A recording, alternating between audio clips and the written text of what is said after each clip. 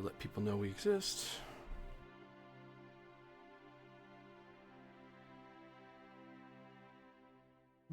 Ooh.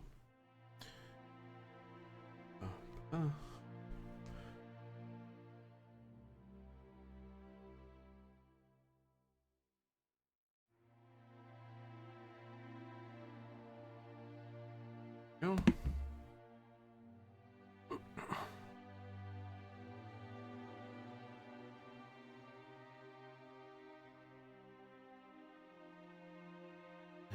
Bang.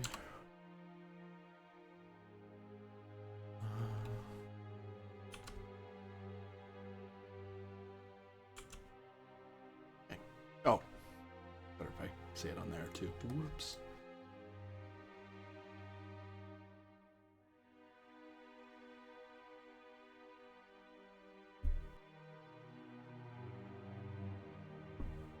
There we are.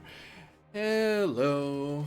This is the Electric Metropolis video game tour. I'm AD Springer, also known as Corbinian, and we are up for another mission in The Great Continental War of the Setting Sun, a Fantasy Age 2nd Edition RPG. And we have much to get going. Author calls me a nerd. Glass houses, friend. Glass houses.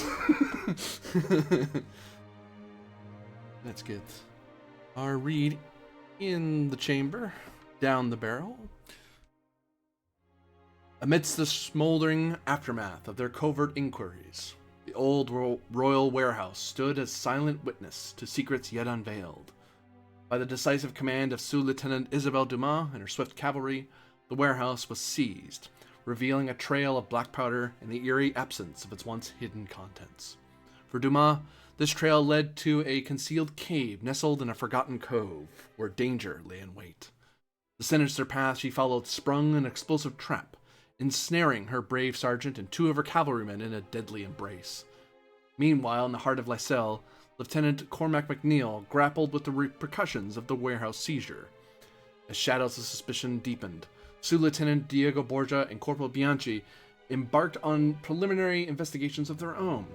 Their covert endeavors hinted at the truth behind the enigma, whispering of clandestine motives and concealed plots.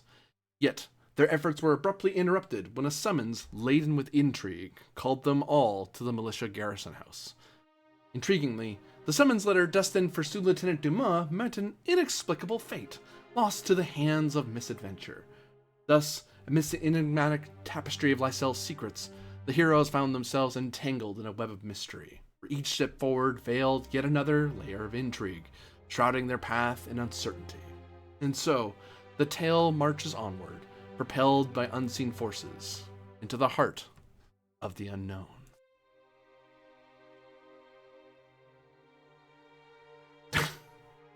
Dun, dun, dun. Sorry, the reason I'm laughing, for those who can't see it, in the Discord someone put in a funny meme and I just lost it for a second, so pardon me. How am I a nerd? He says, prepping his STA game and watching his friends play Fantasy Age. Yeah, freaking nerd. Especially the nerd who's not in the Fantasy Age Roll D20. That guy's an ultra nerd. The worst kind of nerd. I'm about to cut to them. If they're here. Oh. I thought you were trying to convince Author to join the game. No, you join the game. I am in the game. I just am not in the game. We'll be in the game. No.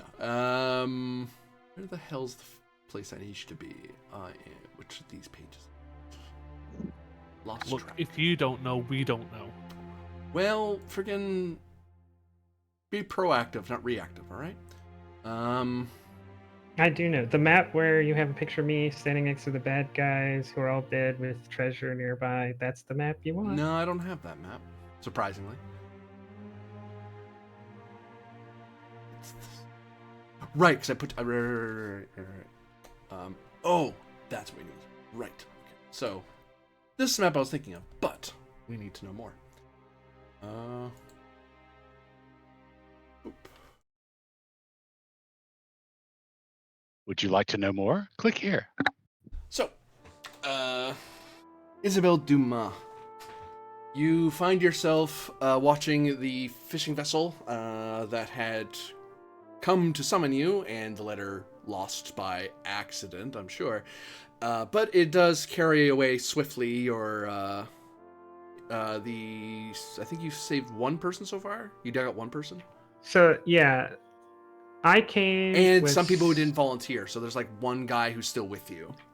I came with 6 people. 3 were so there was me and 6 others. 3 of them were caught in the avalanche, and 3 of them helped me dig.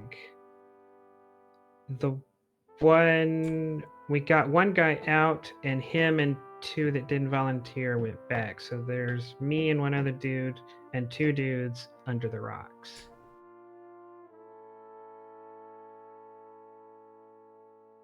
I'm going to contradict you there. According to my notes, it was just the sergeant and one other person who got caught by the rocks. The sergeant threw you back and got caught, and it was him and one other person. So there should only be one more person under the rocks. Which means there would be 2 people with me and 3 people in the boat. Yeah, because some people didn't want to volunteer to stay. All right. Well, I don't know, so that's up to you, GM. If there's 2, whether you go with the written record or the word of mouth. I would go by the video evidence, but then I'd have to roll back and find out, which, never mind. History is foggy. What do we say is with you? I thought I rolled morale checks. That's what it was. So if there's another guy, that means I owe that guy a roll. Well, yeah, you could just tell from how many morale checks he rolled.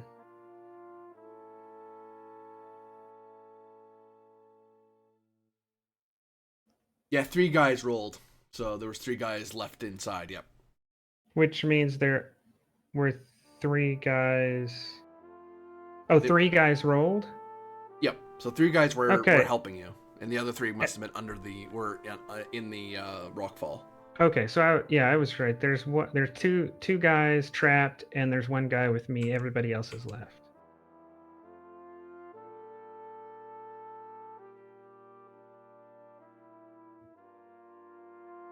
So you still have 1 helper. Trapped people.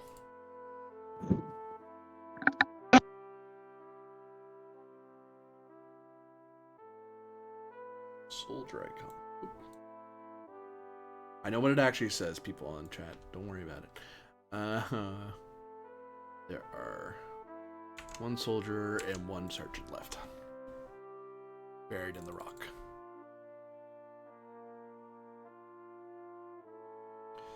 As you are in Molly's Cove.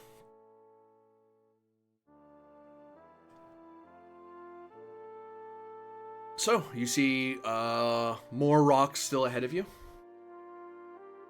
You have your lone volunteer still with you. What do you do, Lieutenant? Get back to digging. This time I have a shovel. Oh yeah, the fisherman gave you a shovel. That's right. Mm-hmm. So I'll give you +1. Strength, athletics, strength, might. So that's an 11.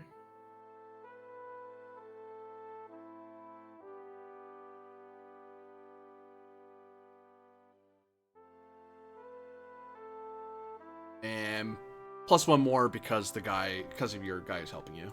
So 12. Is 12 enough, even with that suggestion?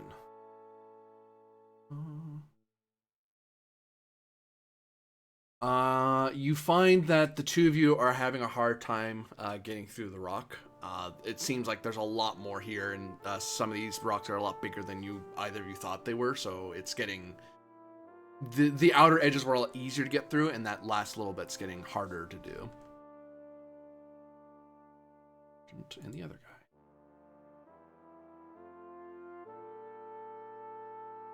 The sun continues its journey across the sky. I presume continue continue digging to try to save this guy. Same roll. There you go. I'll do 15. it. Oh, right. That's the bit I wanted. I wanted the advanced task in front of me. That's what I was thinking of. I was like, man, I need something else in front of me. What is it? I know, not the experience table.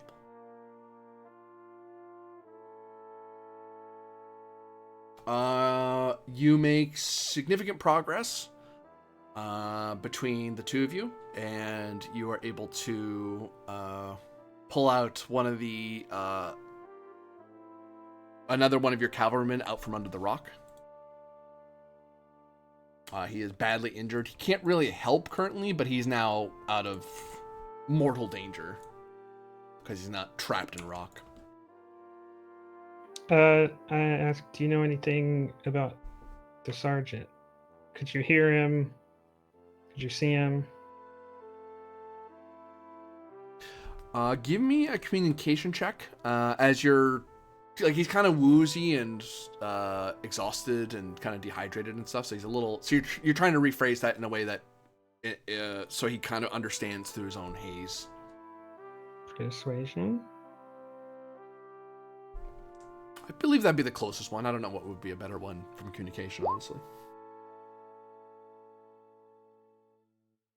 11. Yeah. He kind of goes, Sergeant. He said,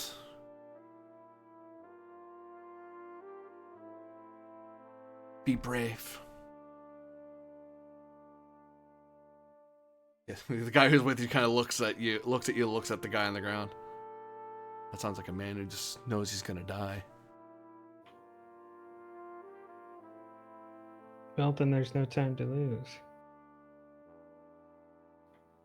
And I'll. Do you want me to help you with the digging, or do you want me to take the soldier here out? Get him out of this cave. He's no safer out there than he is here next to us. I'll give him some water and a ration, and let's get back to it. Your soldier kind of your trooper hands a couple of things to him, and the guy struggles to really do much, but he does his best he just takes his time with what he's doing. But your trooper comes over to you to help you dig out the sergeant. Another roll? Yep. It definitely gets it, and you have some points. I will say you are able to dig out the sergeant, but you find him still and unmoving. Any signs of life? Breathing or a pulse? That would require a intelligence roll, I believe, when it's medicine. Yeah, it's intelligence. But I don't know if you want to use your stump points for something first, before we get to that roll. Yeah, I'm trying to get to the page.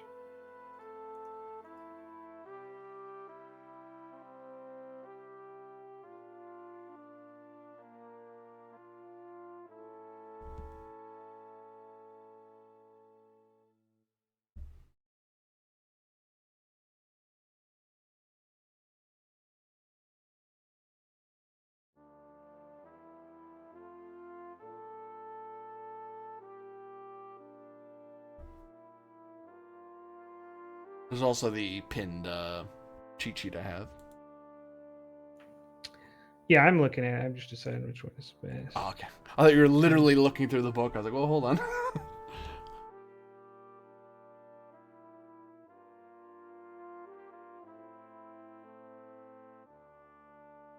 Knock prone. He's already there. Knock standing. I'd like to knock the cave prone. I'll take insight. So when performing an action that logically proceeds from this one, gain a +1 bonus to the test, and if specialized knowledge is required, To even attempt the task, you can muddle or bluff your way through it.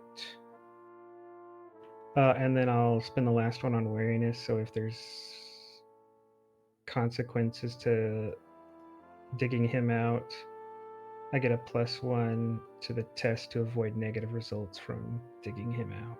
Gotcha. So I don't know if he has injuries that were like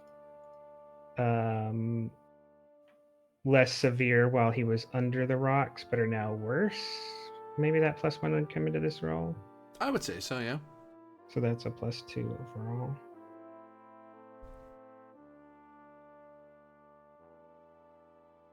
And I'll actually give you essentially another +2 because you'll have a focus. I don't think it matters. Well, it might, because 19 might not be enough. Difficulty's gonna be pretty high. That's not that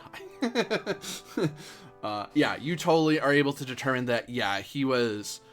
The crush was kind of keeping him going, and without imminent treatment, he's gonna perish. Because lifting off the rocks kind of exasperated. The rocks were kind of holding stuff in, and now he's kind of he's in a pretty dire state. But you realize that instead of thinking he's dead. Like, it seems like he's dead. It's like he's not dead. He's just dying. Is it something that's even conceivably helpful without dedicated medical tools? It's very high difficulty because you're without tools and you don't have a medic nearby.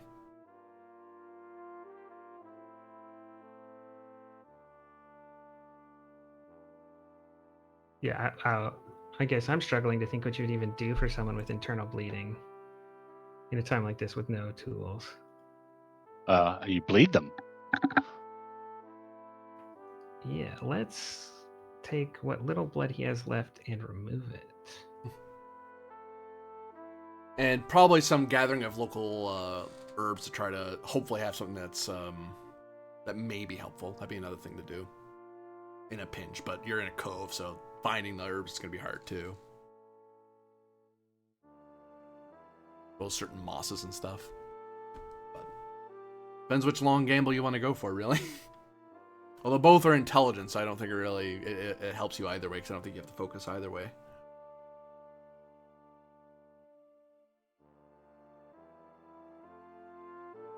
So do I need to take insight to be allowed to attempt this?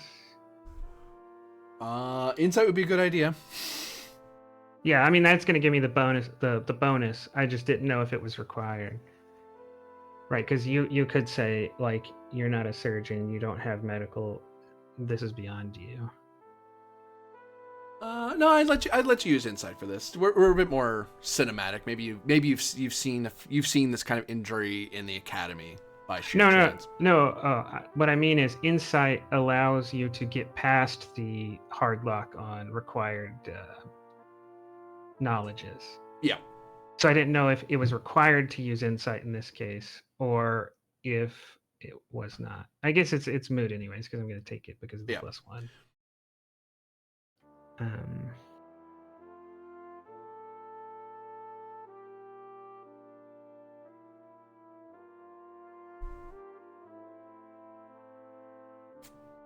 Four more to go. You got a lot of stun points on an important roll, so. Yeah. I don't know if you would count helping him with his injury as a consequence of investigating him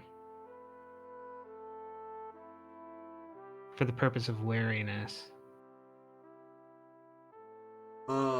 I take it because you're trying not to make things worse than it already is. Like you've looked him over it and you're like, okay, well, that's for a follow-up roll though. Well, no, this is the roll. Yeah, the next roll. You're preparing for the next roll. That's why you rolled this, right? So. It's just a question of is the negative result from my action or not, I guess is what I was asking. Because it says you gain +1 bonus SP per SP spent to the next test to avoid any negative results from your actions. Yep. Well, I'm imagining you're the person who's doing the treatment, and this is you trying to make sure that you're not making things worse. Like if you, because you're as you say, you are doing an ad hoc medical treatment, so there may be some side effects that you're trying to abate. You're trying to make this as survivable as possible without accidentally crippling the guy. All right. Well, then I'll spend 3 to that. Get enough. Plus 4 overall. Well, no, that's Oh yeah, it's +1. You're right. Yep, never mind. I got it backwards in my head. You're right. Because +1, +2, because you now have a focus plus 3 more. So why do I have a focus? Oh, it doesn't. Oh, sorry. I'm thinking old insight. Sorry, it doesn't give you the focus. You're right. No, it just says you can make the roll even if you don't have it, and the gene Right. says it's required. Yeah, you're right. Your number's right. Okay, so I'll just let that other one.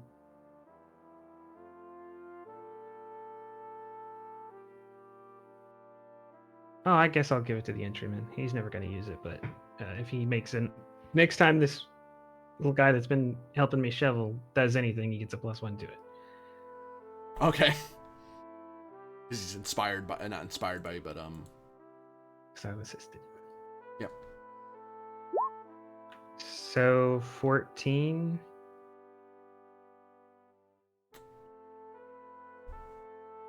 14 is not going to be enough. You could action point it, but it's maybe He a lot. was heroic. It's worth 1 action point.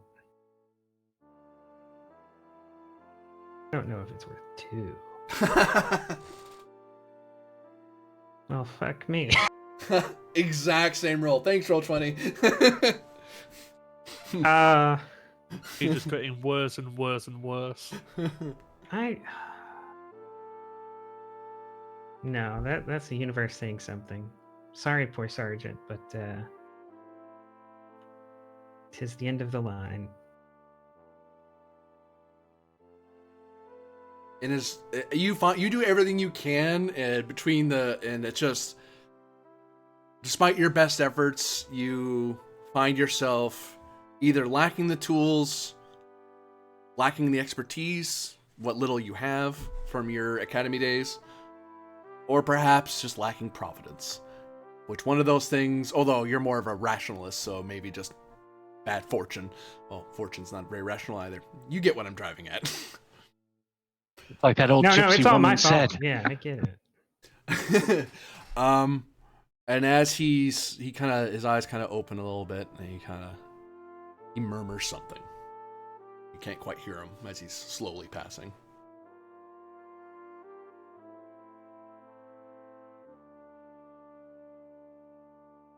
He repeats his murmuring. Do I know if he was a religious man or not? You can give me a quick intelligence roll. You might remember that off the top of your head. Because you've only been here for a short while, so it's hard to know.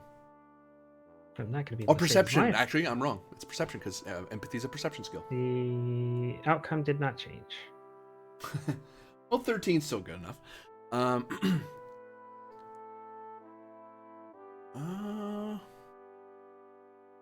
out together. Very. All right, then I'll do my best to lead him through Saint Solara's last rites or whatever. Give me intelligence religious lore. You get assisted by the guy next to you because he's gone to church, so he knows he's familiar with it. He also gets a +1 to his assist. Does he roll for an assist, or he just gives me a +1? He just gives you a +1, yeah. So he did. Meanwhile, that +1's still floating over him. Dumas all like, I ride the bus, you ride the bus, we all ride the bus. Amen. That's about as much as I remember. I mean, 12. How hard can it be to remember? Yeah. Like, yeah. the most common prayer. Yeah. If nothing else, it's something you probably would have learned as a thing that,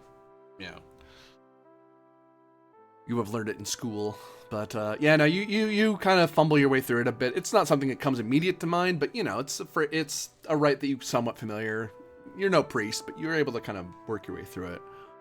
And as you're working your way through it, the sergeant, in his last gasp, takes a deep breath and says, "My name is Galleon." He passes.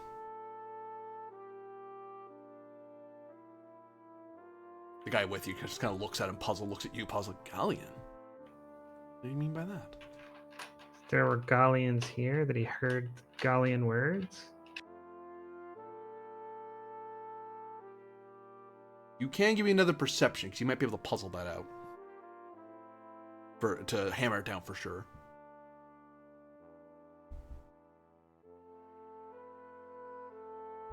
You get the feeling, yeah, you're on the right track. You think it's either he knows that type of black powder was Galleon, or that type of tribe was Galleon, or he heard Galleon, because he would have been deeper in the rock, so he would have had a better chance to hear deeper inside than you would have during this.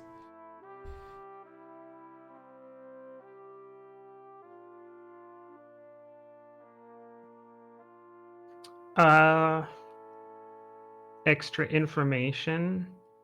Maybe I think a little bit long about it to eliminate part of that, or I don't know, whatever else you think. Yeah, I can give you extra information. You're Galleon yourself, aren't you? Yes. Yeah. So you actually understand that he used Galleon to say what he was saying, and he used a very specific word that. There's different classes of Galleon, so he used a descriptor for a upper class Galleon, so or a noble Galleon. Like it's a more polite version of saying it. Which is not a way you would describe a bomb. Yeah, no, you wouldn't describe a bomb that way. A bomb is an object. You would say it the same, a Galleon wagon. It's like you use the generic national word rather than the class word. Okay.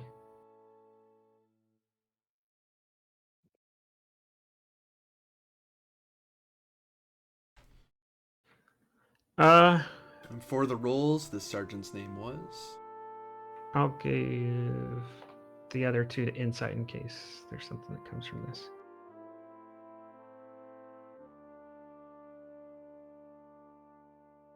Oops, why am I clicking on everything but what I need? Stiano Rossi is actually a Kesterman. Ah, the good kind. All right. I get the other soldier and help me move them out, and then we'll set up a camp on the beach for that guy and the other two. I want to take some amount of rest, and then I'll go back and see what I can find out about the cave, but I want to get them set up because You've been at this for a while. haven't had sleep or rest or food or something in like a day and a half, 2 days.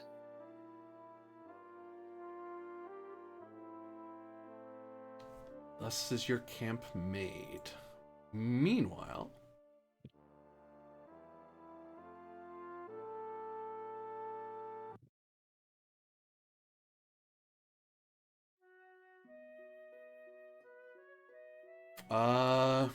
you have your... You're right, the days. Bianchi and Borgia, as you come to garrison, imminently, as McNeil comes along with you, McNeil's handed orders from the clerk to assemble the line infantry and the voltigeurs in the square. So McNeil kind of makes his token Busy. his token objections, but it's an order from the captain, so he just kind of probably says something along the lines of be on your best behavior to the two of you, and then carries on back to manage the troops. As you two are not excused from seeing Leclerc. Yeah, just gonna look over to Diego.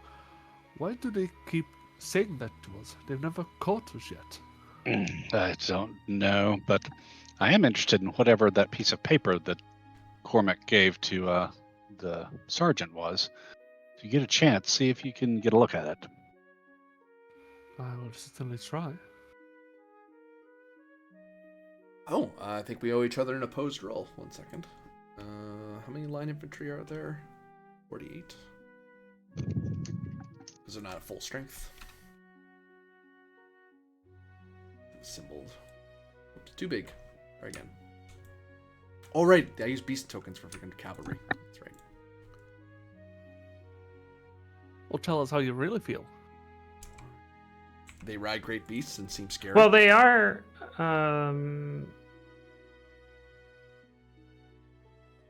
are at full strength. I just separated out the non-coms and the Oh, you did? officers. Oh. So if you were putting them all out, it would be 59. Is officers and men of the line. Okay. Bianchi, give me a roll.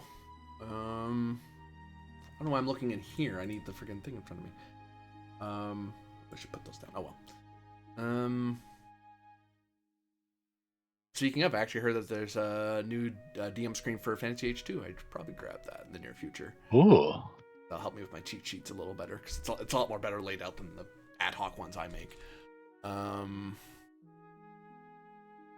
mean, not that I'm going to put the screen here, everybody, because then the camera's blocked, and that would be kind of like, peeking over it doesn't really work. I would suppose this would be Dexterity Stealth, or Ledger Domain. And you'd be rolling against someone else's roll, like basically the sergeant's rolling against you. Oh, I'll just give you dexterity.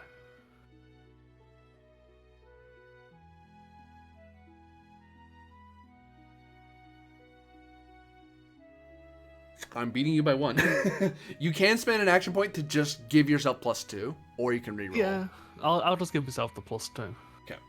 So you're able to kind of very quickly get the note away from him and glance at it, and then very rapidly give it back to him before he notices he's lost it. I believe this letter, if I'm not mistaken, was It was a list of things that the Riverwind gave McNeil that he wanted to make sure either hadn't been sold or get returned. Mm-hmm. Yeah. So you guys now know that. You now know. You see a list of things that are to be cataloged by order of, discreetly cataloged by the sergeant, by order of McNeil. It doesn't say by order of McNeil, but one can suppose by context, by what he said and what he handed him, that essentially McNeil was having him look over the stuff you guys detained, and to set aside these items for catalog them and set them aside from the rest of the items that were seized. Fair enough. You do have 6 stump points, so I certainly do. I was thinking extra information, insight, and wariness 1. I'll tell me how you really feel. Sorry, you said extra information. Yep, insight and wariness 1. Okay. So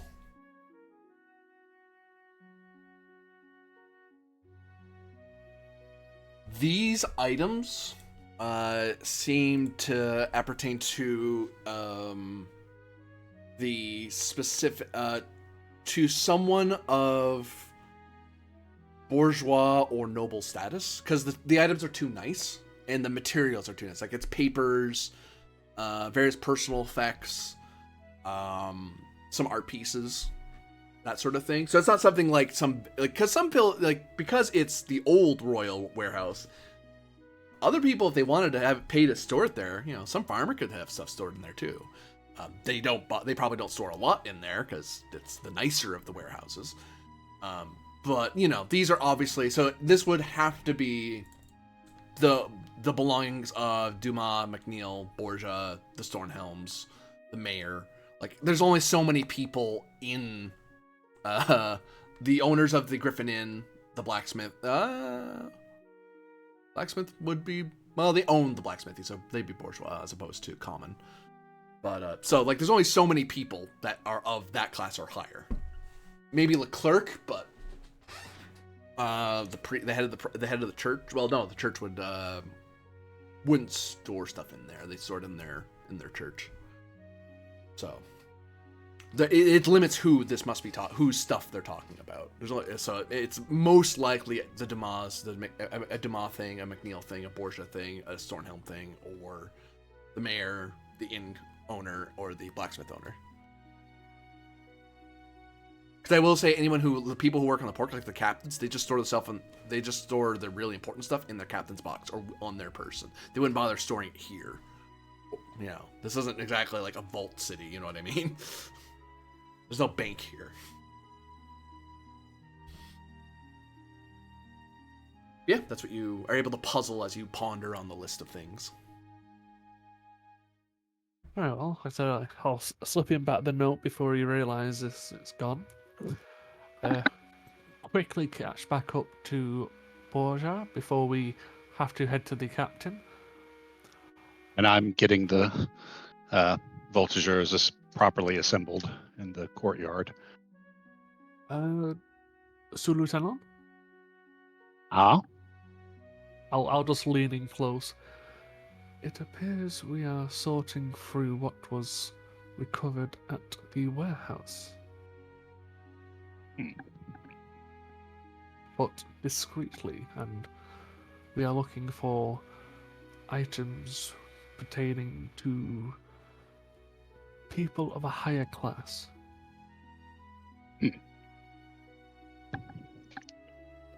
Did the note have any letterhead or anything? The list? Did it? No, McNeil, unless he would have just scribbled it out on like a piece of parchment or note. No, it was given to him by Riverwind, already written up. I don't think it was literally. Did he just literally just hand Riverwind's note? Or did he I don't write one remember. up? I think he wrote it up himself. Like he wrote Okay. it. I don't think because he would have. I don't think he handed that off to somebody else. Okay. Well, that's interesting. No, it was a plain note. McNeil may correct me on that later, and we can retcon that at the time. I suppose it's interesting. I wonder what McNeil's interest there is. Well, it could be anyone from McNeil, your family, Dumas, the Stormhells, the mayor. Could be it's influential people. All right. Well, let's think on this a little bit, and we'll figure out what to do later. Are we just like waiting for the captain to address us in the courtyard, or are we supposed to go into the captain as officers and NCOs? You're expected to go ahead. You think, like you do some basic assemblage, but the orders seem to be that McNeil's the one who's going to be assembling the militia, but you two aren't excused from seeing the captain. Okay. You're allowed to kind of stall a little bit because it makes sense for you to kind of stick around for a little bit to get things set up for McNeil, and then go, okay, you got this? Okay, I'll get out of your hair. All right, so I guess we go into the captain now. Because nobody's sorting through anything at the moment.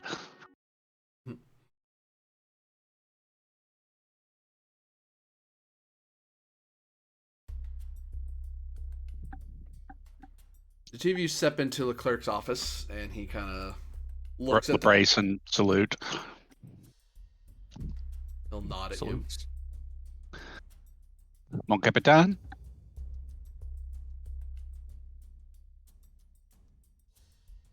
To Lieutenant and Corporal, I want you to answer something for me. Hmm? What were the two of you up to down at the general store last night? Just drinking coffee and chatting with some of the people there. Hmm. Sir.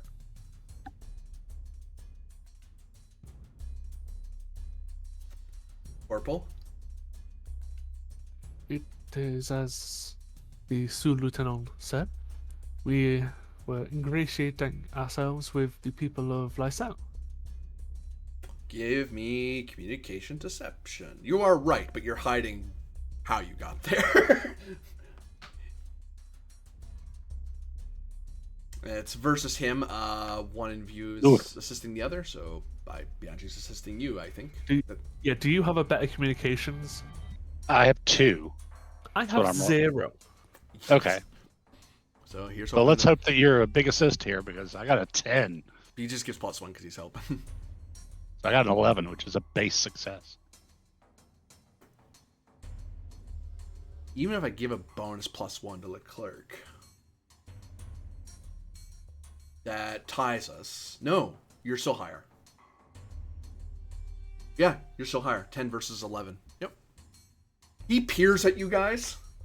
And Bianchi does his best to kind of not, I imagine, not to look like he's hiding anything. He's trying to be casual, not look furtive or edgy or anything like that to help Nope, sell. he just looks directly ahead. Yeah. It's Add attention. Yep. Answer your question. Nope. No flinching. No shuffling. It is about the only place in town to get a decent cup of coffee. This is true. Though, in this day and age, it's behoove you to be alert that revolutionaries of the old era take their coffee there as well. And one might presume that you share their sentiments. I speak to many men, particularly here in my hometown, Captain, but I am my own man. You're When it also an comes to officer of such the things. militia, sir. Ah, And a indeed, gentleman. Captain. Indeed, but as an officer of the militia, my job is to protect everyone in the town, and also getting to know various people in town helps me do that. But in any event, if you wish me to curtail such activities, I certainly will, sir.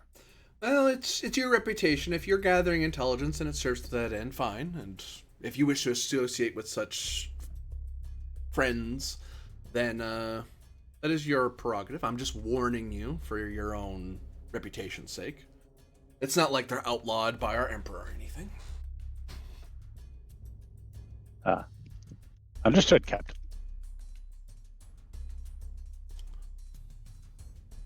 And as for you, Corporal, I imagine your king may have some... Well, your old king, I suppose. Might mind such things, but... As a common man, I don't think it will hurt you too much to drink some coffee now and again and get a drink of something other than ale and cheap wine in this village. I appreciate the warnings, Captain.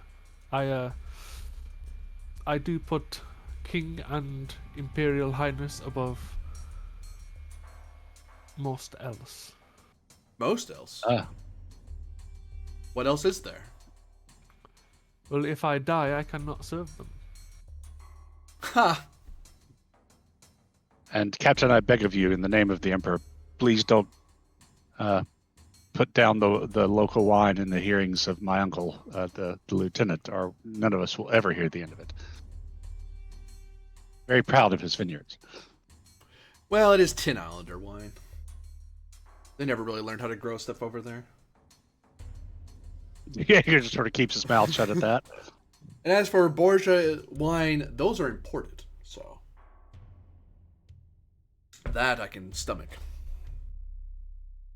And I miss capital wine, but one doesn't get to get what one wants all the time. One must bear what wills in the name of duty.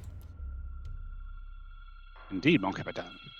Well, with that out of the way, uh, I'm going to work out the specifics with your captain, but I wanted Actually, I have another question now that I think of it. Where's the Sous Lieutenant Dumas?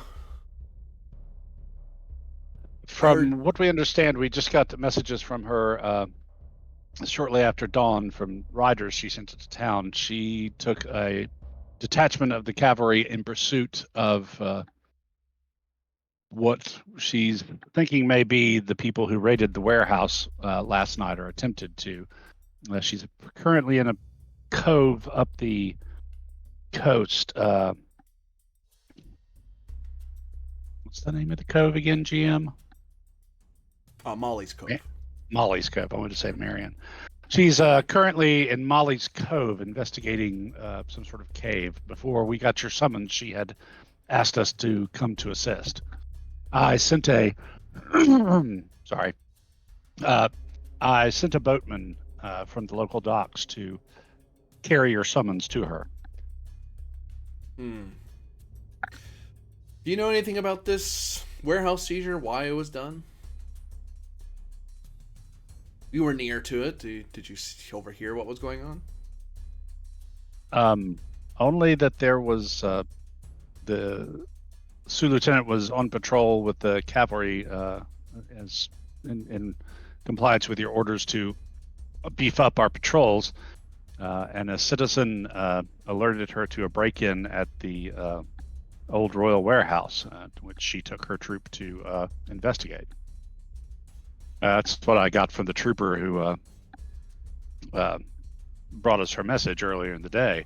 As for last night at the general store, we really didn't hear much of what was happening.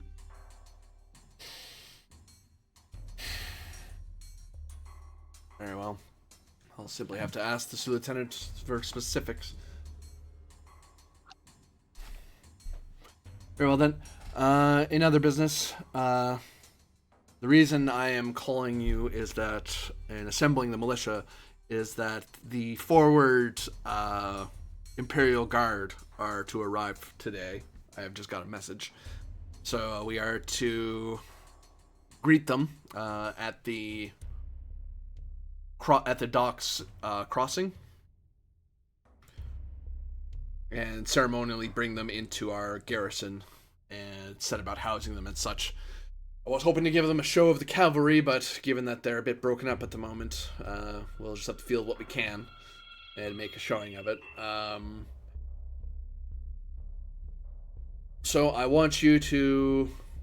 I'll have the captain work with the sergeants. I believe your sergeant is capable of his duties, Borgia. He'd say Monsieur Borgia. He wouldn't just call you Borgia. That's too familiar. Right. Is my sergeant capable? Intelligence military lore. Is he? I mean, if he isn't, I might be looking for that promotion. Yeah. He seems to know his business, or at least he follows your orders well enough. With the right instructions, he does well enough, sir. All right, I'll entrust your sergeant to fall to Lieutenant McNeil and greet them, because I want the two of you to to alert the Stornhelms to the arrival of the guard, and to work with, looks at the papers, a officer of the Crown Riverwind, Vinlander, and work with this Riverwind and make sure that the estate is ready for the Emperor's arrival. If he needs any assistance, pass along the messages, and we'll see to any special dispensations. The Imperial Guard will probably be taking the most of it, but we are the garrison, and the Lysel militia is not about to show bad face to its hero and its emperor. Understood, sir. May we take a few moments to freshen up our uniforms before meeting the representative of the Storm Helms. That would be wise. So, Good day, Monsieur cool. Borgia, Monsieur Bianchi. Sorry. So,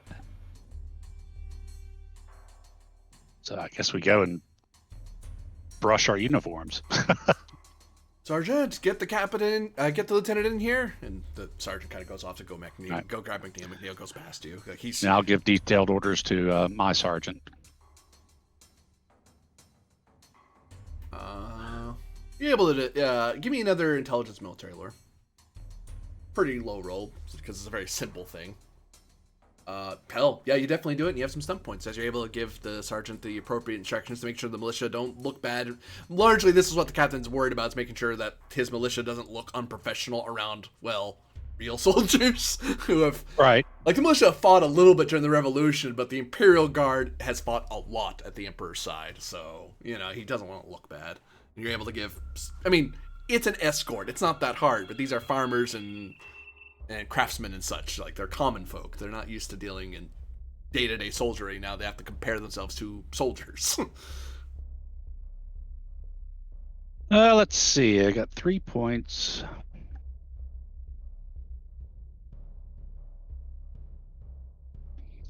You know, I think I'm just going to plow it all into assist to the sergeant so that he'll do one hell of a job. Okay. As he's doing whatever he needs to do to get everybody together. Very good. And yeah. Your So duties it's- discharge. What as you Borgia and Bianchi freshen up? Anything you do before you leave the garrison?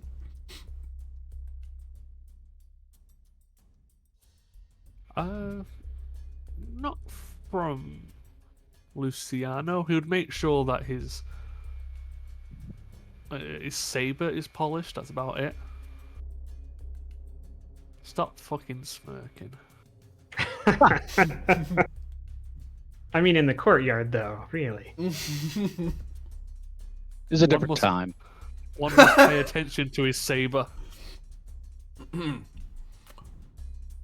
So yeah, meet back up and head over to the Stornhelm estate. So you step out, and we'll wheel back to see what's happening at the cove.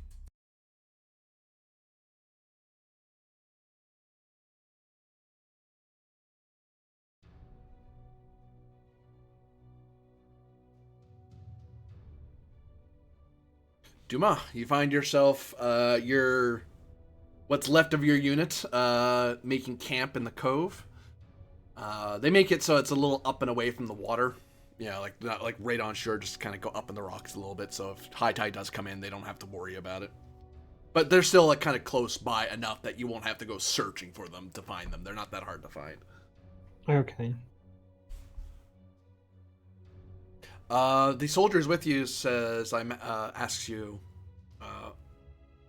before you step away from him, Sue Lieutenant,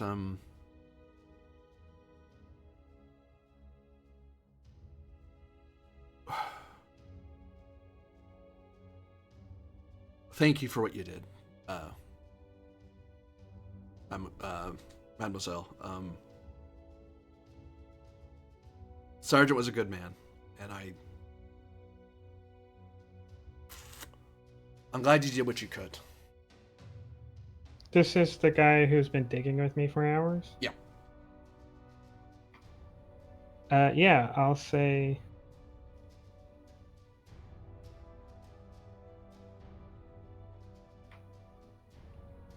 That's the level of respect and effort that all of my troopers deserve. You'll do well to show the same respect and dedication, Sergeant. And I'll take the sergeant's. I'll use the knife to remove the sergeant's stripes and give them to this guy. Ooh. Well, you gave him a +1. He, as you're about to hand it to him, he almost flinches from them at first. You see he's kind of starting to tear up a bit. He just kind of snaps his heels together. So, Lieutenant. So this man is under your protection now. Sergeant, make sure no harm comes to him. I think it would be wise while I'm reconning the cave to make anyone who approaches you clearly declare themselves. And if they get too close while refusing or feigning, you have my permission to shoot them after one warning. Give me communication leadership.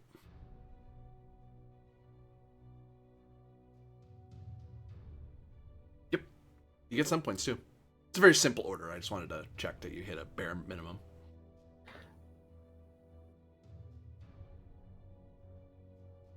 Like target number is like 7 or something in my head, like that. Pretty low. 7, yeah. Routine. Inspire's kind of weird. It doesn't work so much outside of combat, does it?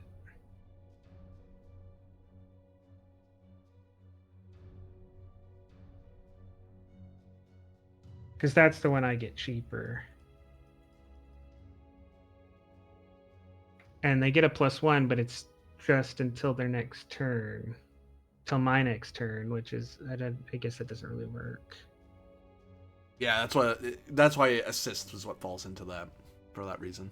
Because assist is the out of combat one, whereas in combat it's hard to inspire people that way.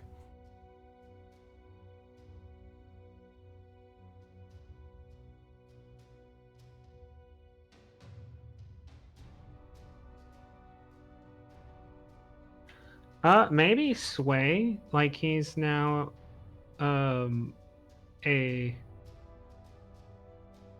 more loyal You have a very loyal sergeant. sergeant, yeah. That makes sense, totally, because he already would have a pretty good social standing with you anyway. Well, you would have a good social standing with him rather because of what you did, so you've upped it considerably. Where do I need to write this down? Because it'll probably come up later. Probably relationships. Yep. The exact wording would be, because this will matter mechanically. This really matters.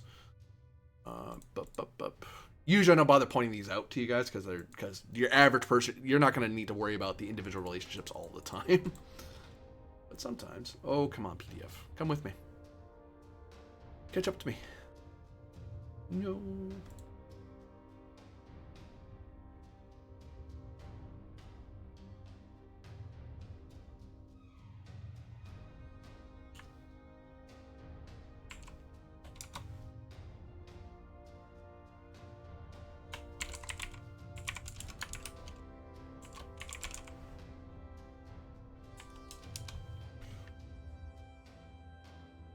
There we go.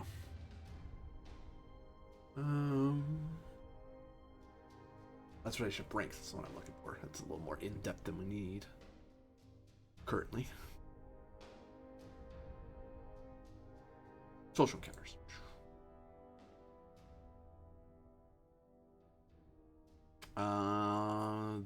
They would have been friendly. They are now very friendly. I'll give you a name for this new sergeant.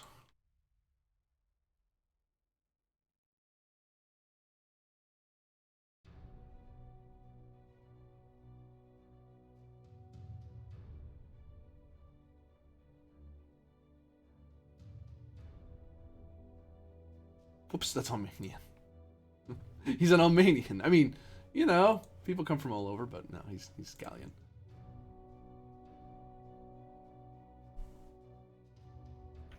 Yeah, I have a certain urge to draw Saber and and tell him how his decrepit empire will stand and bow before Gallia.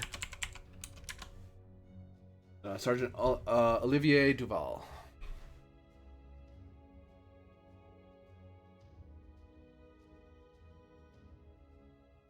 And you want this worded very friendly, Sergeant Olivier Yep. Duval. Okay. In essence, it means that that he'll always be especially welcoming and be especially respectful. So it's very easy to get him to do things because he always wants to help you out. All right. Like he'll offer to help out more often than just wait for you to. Whereas friendly would kind of wait for you to ask and they go, yeah, sure, I'll do it. Very friendly, like no. He goes out of his way to be at your order. He's very easy to get to. And the sergeant had what weapons on him? I believe he would have. I presume your cuirassiers have saber and pistol. So Okay. that's what you would have. Plus cuirass, because why not? He's on duty, so he'd have that on. Probably took it off while he was digging for a bit because it's heavy, but you know. Well, the sergeant was never digging. Not the new sergeant. Okay. Oh no, I meant the old sergeant. Yeah. Well, yeah, the old sergeant was being dug. Yes. Oh, you're wondering what the old sergeant had? Yes. He has a useless cuirass because it got crushed. But he would have had pistol and saber. All right. I'm going to take this pistol because sometimes you don't roll enough stunt points to get a fast reload. Yeah. A buccaneer's brakes, as it were. And I'm off to the cavern.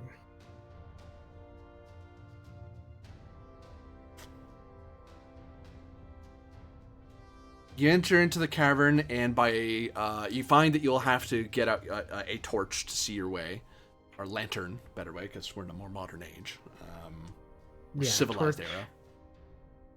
Torch in one hand, carbine in the other. Slowly move forward. Freaking zombie movie coming. Fighting zombies with muskets. Now that's just game over. Better hope it goes through more than one. You step in and you find that the caverns, once you get past that initial bottleneck, you find that a larger pathway draws forth away from you. And you find it forks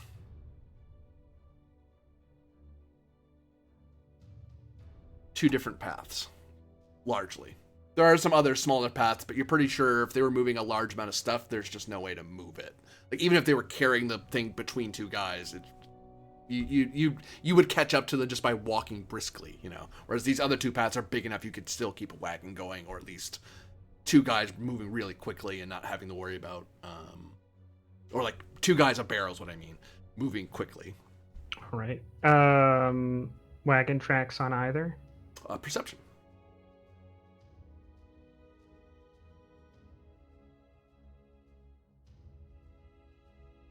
Unfortunately, they wouldn't be able to. Well, not really. They were expecting the detonation to do it.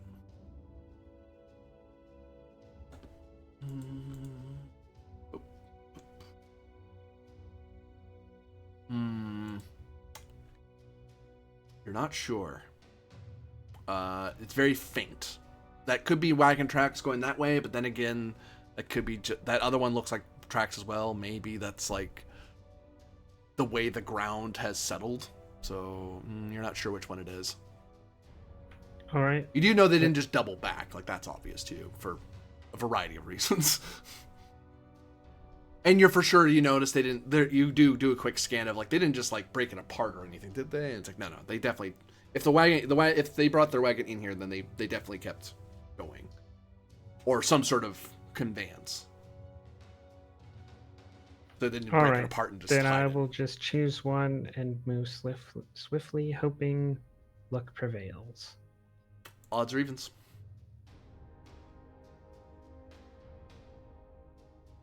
Oh, I was just going to choose the bottom one. Unless and maybe that's the correct one. Odds or evens. Oh, okay. Just by sheer luck.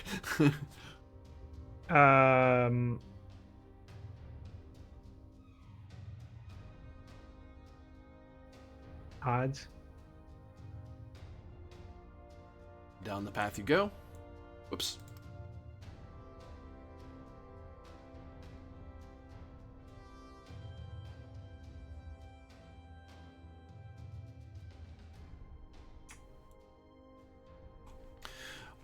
You go some distance and find what appears to be a sort of underwater or subterranean lake.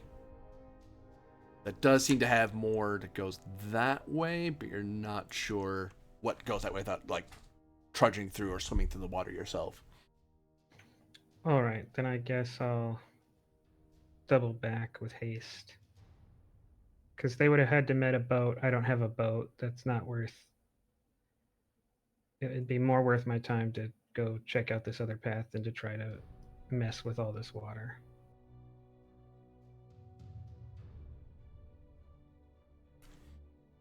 Give me a perception roll. Seeing. Nope.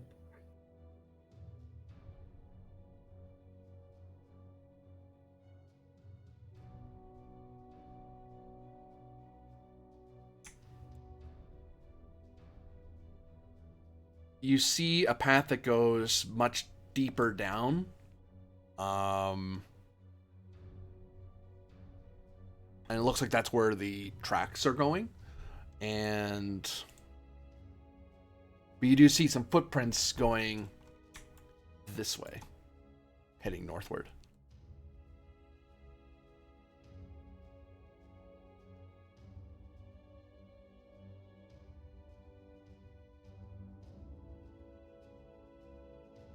Like it looks like that, like the way going west is sloping down, and the way going north is sloping up. I'll go up for now.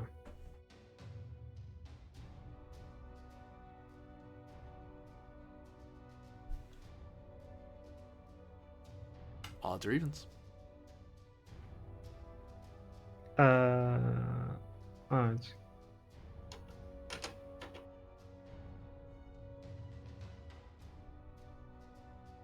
You pop out the north face of Molly's Cove, and you find yourself a lot higher. It was kind of hard to tell what the exact gradient was of going down and going up, but eventually you find yourself a lot more up, so you kind of find yourself on a pretty high vantage point and able to look around. And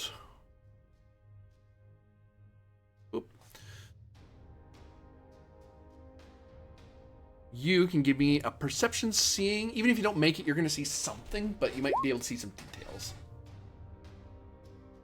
Hopefully a 14's pretty good. I'd say 14 gets it. I don't think you need much more than 13. So 14 does get it. I'll tell you what you see before you have to spend your stun points.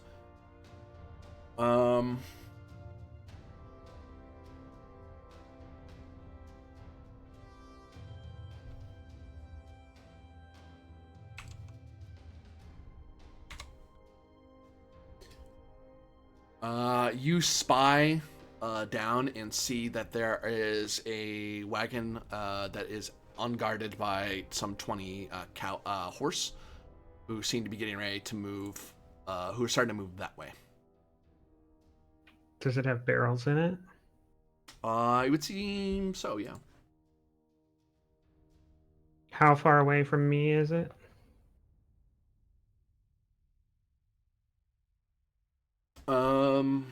Let me picture it in my head. I'll give you a good distance.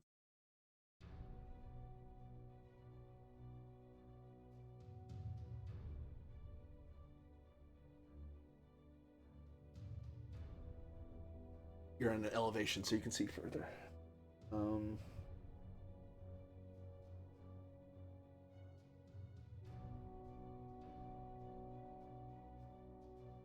I'd guess about 250 yards away. On a straight on a straight angle, like from where you are up top to down where they are. And they're already on the move? Yep. Like the wagon must have just joined up with the horses, and they're getting ready to wheel north. There's no way I can catch them. If I had a rifle, maybe I'd have a shot here, but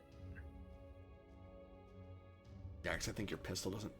Pistols don't. Well, you have a carbine. I have a carbine, but that's only 60 yards. Well, 60 yards in gravity.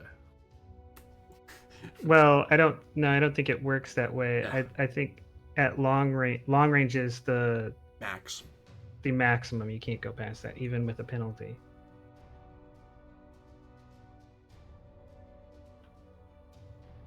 Yeah, you'd have to Um, somehow scramble down the rocks a considerable distance.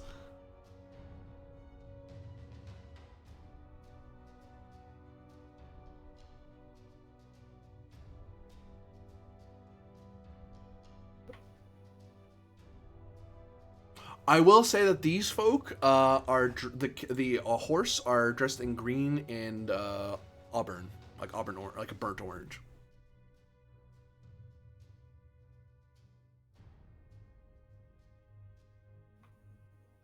do I know that color from anywhere? Intelligence. Do I want to finish spending these points first? You probably do.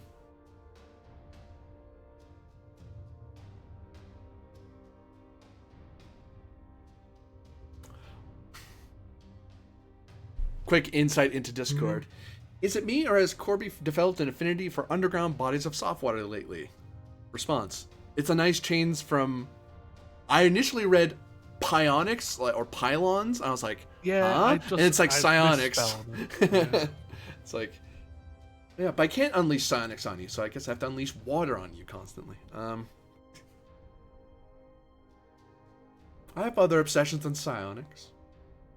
Yeah, underground bodies of water. Yes, it's becoming very, very present. If I spend 2 on efficiency, will that mean it took me longer to spot them and they're closer?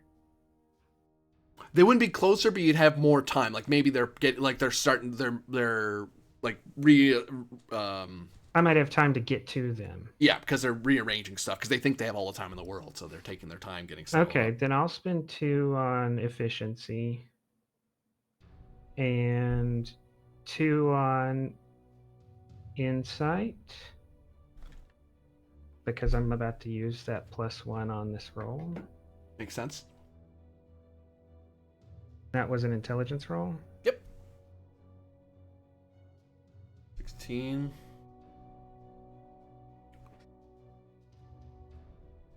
One moment.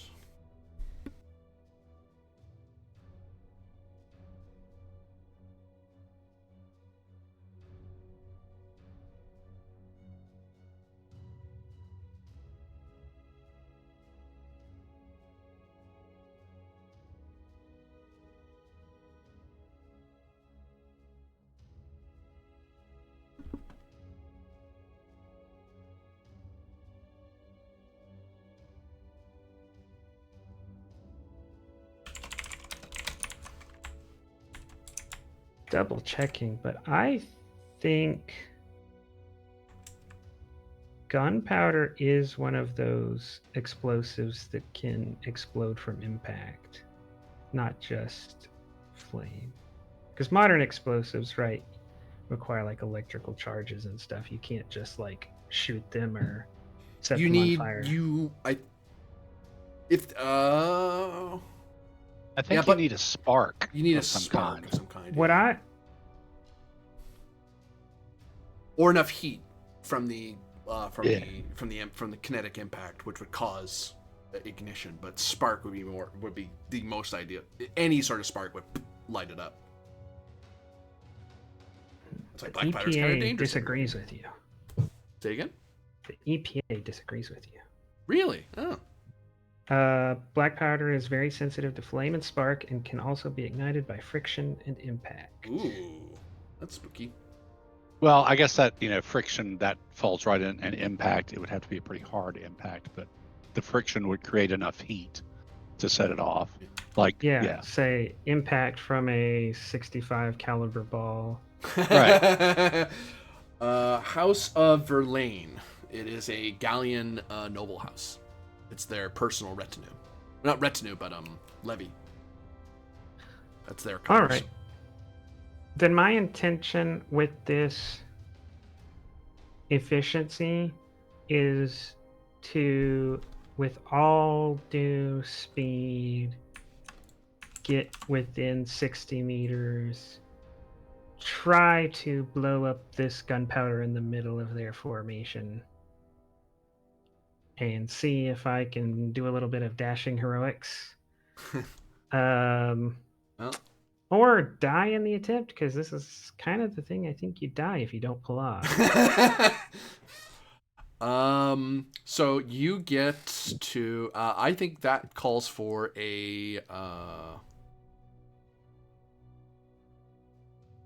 Sounds like strength. I think strength is speed. Is running fast. I don't think it's it. Actually, you know what? I'll give it to you either way. I'll give it to you as strength or dex. Oh wait, no. I'm misremembering. I'm wrong in both counts because I remember this from last time, from another game. Stamina running, I believe. Stamina. Constitution. No. Constitution. Don't mind get me, that folks. I've run too eventually. many games. I'm mixing stuff up.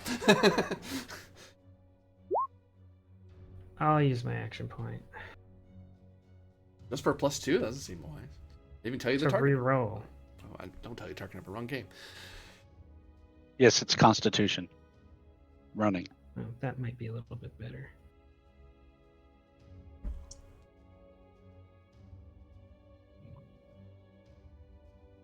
Oh, look at it this way. You survive. You can also be blast pocked with me. You can run. You run down. Unfortunately, you find yourself taking a lot of time getting there, and just because it's hard to go down a rocky surface very quickly, especially since you're not much of a hiker. But I'm willing to offer you an option. Either you get down there. By the time you get down there, they've kind of their formation, not to avoid you, but just by comfort, they kind of start formationing out and start heading north. So a lot less of them will be caught in the blast. Or you can take a amount of. I'll actually tell you how many dice of damage you will take, and you might be willing to take the rest to kind of jump that last little oomph to take damage and just go for it. The question is, this is like damage from sliding down the rocks? From like jumping from a height. It's like, I'm not going to find an easy way down. Screw it. And just hopping down and crunching into the rock. Like, ow, that really hurts. But oh well. I might be fresh enough to still pop up and shoot anyway.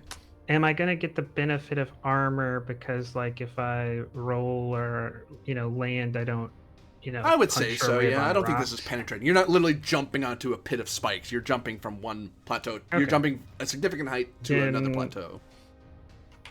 So long as you're not, yeah. I'll let you tell me the damage, but I'm almost certainly going to choose that. 10d6. No, I'm just kidding. That's a 50% chance if I had no armor. With armor, I have a better than 50% chance to survive that. But that's also you saying, like, jumping from a good height is the same as getting blasted by a cannon. I mean, I guess if Yeah. the height is high enough. yeah, 10d6 is like falling 100 feet, so no. What? Wait. Example thing. Why'd you use feet? We use yards in friggin' Fantasy Age. Why would you? Whatever. I can convert you, stupid Multiply thing. That by just 3. irritates me. Huh? Then multiply by 3. No, I don't want to do math. Div- I did anyway. But do math, kids. Do it Also, now. Do it right now. Also, if you haven't done your homework, you should work on it after this, because you'll regret it later. Believe me. Anyway, that PSA done. I would say 66. Oh. Yeah, I'll take it. You leap down and crunch into some rock and roll to kind of dissipate the impact a bit. Oh, I actually have to manual roll because it's too many dice. Nope. Try that again. I'll take that. No.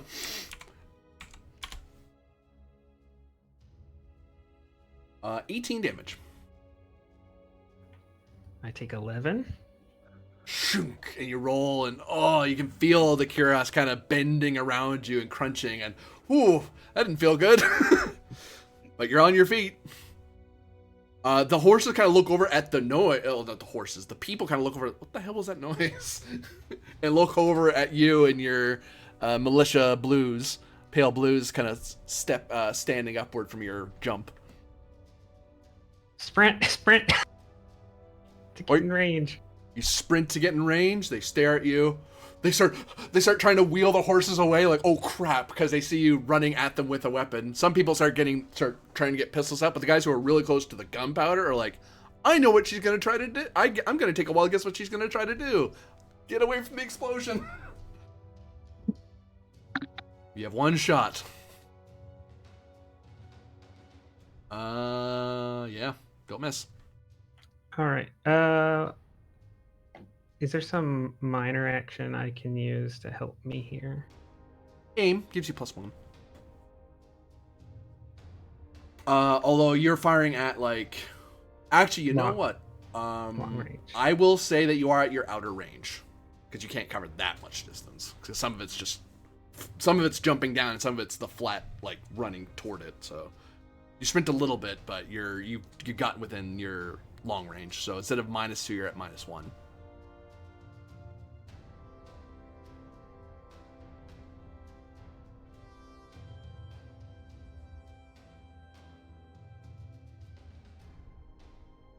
Bang! It's 10. If that's not enough, I will be willing to give Isabel one of my stunt points. I mean, action points. I thought she had one left. No, I spent one on the sergeant and didn't get much for it, and then I spent one on something else and didn't get anything for that either. Very good. Well, yeah, I'll let you do that. I'll check, but I don't think 10's gonna get it. But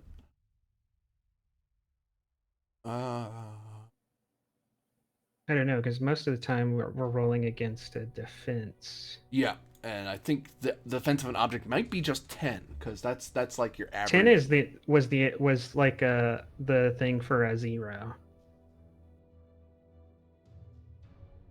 Yeah, I'm just seeing if object cares about what it's made of and stuff. I don't think it does. Well, no, that'd be damage, not because your how armored you are, or how tough you are is more about how much damage you can resist. Which for your friggin'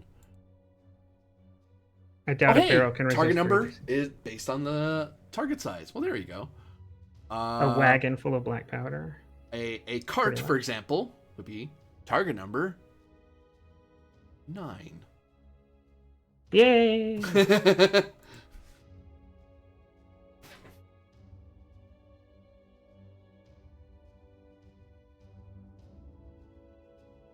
Now, does a barrel of black powder have 13 armor? Did they put steel plate around the barrel? Well, it was more like titanium. It was aliens. Titanium? I was about to say, no one knows about titanium. How advanced? Yeah, they found strange rocks, found a really cool way to melt them, and then put them in front of the barrels. Just barrels, though. They haven't figured out what else to do with it. Yeah, no thought to making bullets out of it or armor out of it. Poof! And the barrels cook off, and even for some distance away, people can see, like travelers would see this large poof, explosion, and then we're all in town going, "What the hell?" And you see the various dead and dying of the horses and men that were once coalesced around that wagon. Oh, and I'm gonna damage you a bit because holy crap. 60 yards away though? Yeah, it's not gonna be the full amount. You're not getting the murderous. Okay, I guess I'm not thinking how. Think shrapnel. Okay. It's like, hey, good thing I'm far away. Wow, that wood's moving really fast. That's an iron bolt. Oh, that bolt's really big. Oh, thunk.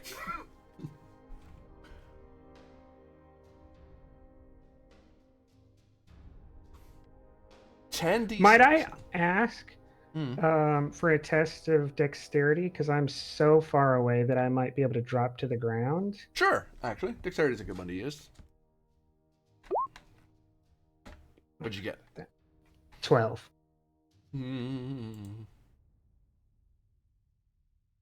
Blast pocket, here she comes. 12 won't be enough. All right. It looks like I'm joining the militarists.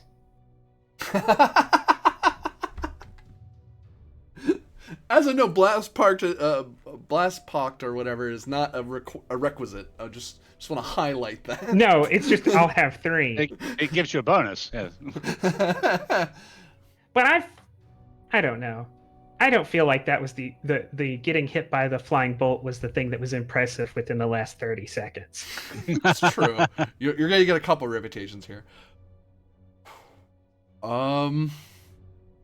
Yeah, this is gonna be harrowing. This is gonna hurt.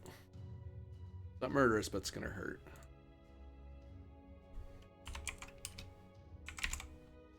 Uh, 10d10 would not be a great damage now. You know, if I didn't have armor, that would have zeroed me. Penetrate now. But I do. So I'm at 7 hit points. And I guess literally like a flying bolt or like... Because I don't think you could push wood that hard. It would have to be like the metal bands off of the wagons. Or the metal... I don't know. All I'm saying is, straw into tree by hurricane. Yeah, a good chunk of bolt or a strap of metal kind of come flying at you, and it's like, those are gonna fall, right? And you start trying to move out of the way, and then clang right into it, and part of it like hit one of the other bits, kind of slaps you across the face, and you just kind of stumble back and take a breath. And your eyes is dented scar out of it. You can get a scar if you want. If you want that narrative to be what happened, like a Yeah, because everybody wants like a dueling scar. Well, I'll get an explosion scar. Yeah, a shrapnel scar. Yeah, I'll say, like a slash across the cheek or something. Shrapnel scar. I'm probably spelling that and as rep and trying to think of a rep way to explain you detonating. Army of one? I'd rather not. That's a bit Vinlander, so. Vinlander? Yeah. This is Gallia, the true birth of the revolution. I'm just picking fights, don't mind me. I have no idea if you're making a reference. When I think Army One, I think Americanism. Yeah, that was the Army. Oh, okay. Yeah. Ads. Yeah. And honestly, I don't have any problem with the France being the real revolution, because in America, there's a good argument that the people who were actually in charge didn't really change all that much at all. Yeah, I've heard people make the argument that French Revolution was a social and an economic revolution, whereas the American Revolution was only an economic revolution, not a social one.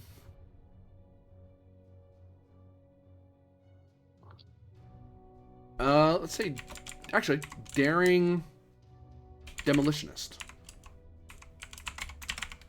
Yeah, like the sound of that. And are those just both plus militarists? They're both militarists for sure.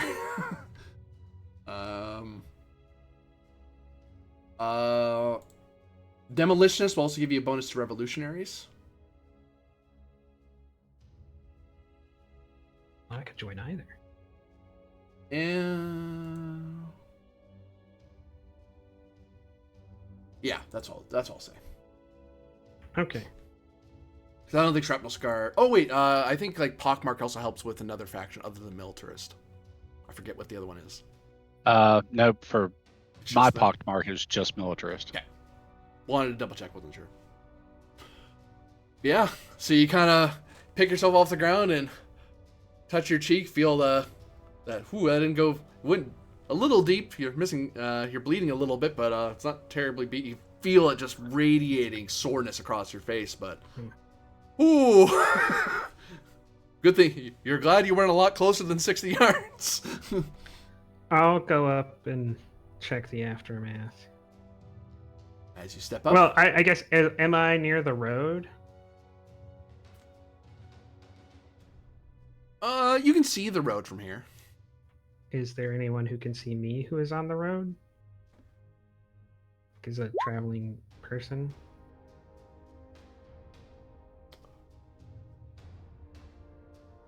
Point of fact, You do see someone coming toward. You see quite a few people on the road, actually. Oh, did the Emperor see me do my cool heroics? No, theoretically, you're on the wrong side of town. Oh, okay. You never know. He's known for showing up places no one expected him to be. No one expects the Galleon Emperor. Whoosh. You see some 50 of the Imperial Guards who saw these, like, we're walking along, probably just saw some horses doing something. It's like, oh, whatever, march. Poof! And they all flinch and they form up, they form column, and then they start marching towards you.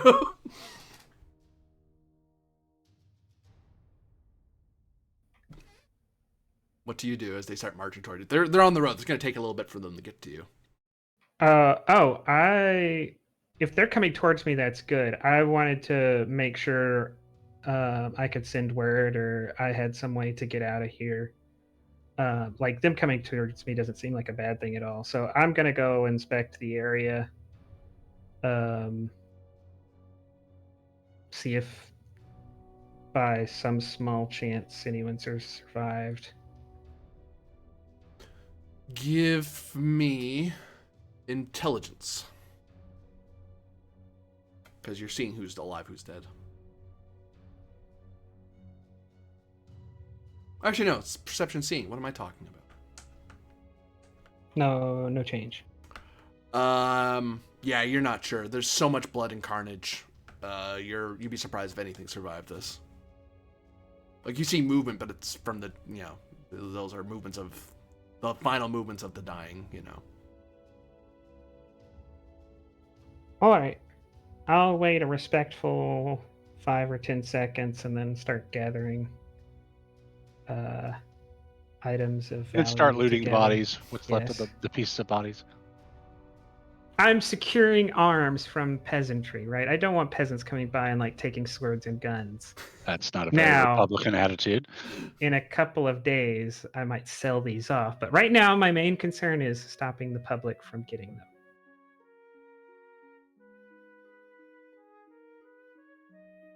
We cut to Borgia and Bianchi, walking peacefully through the village. Right. Heading towards the Stormhelm estates.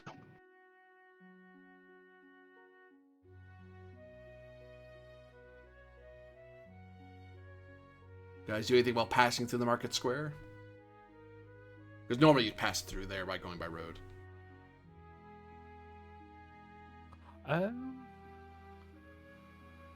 No. I was thinking about something, but it's alright. Borgia?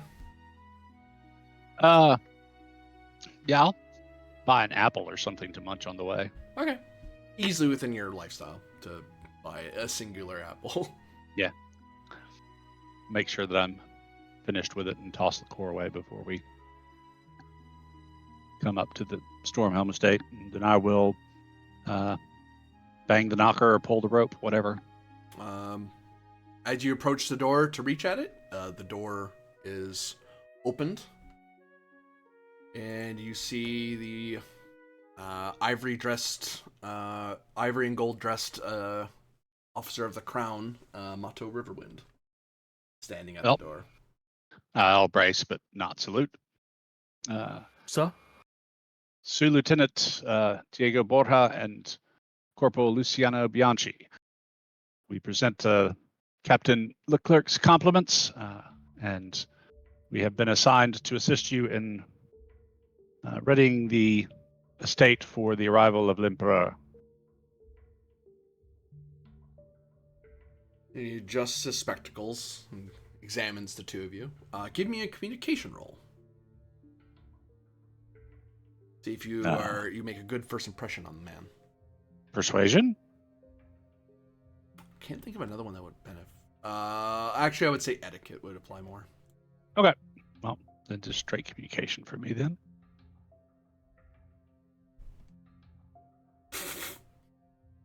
Aye. I mean, if I'm assisting, you get a +1. Yep, and I don't think you have any bonuses or penalties against his against the Salon.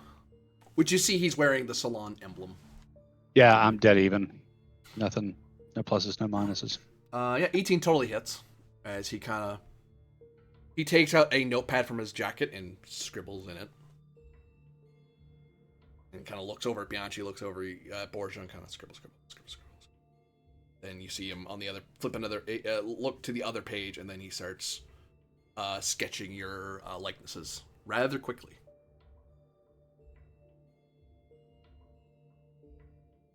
You may use some points at this time.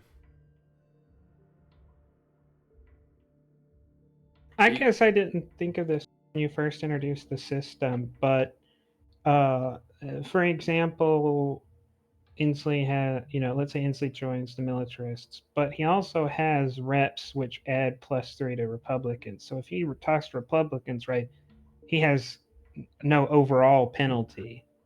I'll be right back in just a second. He gets the -3 from being a militarist and not a Republican, but he has +3 rep with the Republicans. Yeah. Okay, so does that work in the other way too? So that any rep you had that was higher than 3 also like benefits you with the militarists? Yep. Okay. I guess that makes it a lot less punishing to choose a faction than I had thought it would be. Yeah, because if you already have a good rep, it's like, well, you're not on our side, but hey, even though you're not on our side, you're a good rival. Like, we respect you as a rival, as opposed to you're a staunch enemy of ours. Or a untrustworthy rival. It's like, well, no, he's all right for a militarist, but he's all right. Or, Jesus, wish that guy wasn't a militarist. He's a great guy. Right. Right. So I'm going to spend 3 on spot tells.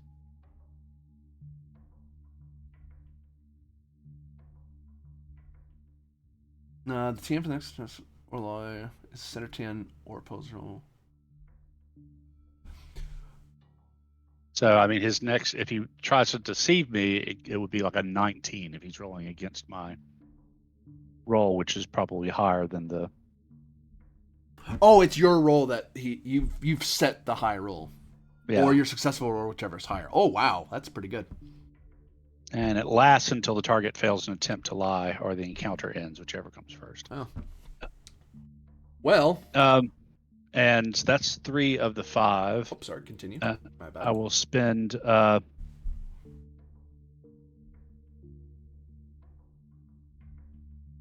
Taunt.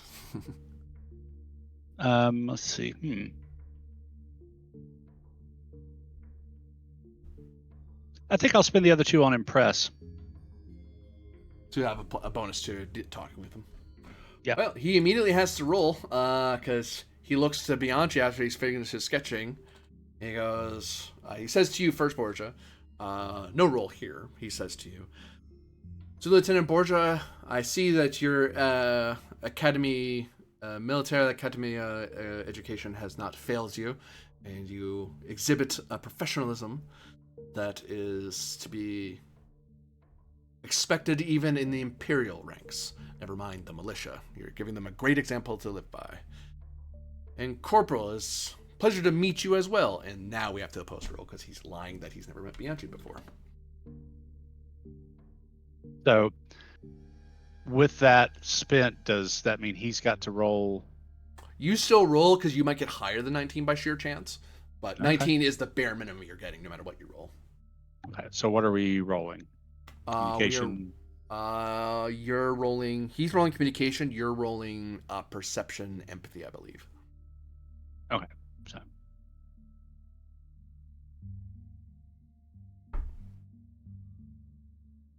Also, we're sent point checking for your roll is the other thing. So you your original roll would have failed. However,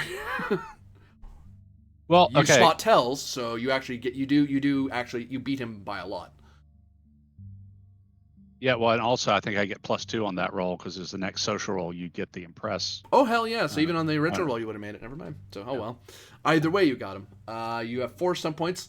When he says it's when he's saying he's feigning that he doesn't seem to know Bianchi. There's a definite look that he recognizes him. And Okay. that's all I'll say. That was the lie. He was pretending through sketching Bianchi and taking his notations and talking to him that way. He was trying to act like he never met him before, but it seems obvious the sketch of Bianchi is a lot faster than yours. So it's obvious he must have seen him before, and the way he's even the notation seems abrupt. Like there's not much he has to write down because he's probably already written down stuff about him. Okay, so the first thing this guy does when he meets me is try to butter my bread and then get away with a lie. So I think I'm going to spend 3 on pay attention on spot tells again, which be an easier role for him. Standard TN or opposed roll, the successful social roll, whichever is higher. So probably we'll just do an opposed roll, yeah. And then another +1 on impressed for the next time he tries to lie to me. So the new target number for minimum you have is not 8 but 10. 10.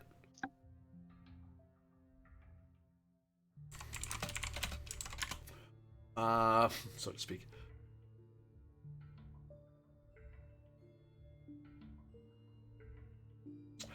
Well, he puts away his book. I'll thank him for his kind words. And now, Monsieur, how may we be of assistance? Well, the Imperial Guard will be taking guard stations here at Stornhelm, of course, and putting some men in the market square. I would like you, or for you to carry to your captain, of course, but I understand that you're the sous-lieutenant assigned to the Voltigeurs. Indeed. And between the two of you,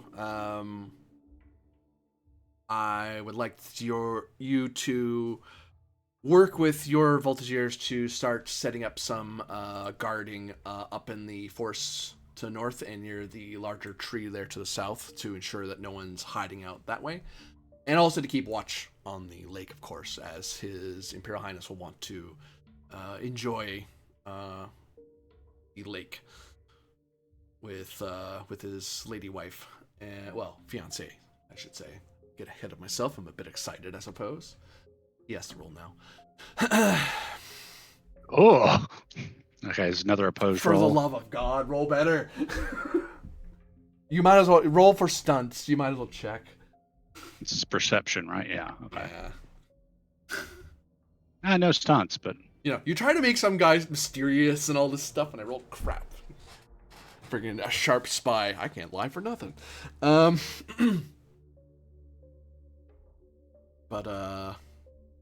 so he's not excited. He's not at all. Nope. Oh, this is where I really wish I had stunt points for more information. But you hear him cough after that. That kind of is the almost like he's waving off the wording in a sort of Vinlander way. Fair enough. Yes, so we'll have you do that. The Imperial Guard will be guarding the market square. We'll take over guard of the market square and of the Stormhill estate itself. But I trust the Voltigeurs to use their expertise of the wood to take point there and refer to either myself or the lieutenant assigned to the Imperial Guard. They will have sous-lieutenants as well, but the sous-lieutenant will be attending to other matters. But either Excellent. myself or the lieutenant of the infantry will be the ones you'll report to. Excellent. May we scout the areas now? If anything else, I would like to go on the walk with you and be familiar with myself. That way, we can have some quick words about where you're talking about, like this tree or that tree, that bit of lake, that bit of tree, or whatever it may be. Of course. He steps to the door and closes the door behind him. Like he doesn't turn to close the door. He kind of pulls the door behind him as he walks forward. Okay. Start. Kind of. We'll go to the trees to the north and west, and then circle around by the lake, and then finally the bit of trees down to the north and the south, north and south. Ha ha ha. The south and east. You guys do And anything? Diego will look at Oh, go ahead. good places to put. The voltigeurs are part of their job is to do like flanking security, so little outposts and whatnot. Although Oh. the guy's kind of sketchy, so I may keep some spots to myself, while telling him about other spots. You know what I mean? I will say this will be an opposed intelligence military lore as you're trying to get good information, but try to have better information that you can hide to yourself. Right. I'm not sure I want this guy knowing exactly where my troops are going to be positioned. Yeah, not terrible. You get your sun points. Okay.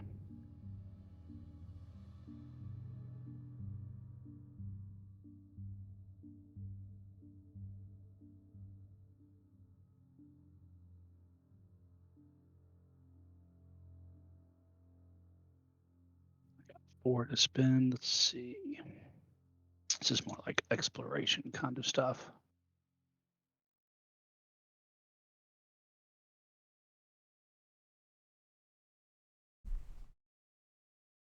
I think there should be 20 voltagers, not 10. No, they're just 10. Oh, where'd wait, the you're other right. There 10 are go? 20. No, There are no, 20. yeah, you have 20. I just didn't know Yeah. if the other 10 were somewhere else. They should all be there.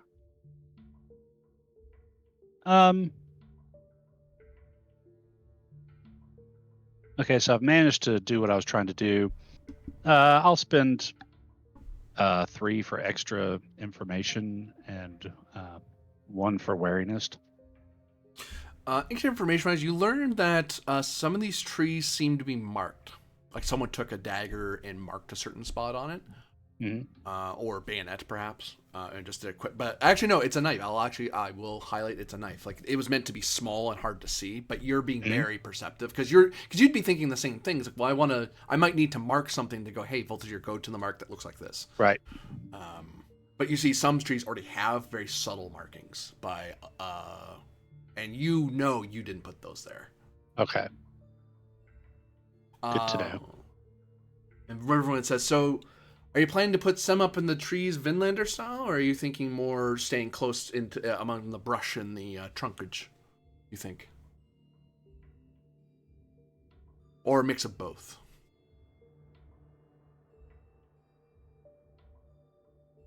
He says as he walks with you in the wood. Probably a mix of both. However, I only have 20 men to post, so, and we will want them to be able to send at least 1 runner back if necessary, if there is trouble. So, You thinking like 10 in the north and like 10 more in near the large tree over there? Don't forget you asked us to cover the lake as well. Well, I'm thinking from these vantage points, you'd be able to see them from the lake without revealing yourself. Because your men will have fairly sharp eyes. I don't imagine you're going to have men standing by the lake itself. I think the Imperial Guard will be able to manage that. I think I have something real quick. Yeah, so that's well within rifles, short range. Yep. Oh, well, hold on. These guys don't have rifles. I have a rifle. Yeah. Within musket range, too. Now, from here, it's within short range musket, unless they're on the opposite side of the lake. From here, it's in long range. So, you're most likely correct. Oh, and I'm not, and I don't want to be rude to your corporal, so I might as well ask. I understand that you're an academy graduate as well, Monsieur Bianchi? That is correct. I graduated alongside Sir Lieutenant Borgia and Sir Lieutenant Tomas. I only recently became corporal, but yes, still new. Yes, upon our graduation from the academy, uh, we were n- there were not enough spots in the regular forces peacetime. You understand, and only so many officer spots in the militia. It is, to my opinion, a terrible waste of talent uh, for um, my friend Monsieur Bianchi to be even a non-commissioned officer, as good of a one as he makes. He truly belongs in the officer corps, in my opinion, in any event. One wonders how much that was the influence of the monarchists or the so-called Friends of Constitutional Order. I don't know. Bianchi is very proficient soldier, so I think anyone, any pure military man would want him in the officeriate, if that's a word. Mm. Be what So- it may, I will continue to do my duty. As you should. That is without question. Mm. And I was unaware the Emperor had maintained the uniform of the old Royal Secret Guards for his own use. Well, the Secret de Wa is not is no monolith. However, many did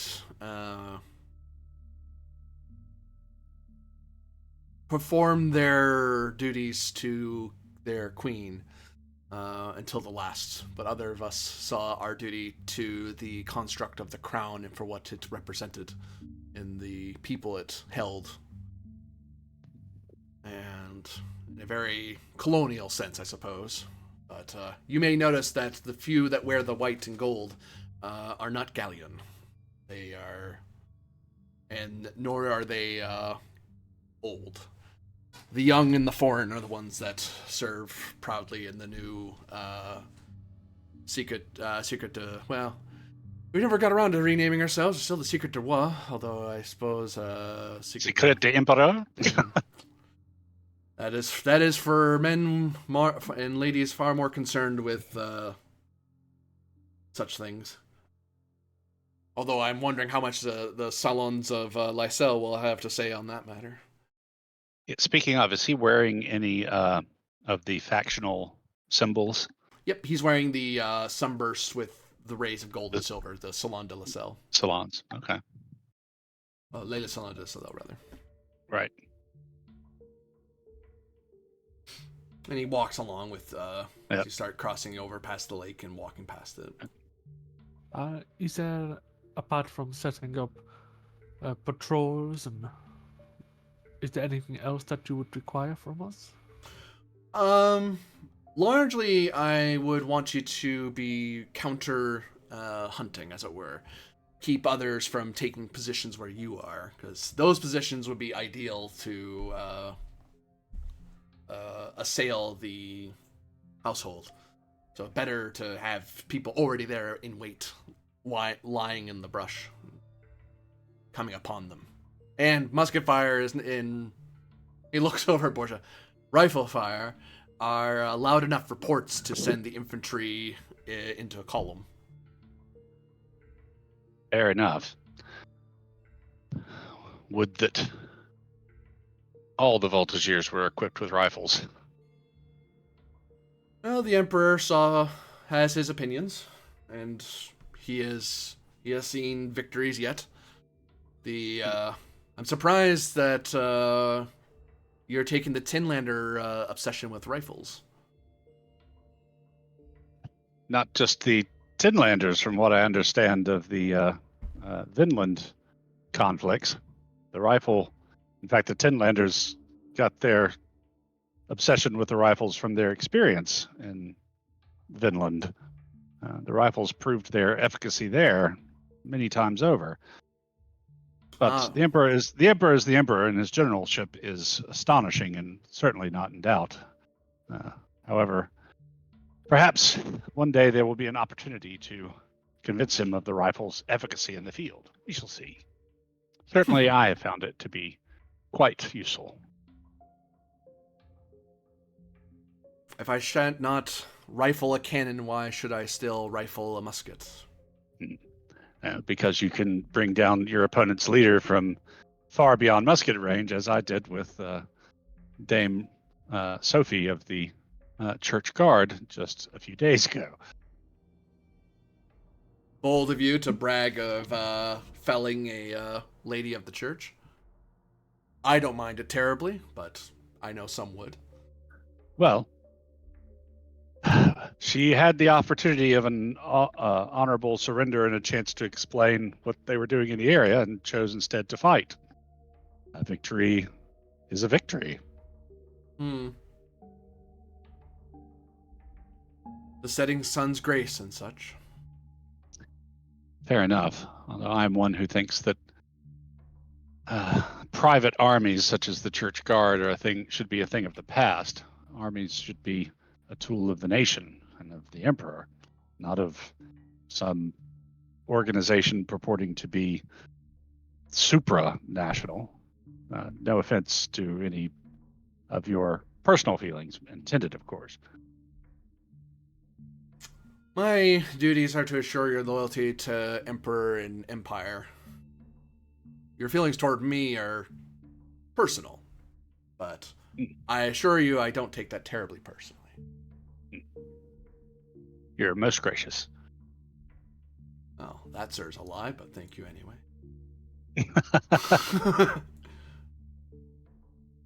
As to my feelings of Emperor and Empire, it is my goal to serve and my ambition to rise in the ranks. Captain of the militia? Huh? Worthy enough goal. You'll forgive me for saying my aim is a bit higher than that. And I'm a man known for his accuracy, too.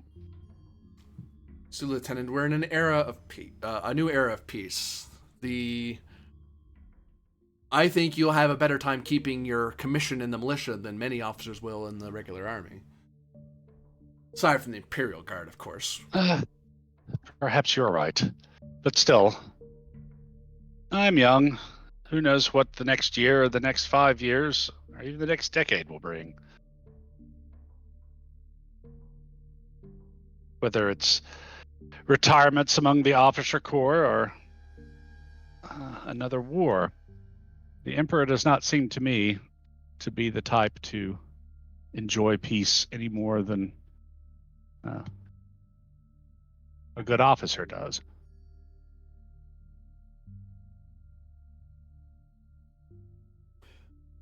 I'm sure, he says as he looks around at the larger tree. As you notice that a lot of as you walk through the lake, it was largely just away from here to there. There's not a whole lot to say other than open land lake. You kind of, and you're from here. You know the Stormhelm Lake. Everyone knows the lake. You remember probably playing in it once when you were a kid long ago. Right. What about here? Any good places for folk? What was that, sorry? Well, what about under this small copse? Any good places for positioning some outposts? Give me another intelligence military lore. I assume you're trying to hide something from him again. Yeah.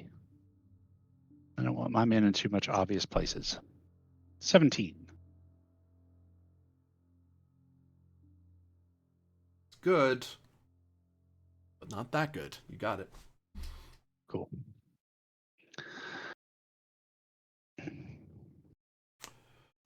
All right, so not a ton of cover here other than the smaller tree there, but this tree is bulky enough as it is. Reminds me of one of the old growths back home. Well, the primary purpose of voltage-gear outposts are to provide as much warning as possible to the main force, and I think we can accomplish that from here as well. Hmm. Very good. Fond memories of the estate. When I was young, the Stormhelms would often host the children of the town, and particularly of the leading families and traders such as the Borjas. It's been quite some time since I've been here. I've Oh, enjoyed the stroll around the ground, and thank you for it. well, we're simply doing our duty and getting sunshine for it, so Mm. it's all good. It's all good in the setting sun, after all. If we are set on personnel locations, Hmm. would it be too much to check the main building, or I say even check inside of the lake? The inside of the lake. What could you possibly? Well, I suppose you could hide some things in there, but what do you expect to find in there, Corporal? He folds his arms and doesn't seem disapproving. It's more of a he's curious what you're gonna say. An opportunity to show off his undoubted skill at swimming, probably. Who give me too much credit to Lieutenant. No, it is best to check there is no sealed explosives or any firearms left in the bottom.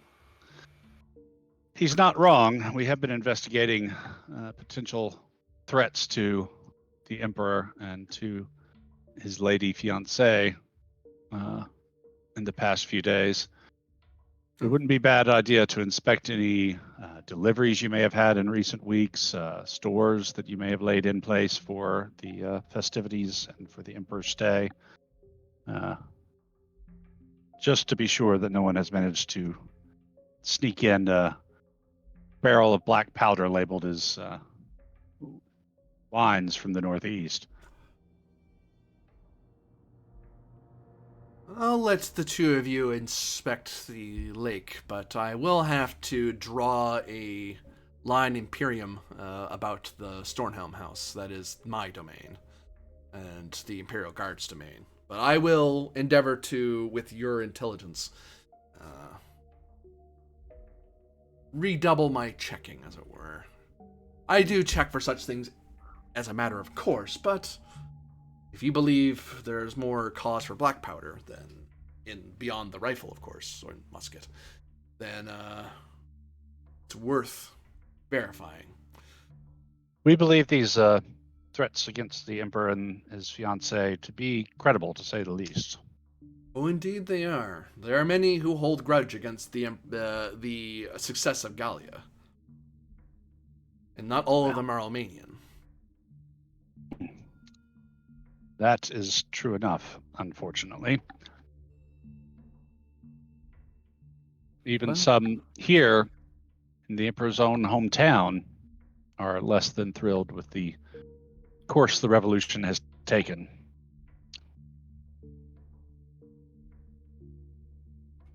Revolutions come and go. They change purpose. Sometimes they have to end. Sometimes they start. People have to accept it. Don't get me wrong. The Emperor is an ambitious man. And so my ambitions are linked to his. Well, it's ambitious men who move the world forward. Although sometimes I think it is rather lazy men looking for more efficient ways to do things that move the world forward. But in any event, philosophy aside, my point was merely that threats can come even from quarters that one might expect to be the most friendly. And I'm going to see if there's I can see if there's any reaction from Riverwind. Give me communication. Low.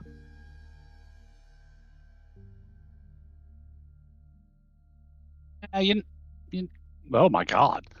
I was going to spend an action point. This is Corby with his face in his hands.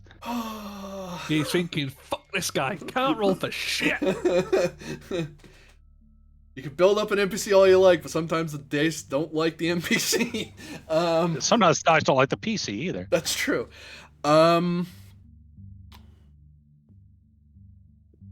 You do get a sense out of him that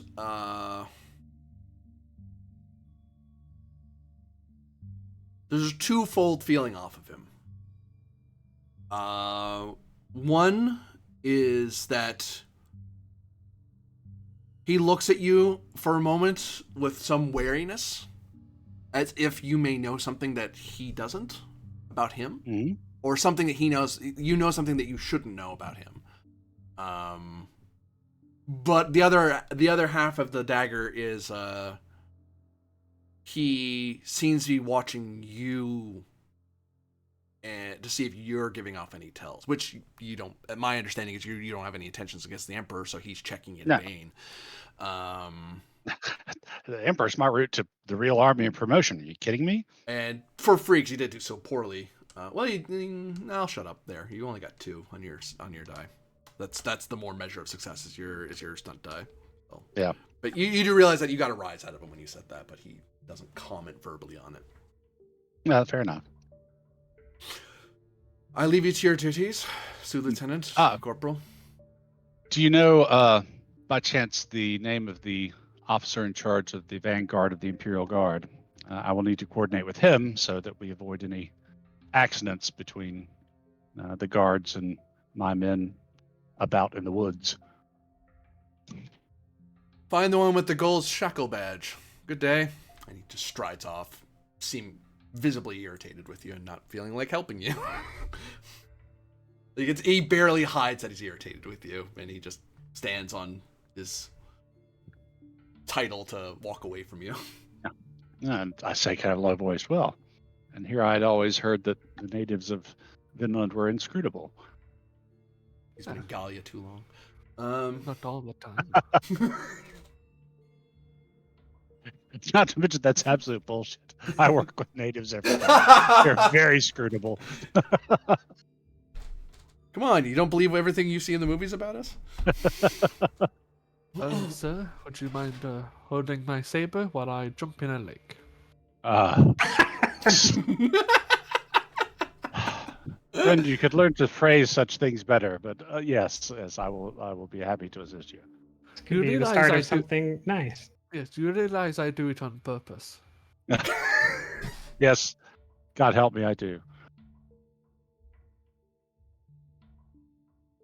Bianchi, give me stamina swimming.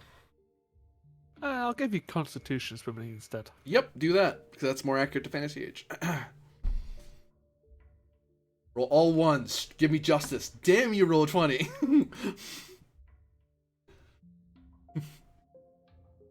I'm not taking this personally at all. It's fine. It's okay. Hey, this was me last week. Go fuck yourself. Yeah.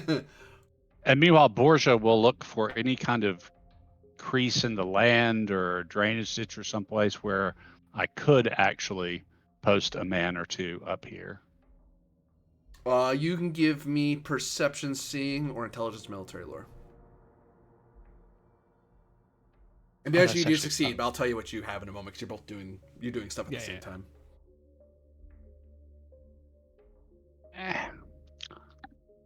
Actually, I think I'll spend an action point just because I kind of want that to work out. It's the same roll, but better stunt points. Unfortunately, you get no stunt points as you're unable to find anything that isn't just basically sitting by the lake. Like you be in plain sight. Fair enough. Bianchi, in his search, finds that there does seem to be. You find no like black powder barrels or anything such. Not that they would do very well at the bottom of a lake without an excessive amount of tar and tarp. Which those would stand out. You'd see this big blanket of stuff on the bottom. And it's like, good luck getting it back out then again. Because it's probably staying down there. But you don't see any such thing. But you do find some strong boxes down there. That don't seem to be rusted over. Because there is some old traditions of like tossing your wishes and hopes into a lake. In the hopes that other spirits of old will take after them or something, and similar such traditions. But and you see some of those like little hope boxes and stuff, but This is new. Like, this is a new. I mean, it's getting waterlogged pretty bad because you put anything underwater for any length of time, it's gonna show somewhere. But this is like barely worn. Like, it's barely been down here all that long. I'll bring it up. Give me strength might. This thing's pretty heavy. 19's gonna do it.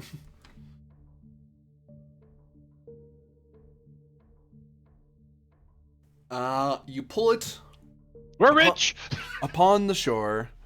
You see, Borgia, as you're looking around, and it's like, maybe here. Nope, that's mud. Maybe here. Nope, that's a tangle of bushes, and I can be seen for miles. That's great. Miles. Kilometers. Miles. No. Good Roman using a measurement. Yeah, but what happened to Rome? Yeah, look how long it took, though.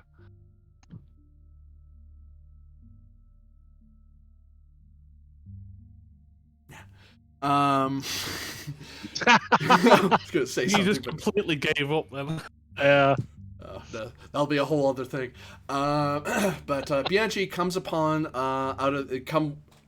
comes out of the lake, which he comes, but he comes a lot sluggish and quite slow. Maybe perhaps he's injured. You kind of go over to see him because you saw him swimming pretty darn fast, and then he dunked underwater, so he seemed to be a capable swimmer. In fact, it has a focus in it, so he obviously knows how to swim. He does it quite often. And you see him pull up this massive strongbox clad in metal. And upon its face, you see the Imperial Eagle of Almania. Oh, But first, stupid double-headed bird. hey, single-headed, I believe. You make me check now. Wrong page. Sorry. It's single-headed. Yeah, it's single-headed, yeah. I was just thinking of Germany, also Russia. Well, the Magi used to have two, but no one likes the two-headed one anymore. Because it would imply that you have Imperium over Gallia and Almania. Ah. I think of these things. Because I'm not a nerd. Fair.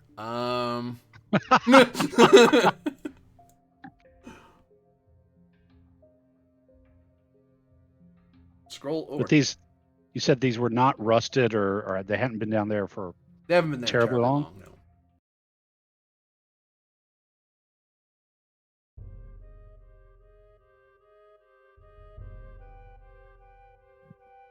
You there, halt! Orders the column as you're going about the bodies. Oh, and by the way, GM, have we hit the 30 points mark yet? We started with 27 for our investigation. Oh, nuts and bolts. You would have. Yep.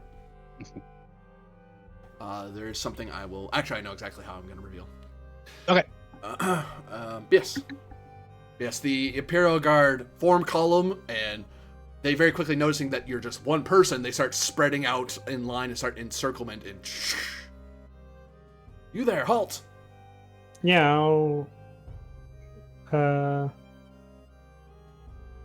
I'll just stand there and shout out, to Lieutenant Dumas of the Lysel Militia, who am I speaking to? Give me communication. It's a low TN, you're just maintaining the etiquette of talking to the Imperial Army. The Imperial Guard, I should say.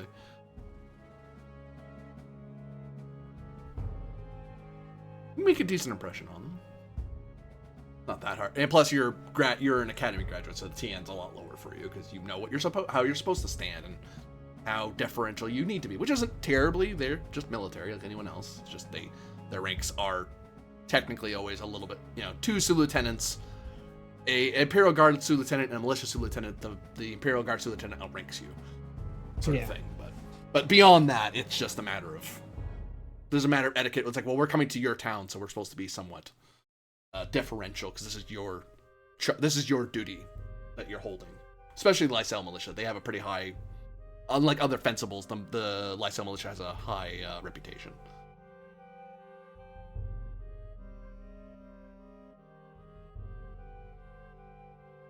And the man answers you.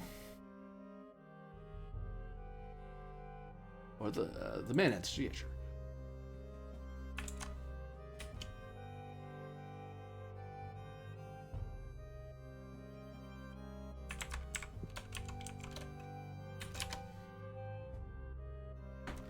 I am Lieutenant Tavian Safwan of the Imperial Guard. What brings you to this blood and carnage? What happened here? I have tracked and killed these men for attempting an assassination upon the Emperor.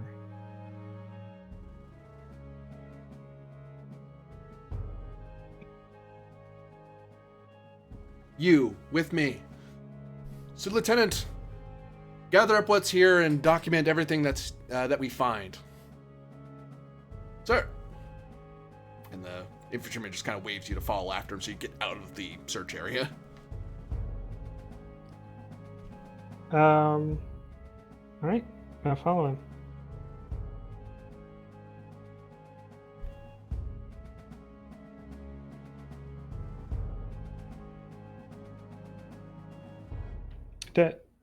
Do I know, does House Verlaine have land near here?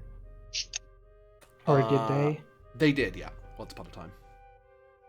Before the revolution.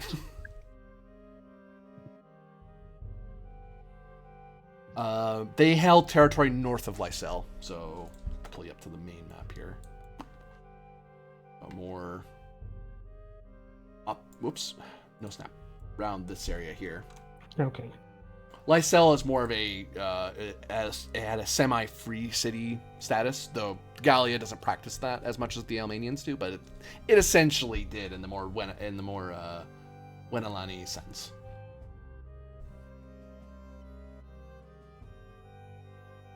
So it's one of those, if it ain't broke, don't break it. You know, if it ain't broke, don't fix it sort of thing. Mm-hmm. Oh, yes, I was grabbing Sifwan.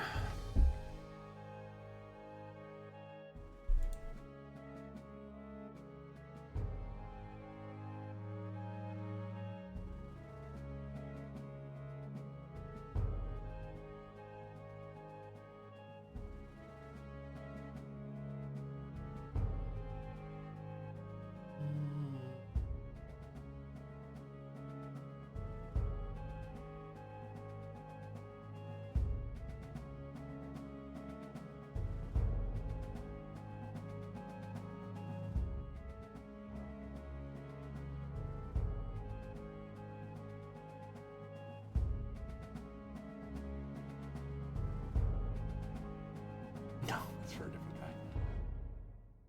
No.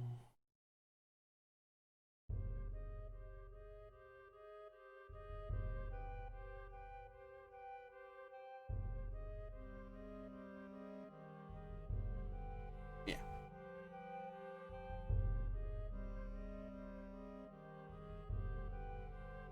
Oops.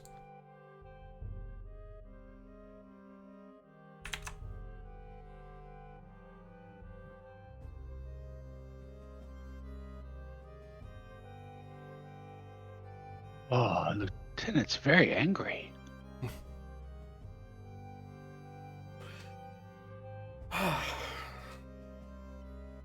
They take off their hats and kind of tuck it under their arm for a second and just turn to face you.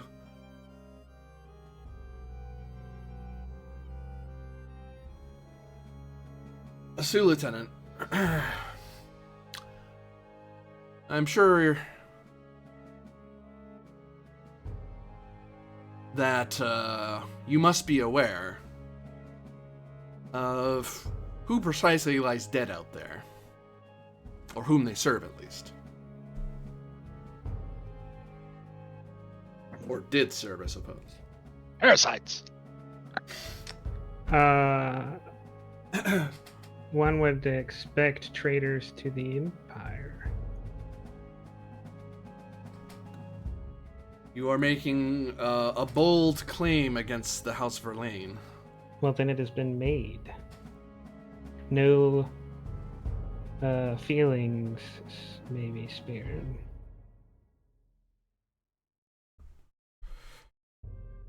And what evidence do you have that these troops... Well, let me move back a little bit. Were you the cause of that explosion? Yes. Are there any more of you out here? There's a sergeant and a wounded infantryman, along with a dead former sergeant, waiting on the beach for me. They need to be returned to Lysel. Beach. Looks around on the coast for a second. Oh. Beyond that outcropping Yes. over there. Huh. Alright, and what led you to believe that these were traitors and not just loyal members transporting goods?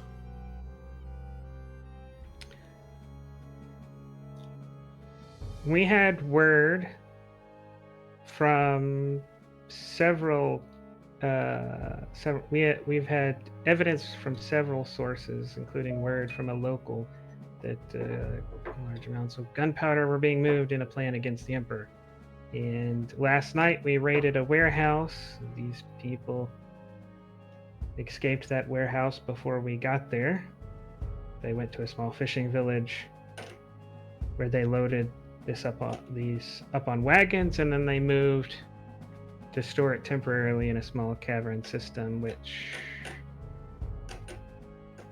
I could show you.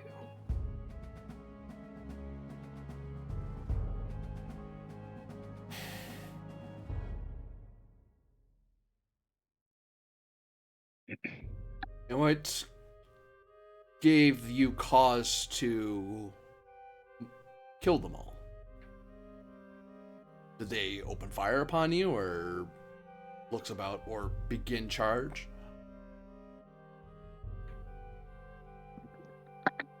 They were fleeing with wagons full of gunpowder. Oh, Sir Lieutenant Duma, you have presented me an issue. Give me a communication roll.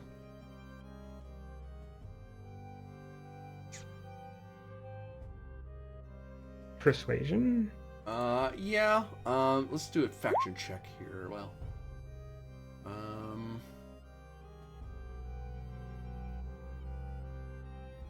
Regardless of faction, that's a minimum of +2 unless he's Salon. Or militarist. monarchist. Militarist? Yep. 4. Wait, no, they're Imperial Guard. They're monarchists. Doy. Oh wait, no, they're him. No, they're They're his guard. They'd be depends what faction this guy is. Is he Lysilian or militia? I didn't think of that until just now, because there's different ways he could. He's not revolutionary. I know that.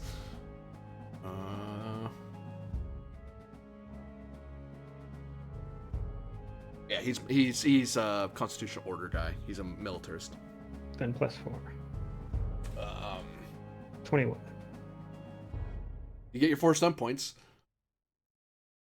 As you're able to impress upon him that you're reporting professionally.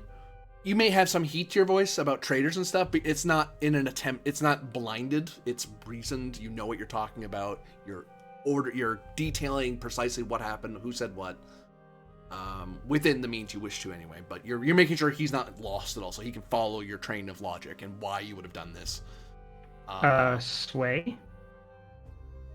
Sway's probably a good idea. Which increase his opinion of me then.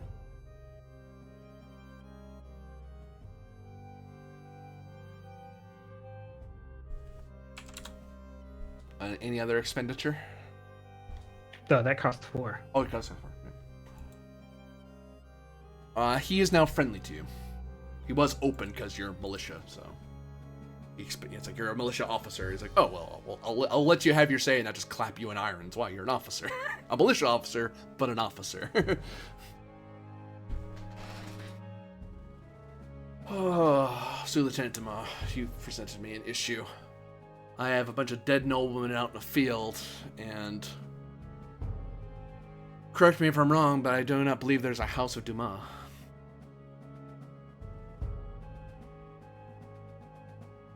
Thankfully, the Emperor's justice is not linked with the monarchical system, so justice will be met if evidence is presented.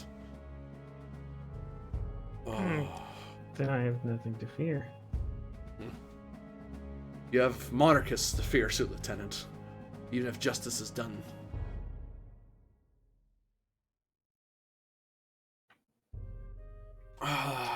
Well, By all accounts, Sir Lieutenant, I must formally request you offer your parole, for I must detain you until appropriate court-martial can be convened. I don't wish to do such a thing. I believe you're right, but I have a duty to detain you. I'd rather not put you in irons, mademoiselle. I'm headed to Lysel. You are headed to Lysel. You can simply walk there with you. But you're very hasty, and having not even had time for your troops to finish their search of the area, you decide to arrest me? I have a militia Perhaps officer who has killed many noblemen who are rather influential at court. I cannot simply have you walk free. It would show favoritism. Where am I walking free? Back to Lysel, as opposed to it. I'm already headed to Lysel. But if you give to me your parole, you are in my custody and care, and any monarchist that would see to any sort of favoritism would fall blind and deaf, for you were detained of your own free will. I will ensure the Emperor will hear you, obviously, in the appropriate court, in a proper court-martial. None of this abbreviated or breveted nonsense. Your evidence will be seen and heard, but I have to detain you.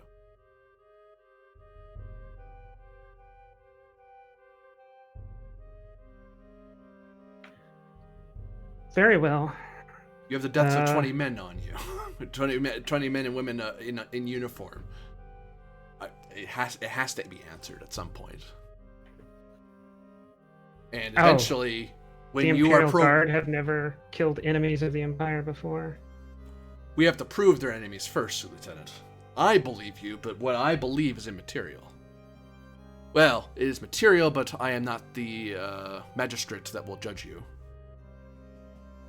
Though I will certainly witness for you, because from your account,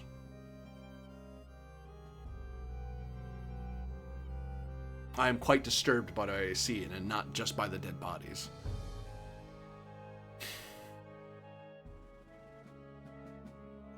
Well, then you must send a detachment of men precisely along a course that I will give you to retrieve my men. I will ensure Sir Lieutenant takes a detachment to collect them.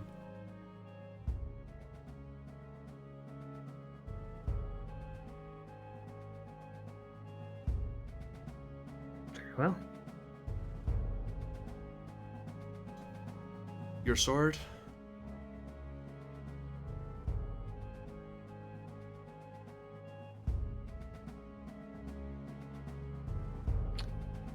They make no reach emotion. They just stand square to you and stand at it, and they put their hat back on their head and stand at attention.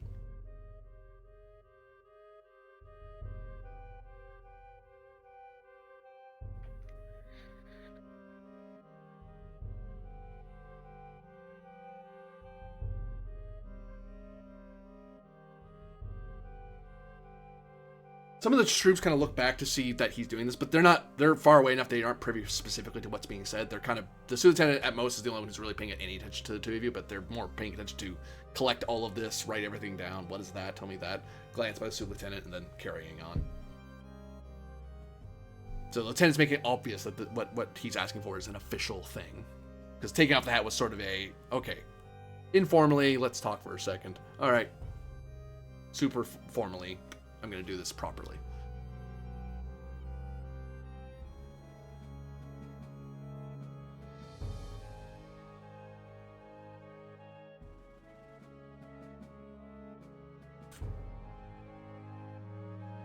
Do you wish to try to communication and try to push Safon to not ask for this? Like, really push them to not take your sword?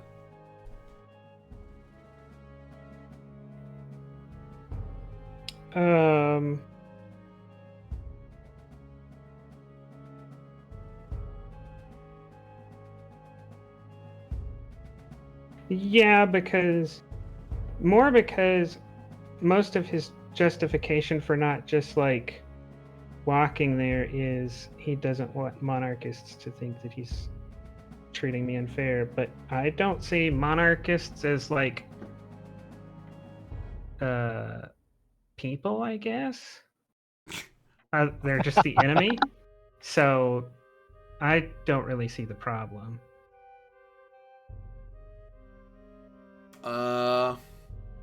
Yeah. If he's a militarist, then that is a 16.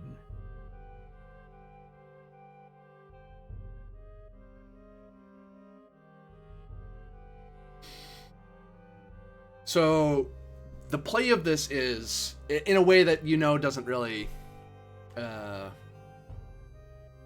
make Safari look bad or anything. You just kind of stare at him back. And you don't reach for your sword, but you don't like run away from him or withdraw or do anything that seems like retreat or even aggressive. You're not moving toward him and anything like that. Just standing there at attention back at him basically is the response of you're giving him a chance to rethink this and staring at him and letting your words kind of sink in for a bit, and then it's Yeah, I'm making him commit to it and say the words. Like I'm not gonna help him do this. He has to muster up the courage to do it himself or not do it at all. And you know that the next step, if it's like, it's that last step that that from if they were less friendly to you, they might push it, but it's one of those like, he just grits his teeth and says, "Damn you, Sue Lieutenant. Fine. Join my unit. We're heading to Lysel." I'll walk up to the front of the column. They storm away from you, and they're kind of angry with you that you pushed them there, but they don't drop. It's more of it's a friend that you kind of pushed into a situation. They didn't want to antagonize the monarchists, but they know you do now. It's like, shoot, who do I want to offend more, you or the monarchists? You know what? Screw the monarchists. Sort of thing. It's like, oh man, I'm gonna regret that later. Like they know that's gonna be an issue for them later in their career. So, but not if they have a good friend, General of the Imperial Armies, Dumas.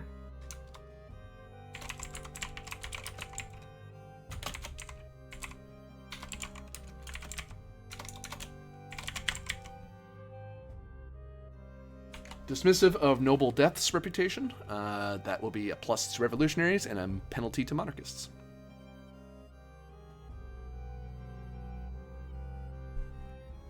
And if you had just surrendered and made all the nice fancy, it would have been the other way around. You would have been overly nice about noble deaths, and the revolutionaries would have been mad at you. So, someone was going to not like what you were doing. Yeah. I'm one of those who was disappointed I didn't make it out of the academy fast enough to go fight the monarchists in the revolution. And then the monarchists became the ruling faction, sort of, kind of. Like, I don't like that at all. Yeah, you and Column start marching back. Meanwhile, back in the village.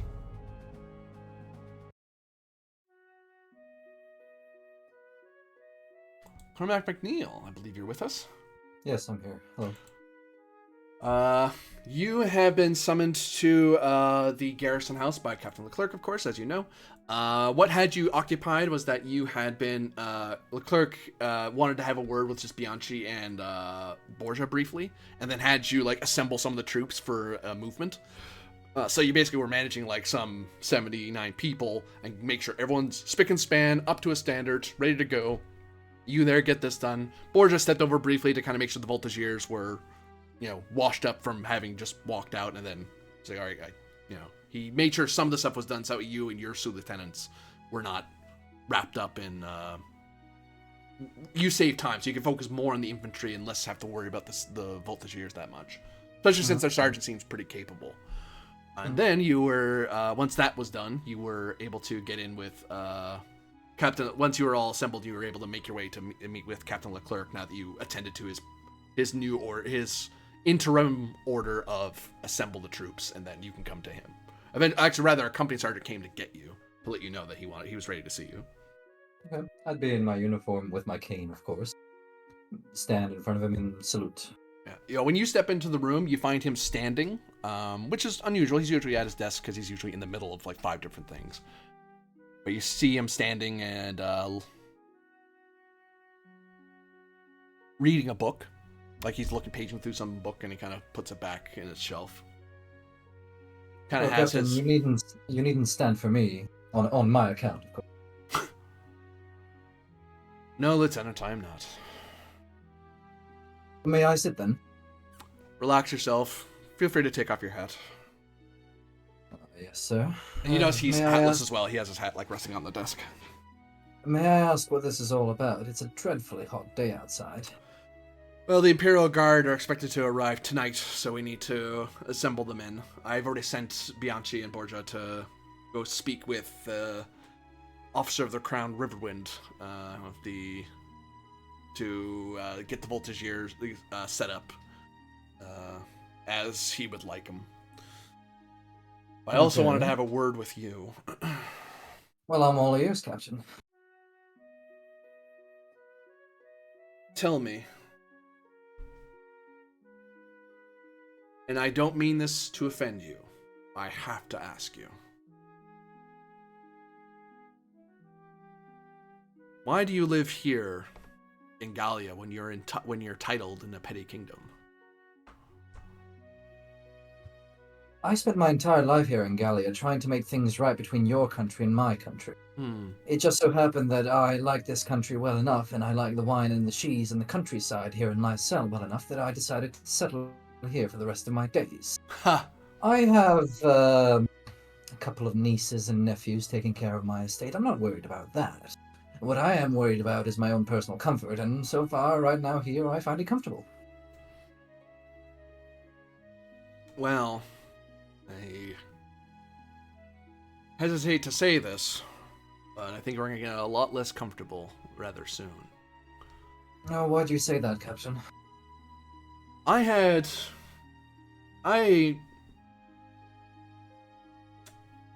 served Lysel and its defense against the monarchists.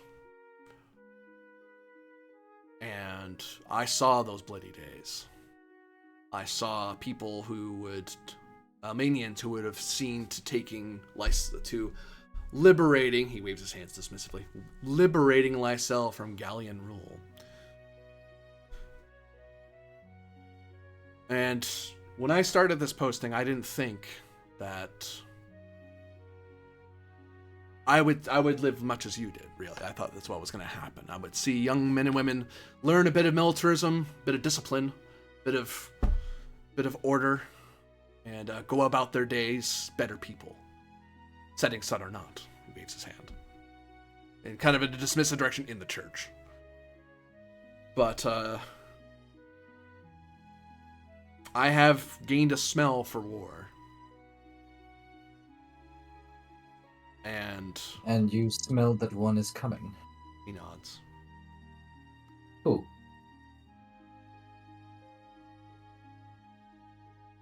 Monsieur McNeil, if you do not mind, he gestures, like he realized he didn't call you by, if he's dropping your rank, your military rank, he should still refer to your noble rank, but he's like, Sebastian Cormac is just fine, please. We're on unofficial terms right now, aren't we? well, Cormac.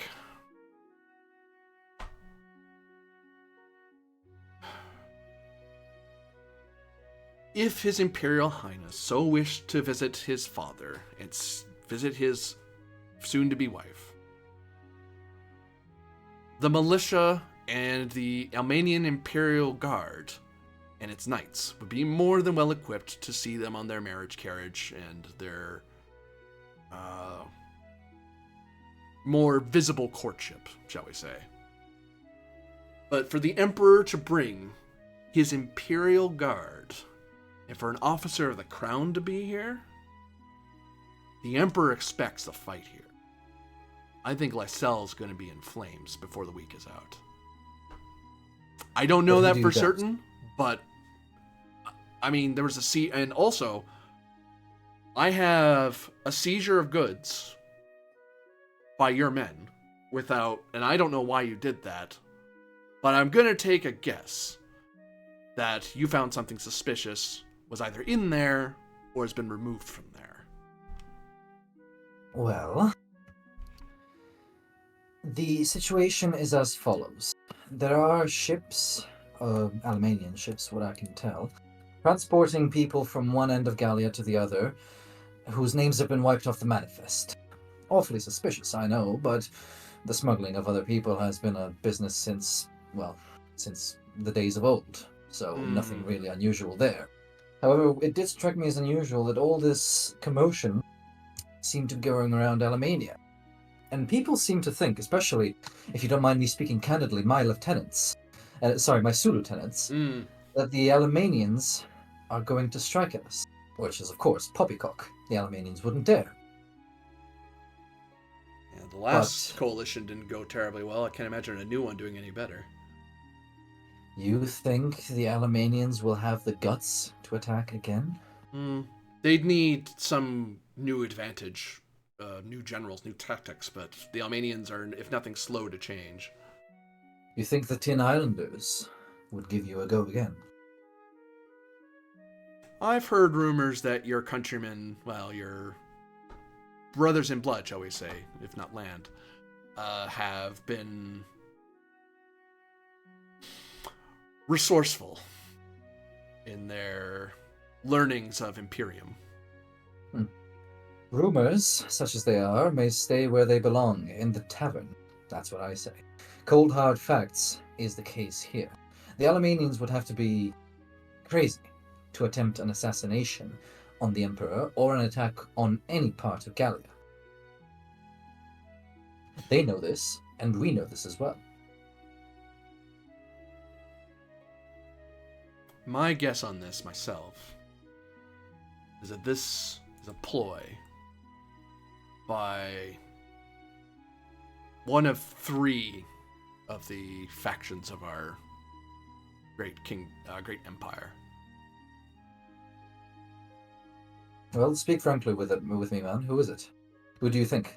Well, there's the revolutionaries, who aren't terribly fond of the Almanian monarchy, or our emperor, well, becoming emperor. Some of the revolutionaries see it as a betrayal of his heroism.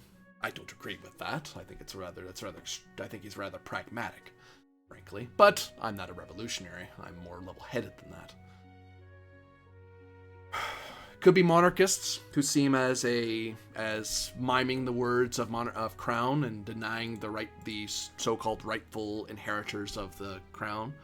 Though frankly, it doesn't matter what I think, but it matters to them what they think, and they may see this as and I don't think it has to be, when it comes to such movements, shall we say, movements I've read are not merely contained within are not merely encloaked by a banner.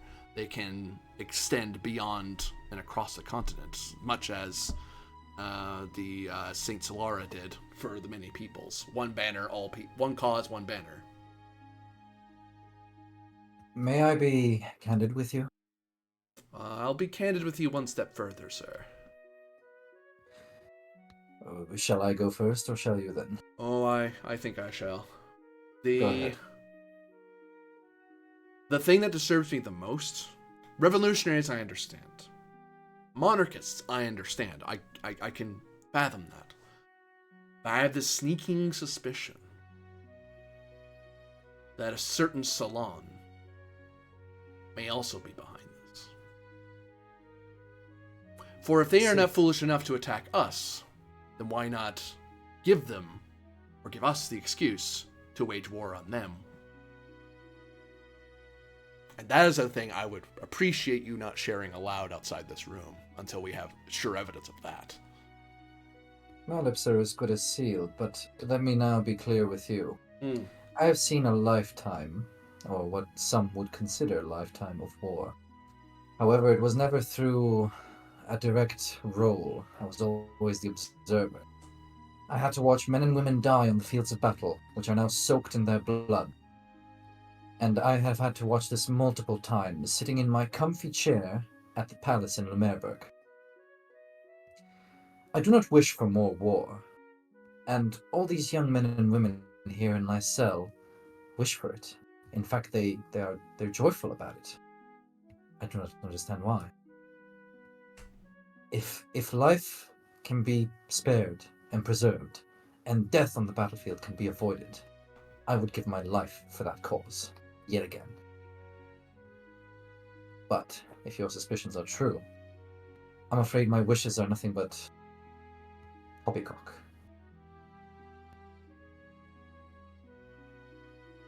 Do you have any orders for me, Captain? He reaches over to his hat and affixes it upon his head a bit, kind of signifying he's being more official and less cordial about things.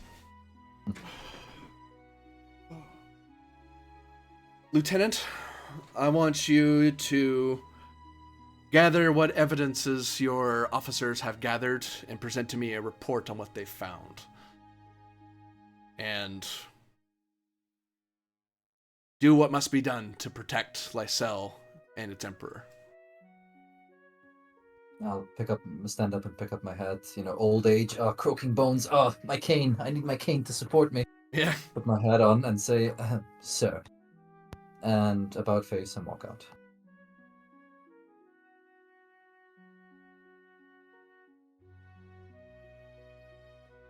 You see the troops assembled. And one of your Sioux lieutenants passes on word that Bianchi and Borgia are at the Stornhelm estate currently. They haven't come back yet. I shall waddle over there post haste. Waddle.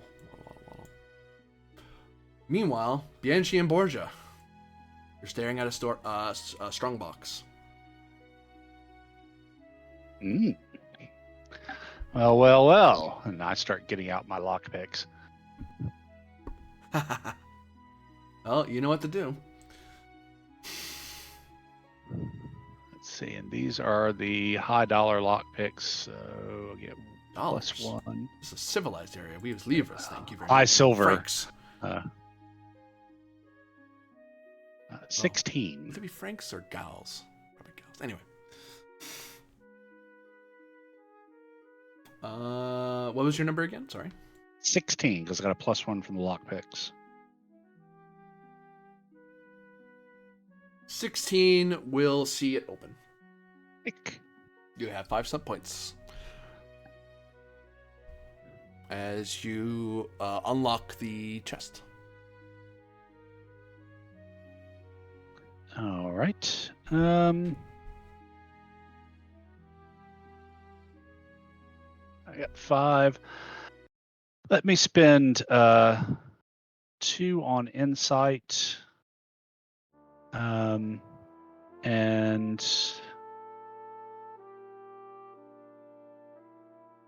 2 on wariness. Okay, 2 on insight and 3 on wariness. Because I'm just opening up this here strong box that we just drug up from the lake out here in the wide open field.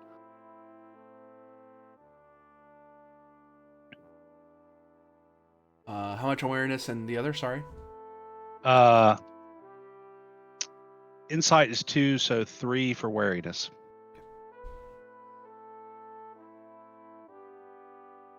Moving on, Cat. You open up the strongbox and find within it a leather-bound book made of well-treated vellum.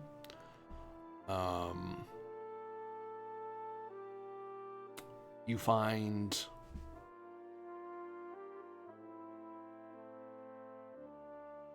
some pins of regal crowns encrusted with precious gems in crimson and gold.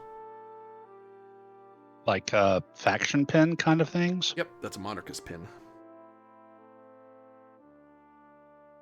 And you find a variety.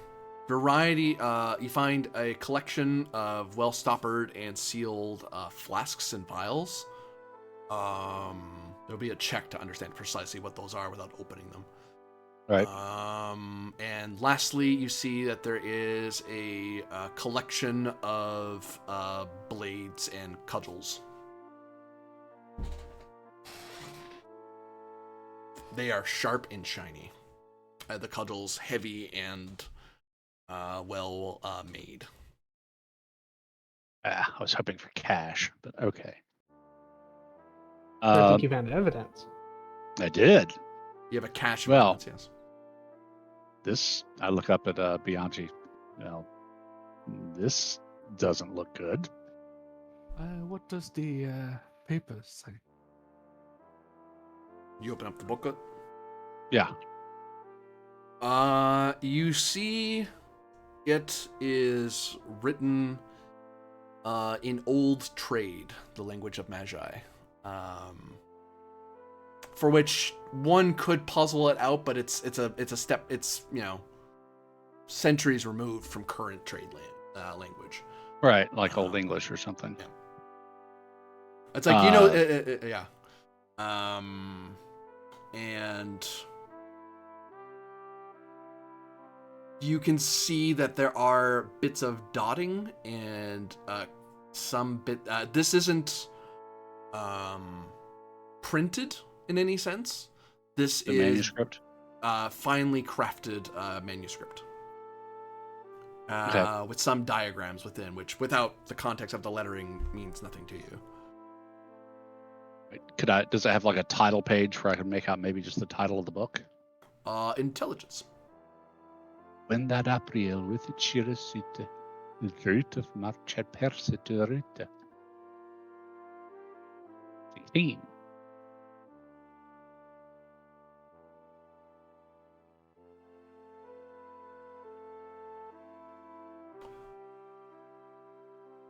Loyalty to crown, honor to blood.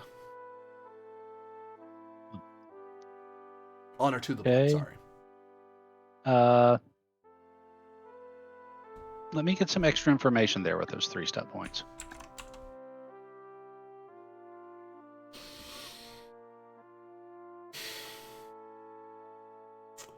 I'm gonna add extra to this because this is something. The part of this is something you could quickly look up yourself on a player level.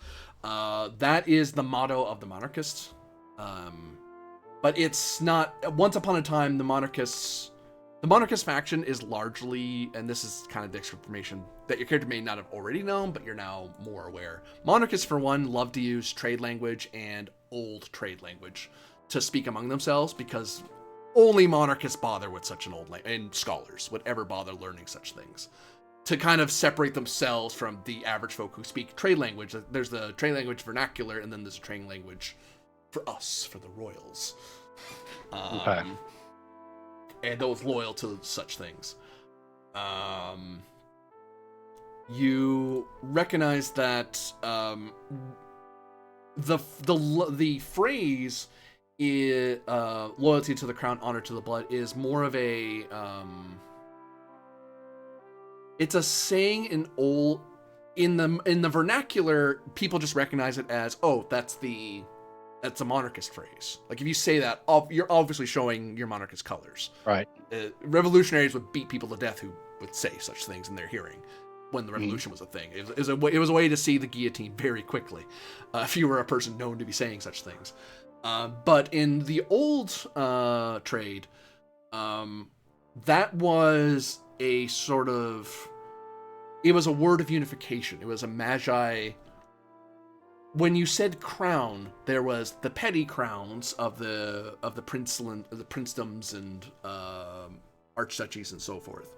Right. But there was the crown, as in the imperial crown. Which there's the imperial crown of Romania, and now the imperial crown of Gallia. There's only one Magi crown. And that's what that's referring to. Which it indicates less... the monarchist faction, most people in Gallia usually attribute to nobles of Gallia who wish to reinstall their king, or their queen, rather. Or king or queen, whoever, as long as they're Gallian and they're in the line of succession, and not that jumped up officer, in their opinion. That's the popular understanding of Gallia, and people who say they're monarchists usually are implying that they're supporting them. But this is more, as the revolution is a movement that has spread, that has swept Vinland and now Gallia, and perhaps elsewhere in the world. Monarchianism has spread into this.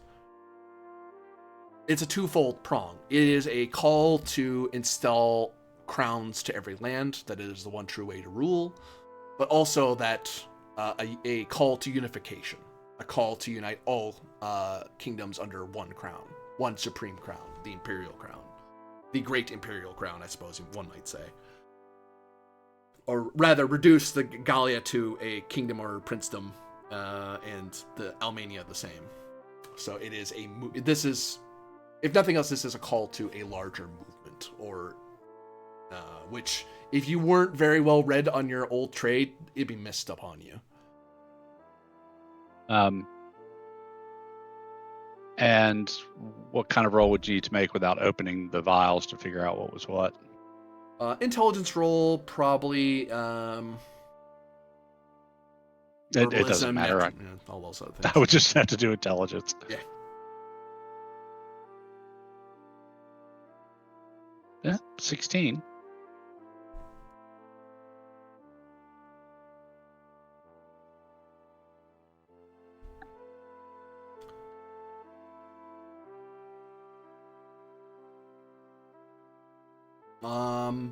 You don't get stump points, but you get a partial success in the sense that you're able to translate words here or there, but you very quickly learn this is ciphered in some way, and there's stuff you're missing. You must be, because some of this doesn't make any sense. Your old trade's not exactly like you're no scholar or anything, but that's just a jumble of letters. That doesn't mean anything. Okay, but in general, you. Oh wait, sorry. I was thinking the cipher. I'm dumb. You're talking about the bottles. Sorry. Different. Yeah. Sorry. I think that's much easier. Yeah.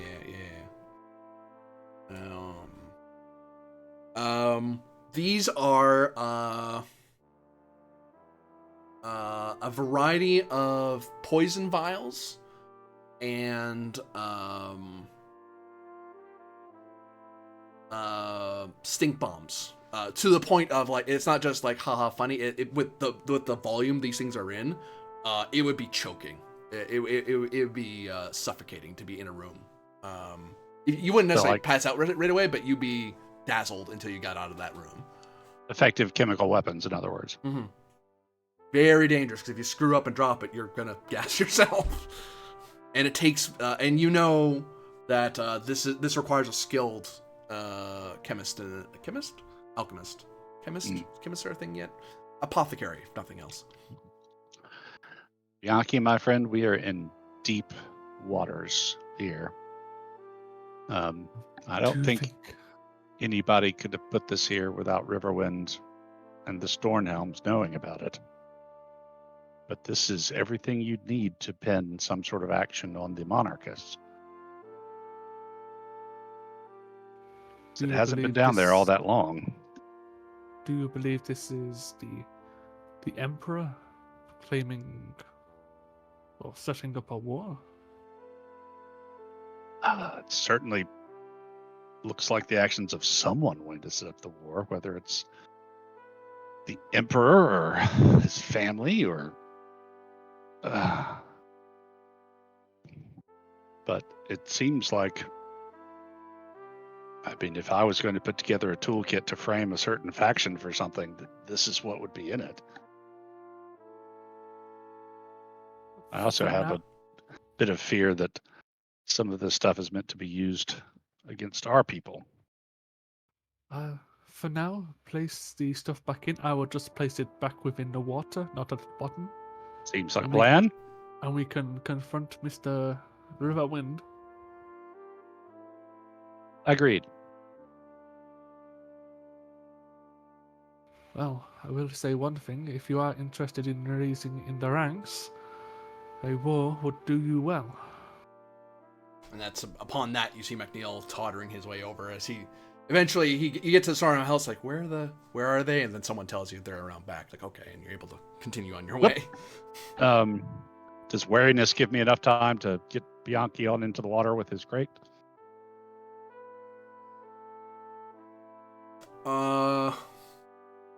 So I should have. Oh wait, and I had stunt points left from the potion roll too. Mhm. Well, you only need 5 to do swiftness.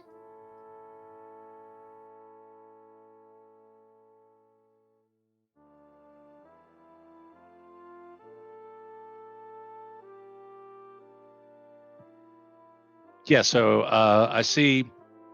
I use 5 for swiftness. I see McNeil coming, and I quickly replace everything, shut and snap the lock, and then like kind of shove Bianchi in the box into the water.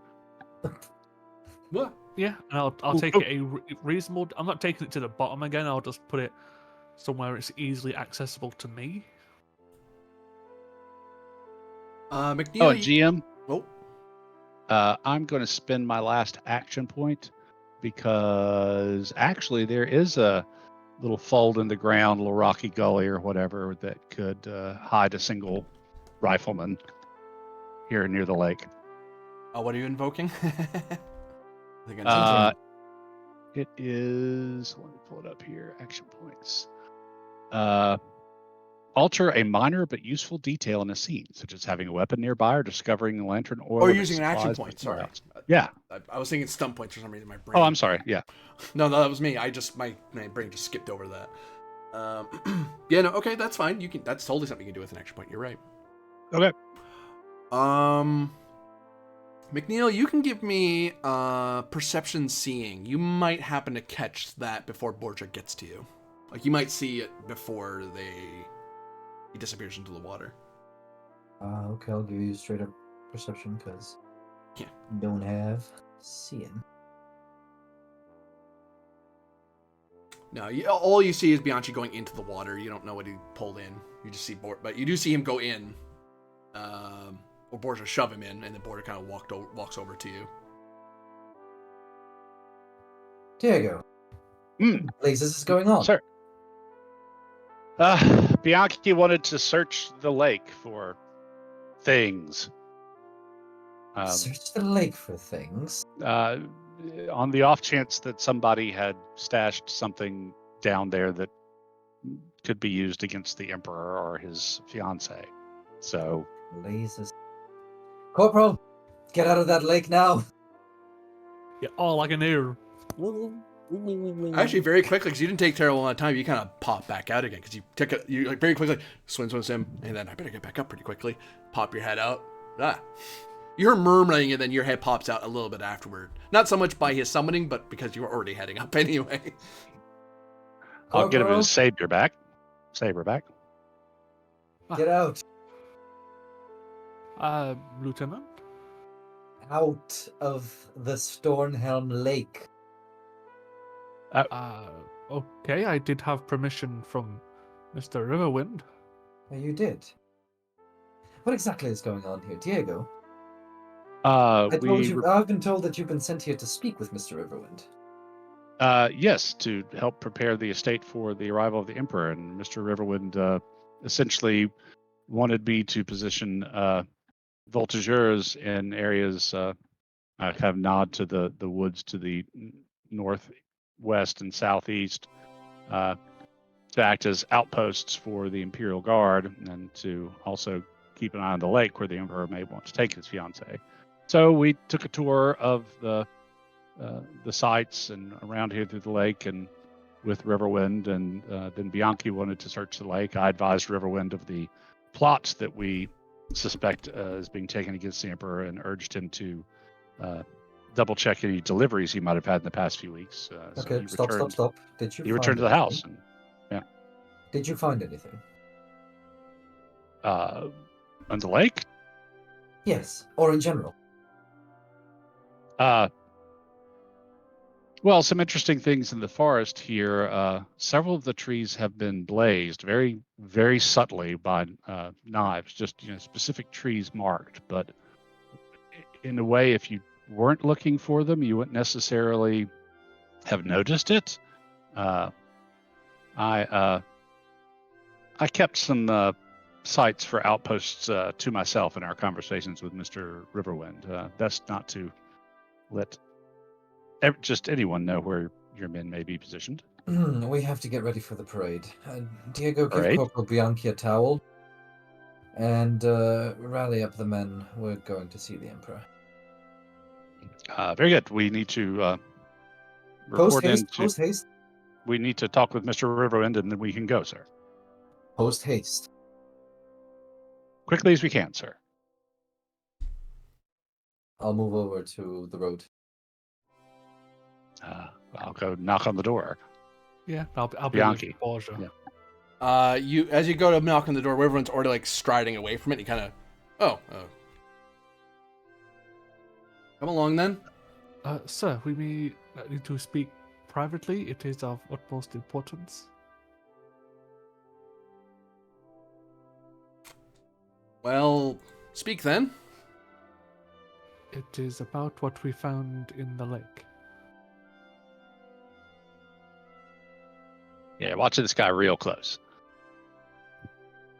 I'll note that Riverwind's kind of keeping close. Is kind of following after McNeil, but you notice he's not racing past him because he kind of, Right. as you guys are talking, he's like, "Oh shoot, maybe I don't want to run right up to where Leclerc is." Like, I'll slow down for a bit. Right. Kind of giving the guise of, "Oh, I'm being considered of the older gentleman." It's like, no, I'm buying myself. I can totally just walk past them, but I'm buying myself time. But also letting McNeil overhear this because he's not making an effort to avoid you. I do not believe we will openly discuss what we found, but I believe a conversation may be in order. Don't you agree, Sir Lieutenant? Give me a perception empathy roll there, Borgia. Perception, empathy? Yep. So just perception in my case.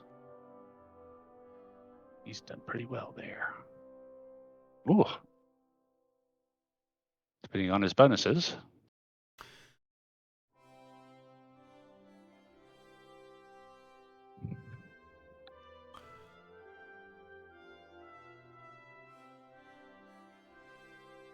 You see Riverwind glance at Bianchi pointedly, and then he glances back at you, Borgia. It's like he expects Bianchi to do something, and Bianchi to do something. Bianchi, you can tell without rolling that he's trying to signal to you to get this to stop, to drop whatever this is. I'll nod at Borgia and we'll just. I'm sure we can talk later. Shall we catch up to the parade?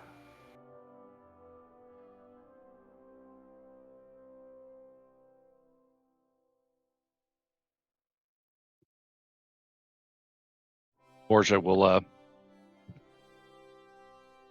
raise an eyebrow at Bianchi and Riverwind both, and though sure, but remember what I said about ambitions, both imperial and personal, Mr. Riverwind.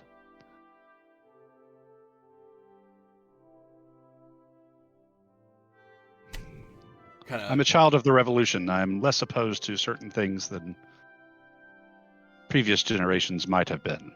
At times, anyway.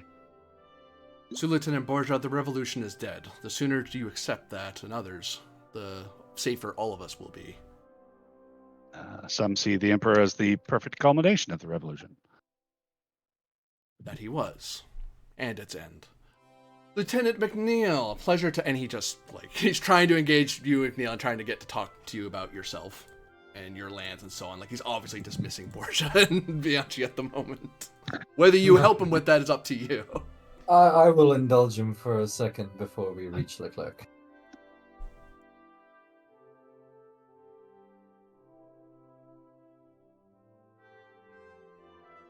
Oh, the things that I asked you to look into, that was sought to, yes?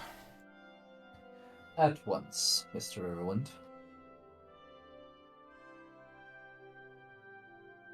Very good. And all is right in the world, then. Oh, yes, I'm sure the Empress won't miss her knickers. I'll say under my breath. Mind yourself, Lieutenant. Leclerc kind of looks over his shoulder briefly because he heard he heard you guys murmuring. It's like, oh, whatever. It's like he doesn't care. He's too busy managing the troops and then he starts saying, once he sees McNeil and Bianchi and Borgia nearby, he's like, get to it, and he starts getting you back into formation so you can get to attending your troops. Yes, sir. Of course, sir. At once, sir. And Riverwind eventually takes the side of Leclerc. And Borgia, you have a bit of time with just Bianchi if you so wish, as he's in your formation. So whether you say anything or not is up to you.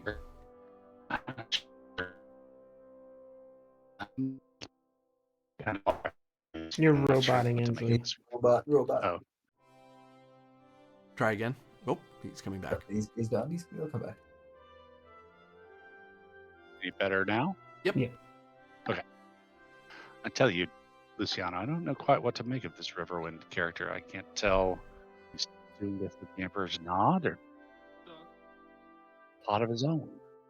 Well, he did ask me to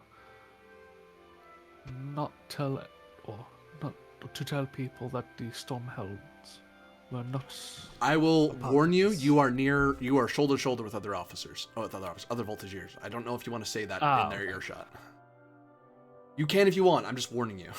I'll rephrase it then. Okay. Well, there are things I will probably tell you later on, but probably stay between the two of us. Fair enough. This, 'cause that makes more sense. And I'm going to disappear to a different map briefly because I have to grab a certain unit.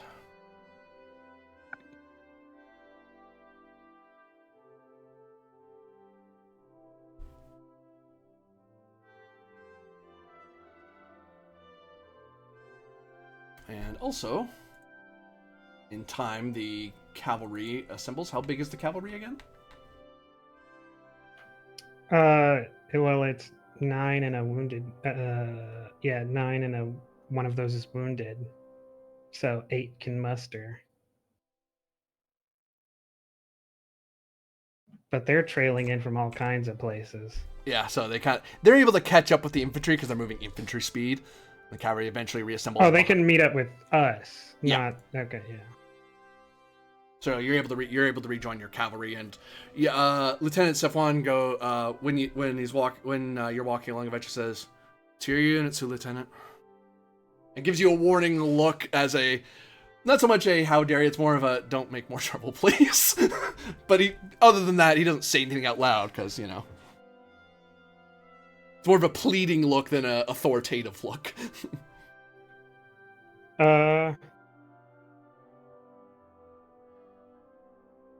Yeah.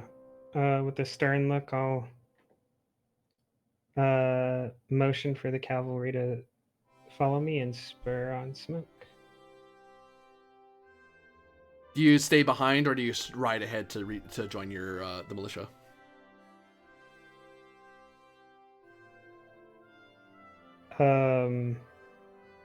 I took what he said is like to go back to the militia. Was he trying to convey something different? Give me perception empathy. There's different ways to interpret that. You're right.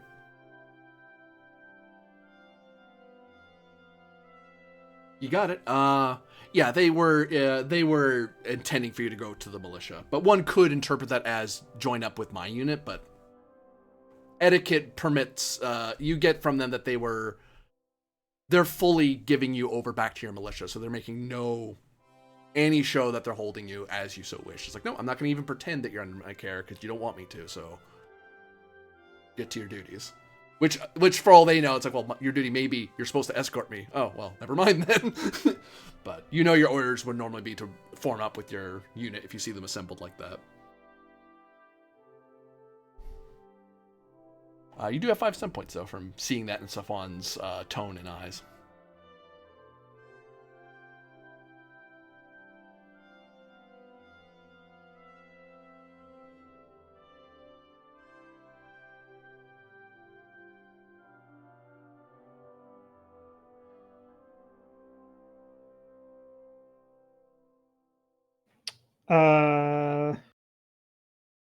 Pay attention.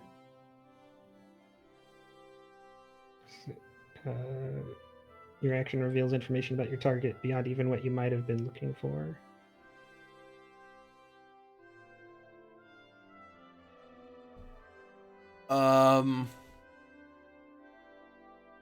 This is the manner in which even the veteran lieutenant before you, the old guard, the Imperial Guard, have been through a lot, through the Revolution, through the war, the expansion of the Republic, and the securing of the Empire, such as young as it is. And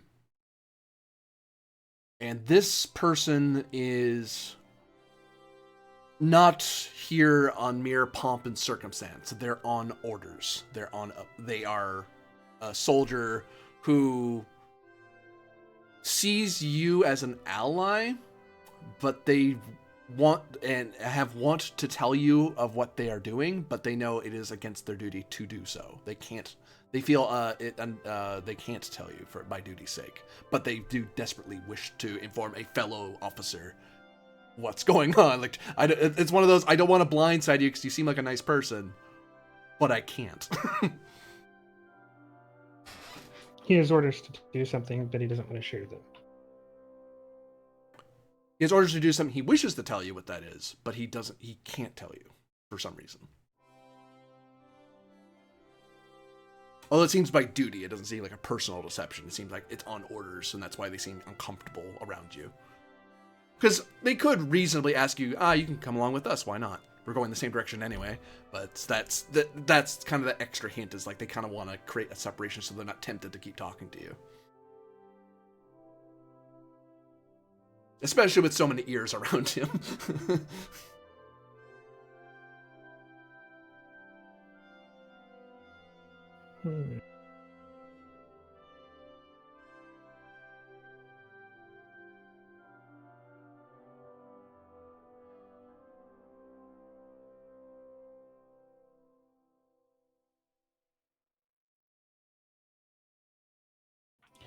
I want to use the last 2 points to convey a hidden message. Okay. With the stare, I want to convey to him that I want to give an understanding look, like I already know.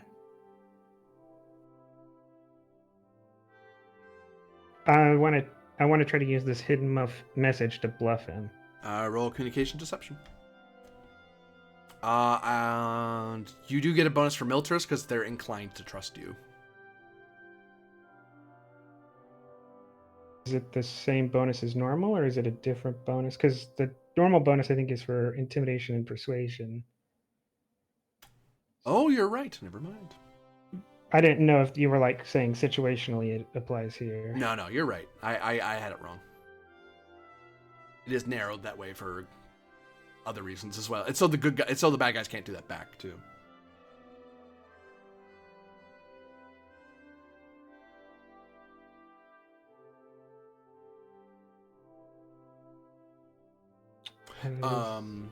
You do get it.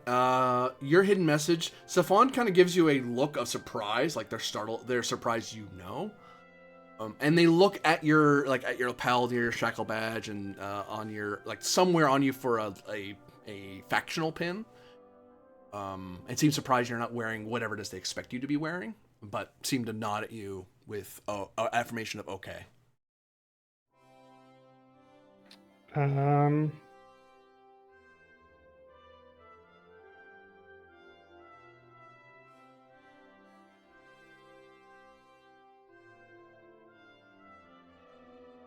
Pay attention again, maybe? Does his looking, his expression, does it give me any sense, and my dealings with him so far give me any sense of the faction he I don't know if I want to ask it that narrow. I guess, and it's up for you to determine anyways. I don't know why I'm trying to describe. But yeah, I'll just use pay attention.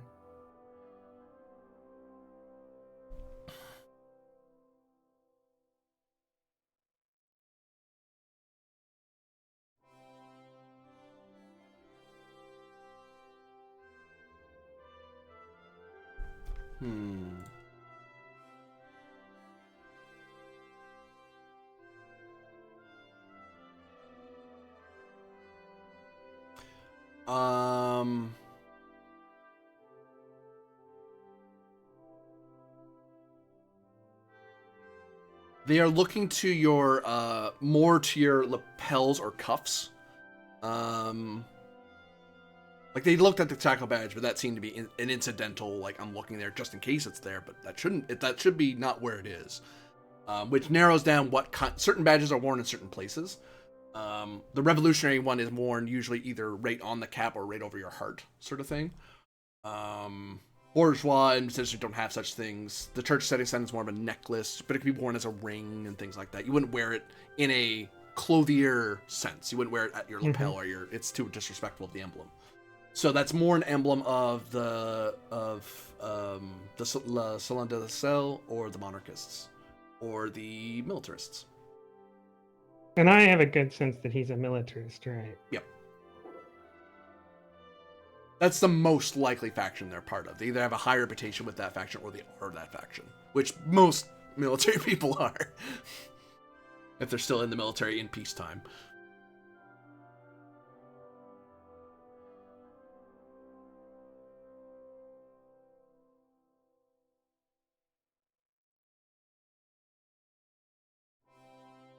Yeah. To where and to how do you ride?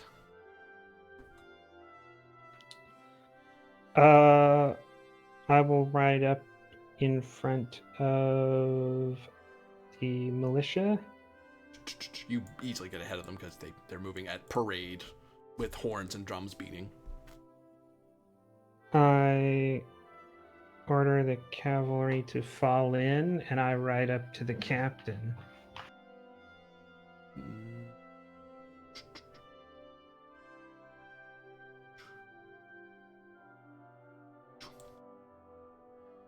Actually, probably more up this way.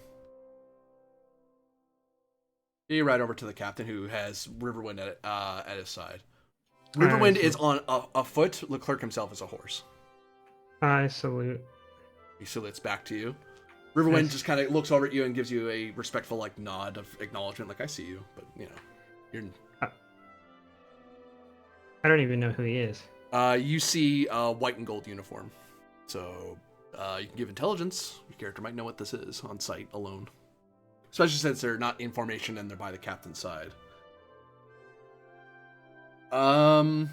Something to do with Lumerberg. You feel like you've seen that uniform before. Okay. You can't place precisely in which house or arm of the empire that is. I'll say, at your pleasure, Captain. I'll report my findings, giving him the opportunity to say, no, I don't want to listen right now, go away.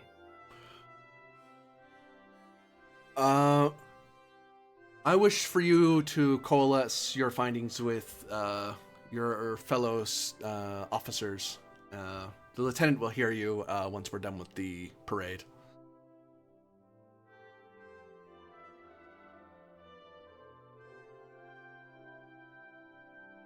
To your horses, Dumas. That's all right.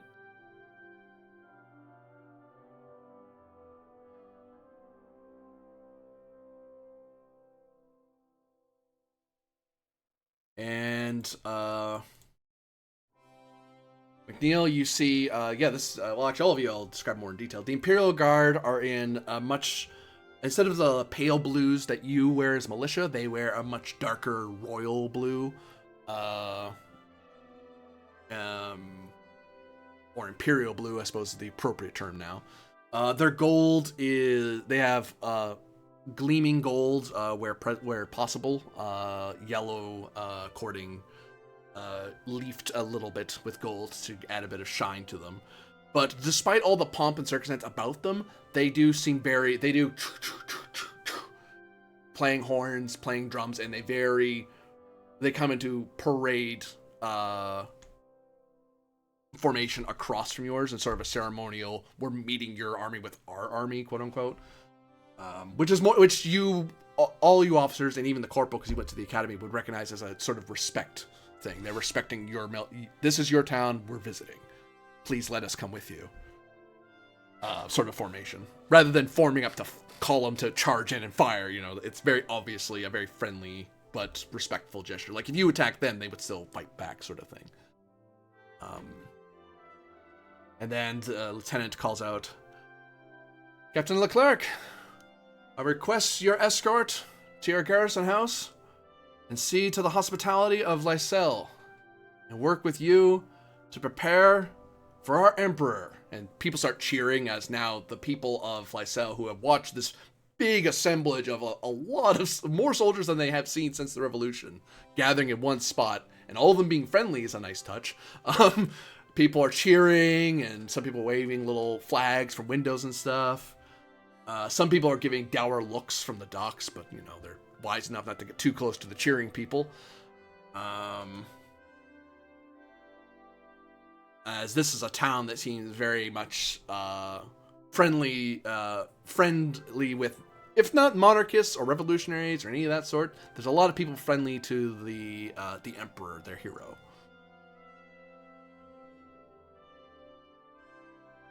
And thus does the parade begin. We cut to later, after the march to the garrison house.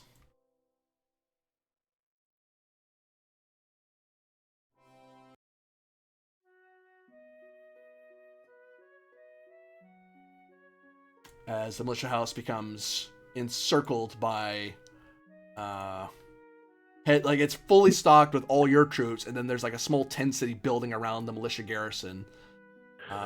You can see that some of the line infantry that came here are going over to Stornhelm with Riverwind to begin their assemblage there. And in time, I imagine, Borgia without or McNeil with no objection, I imagine you would be okay with the Voltigeurs attending to their orders and guarding beginning. Yeah.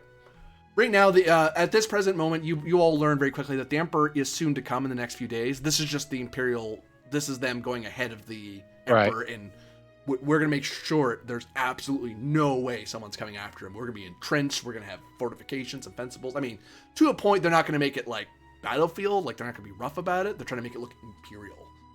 Yeah. Which, good luck attacking the Stornhelm house in his hometown, but they're making sure all the same. But in time, and I'll coordinate. Go ahead. Go ahead. I'll coordinate with Swafon so that his people know that my people are in the woods, and I will position my people in the places I didn't tell Riverwind about, or didn't note out to Riverwind. If I can get this token down, that'd be great. I'm thinking 10 and 10. Is that accurate? Yeah. And there'll be 25 or so here in the garrison, or near the garrison, and another 25 with Riverwind.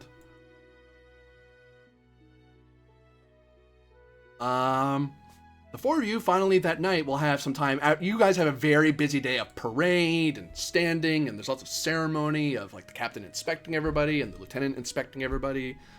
The lieutenant giving each of you gives a salute, of course, first to McNeil, then eventually to Borgia and Dumas. Return that snappily. Yep, I'll also do that. The whole time, Riverwind just watches beside Leclerc. Leclerc looks, during the things you all recall, looks very uncomfortable. That he's just he's very much not, he's dressed a soldier, but is not acting a soldier. So it's kind of this weird feeling of, why are you even here? But I can't really make you go away. And Riverwind either is insensitive to it or does not care. Either doesn't know or doesn't care to know, is a better way to put it. But eventually Riverwind takes, will, without any pomp or circumstance, will simply take will say a quiet word to Safon. Safon just kind of nods to him and lets him take the 25 troops to Stornhelm. And at which point that very quickly becomes oh, well, I better get my Voltigeurs to follow after and start deploying into the woods. But eventually the four of you are able to step away, and after and it's dark of night by the time you come to away, and you will have a moment to gather somewhere to discuss what you've learned. Where do you gather? I presume not in the street outside the garrison. I just put you there as a holding area. I would out of character suggest not my house, because you can come to my house. You don't think your house is being watched? I don't care.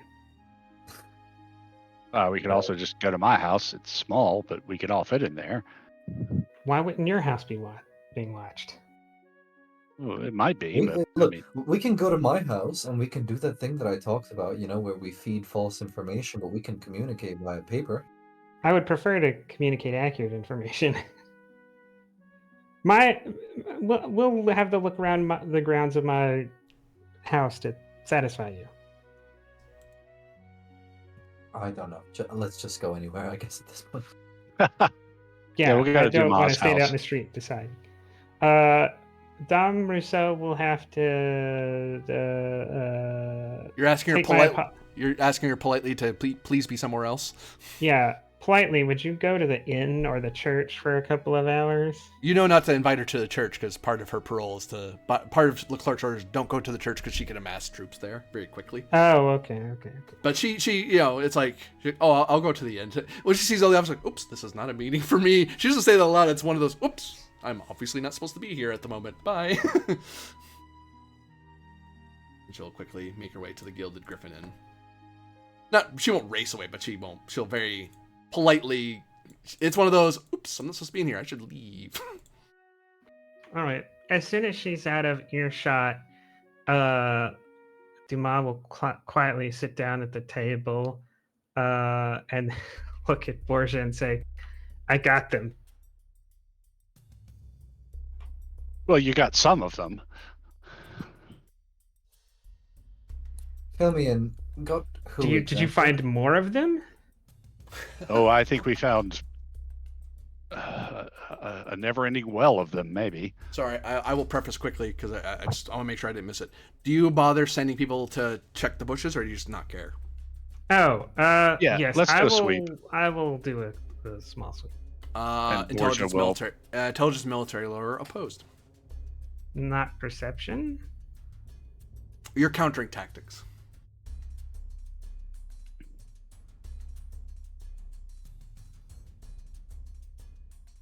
We roll pretty good.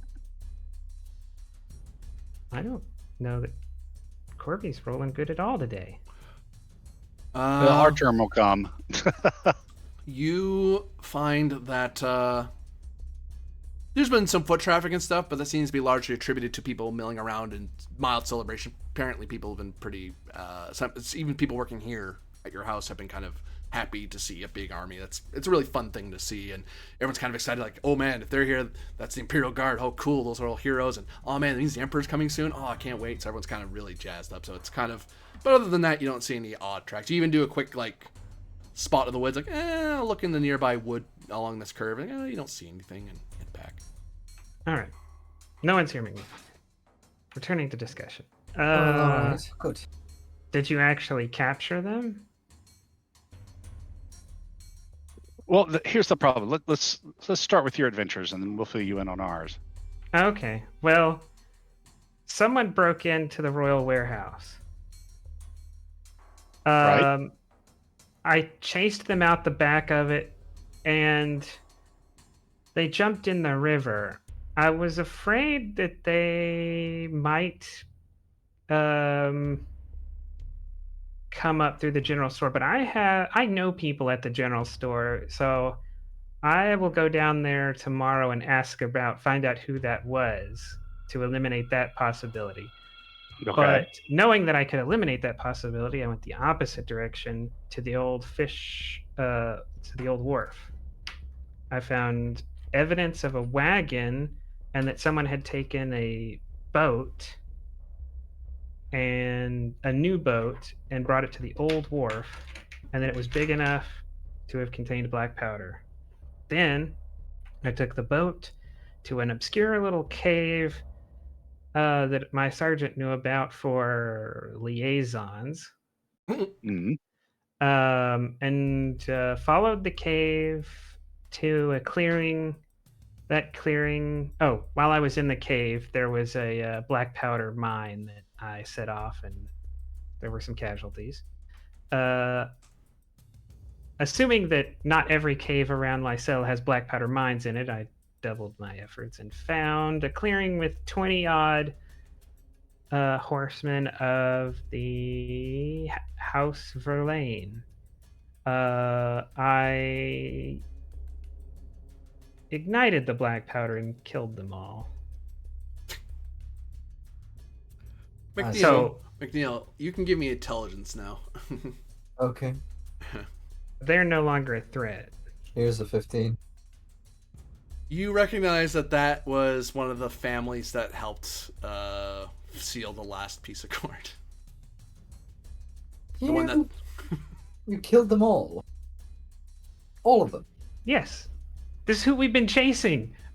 In fact, McNeil, part of your reason for being in Lysel, you had a choice to stay in Lysel or in House so and so, and you said, no, I want to stay in Lysel. They said, well, we won't take offense. Pleasure to meet you, Ambassador. You've met the guy. He's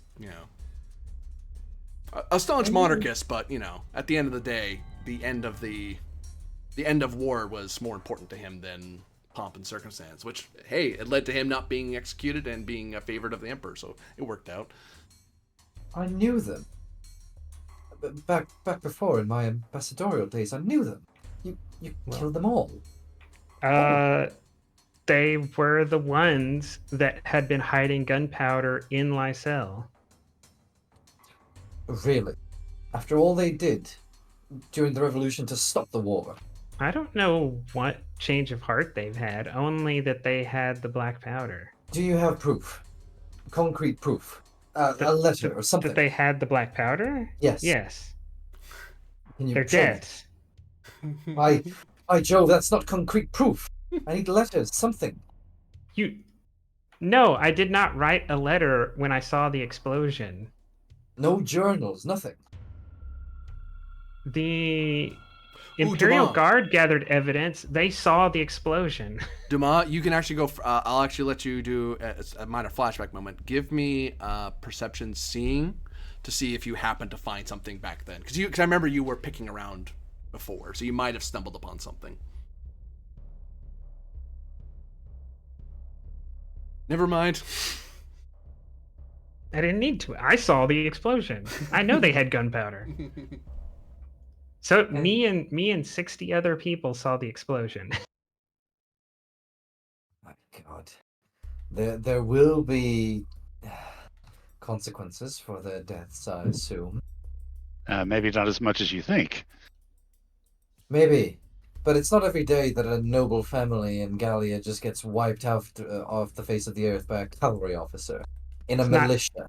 Not every day that noble families have cause to take several wagons of black powder on a random village coast through random tracks along a coastal village. Oh, and I'd love to believe you, really, I would. It's just that some proof would have greatly helped your case. Well, there are many witnesses you can go talk to. They may not be of House Verlaine at all, and I will. Would suggest they were. Nah, but wait till you hear what Bianchi here found in his little diving expedition at the Stornhelm Lake. Oh, so you did find something. Why didn't you tell me about this sooner? Why am I the only one here being excluded of information? No, what is going on? Makes you feel any better, Leclerc is too. Because at the time there was a little bit too much going on, and we wanted to wait till we were in privacy. We might need to retcon that for a second. Mm-hmm. I asked exposure before the parade if we could talk in private. Right. Like, so we could discuss not talking about it until we talk to Riverwind. Oh, okay. Okay, wind back, words back into my mouth. Zip. You're right. So, Are you accepting of that portrait? Just like he asked that of you, but do you honor it? Because that is up to you. why? So, I mean, slight it didn't seem flashback. like Riverwind was particularly wanting to talk to us about it. Well, Probably up here at some point. It's more if we can ascertain whether he means harm to the Emperor or whether this is on behalf of the Emperor. We don't need to make more enemies than we need to.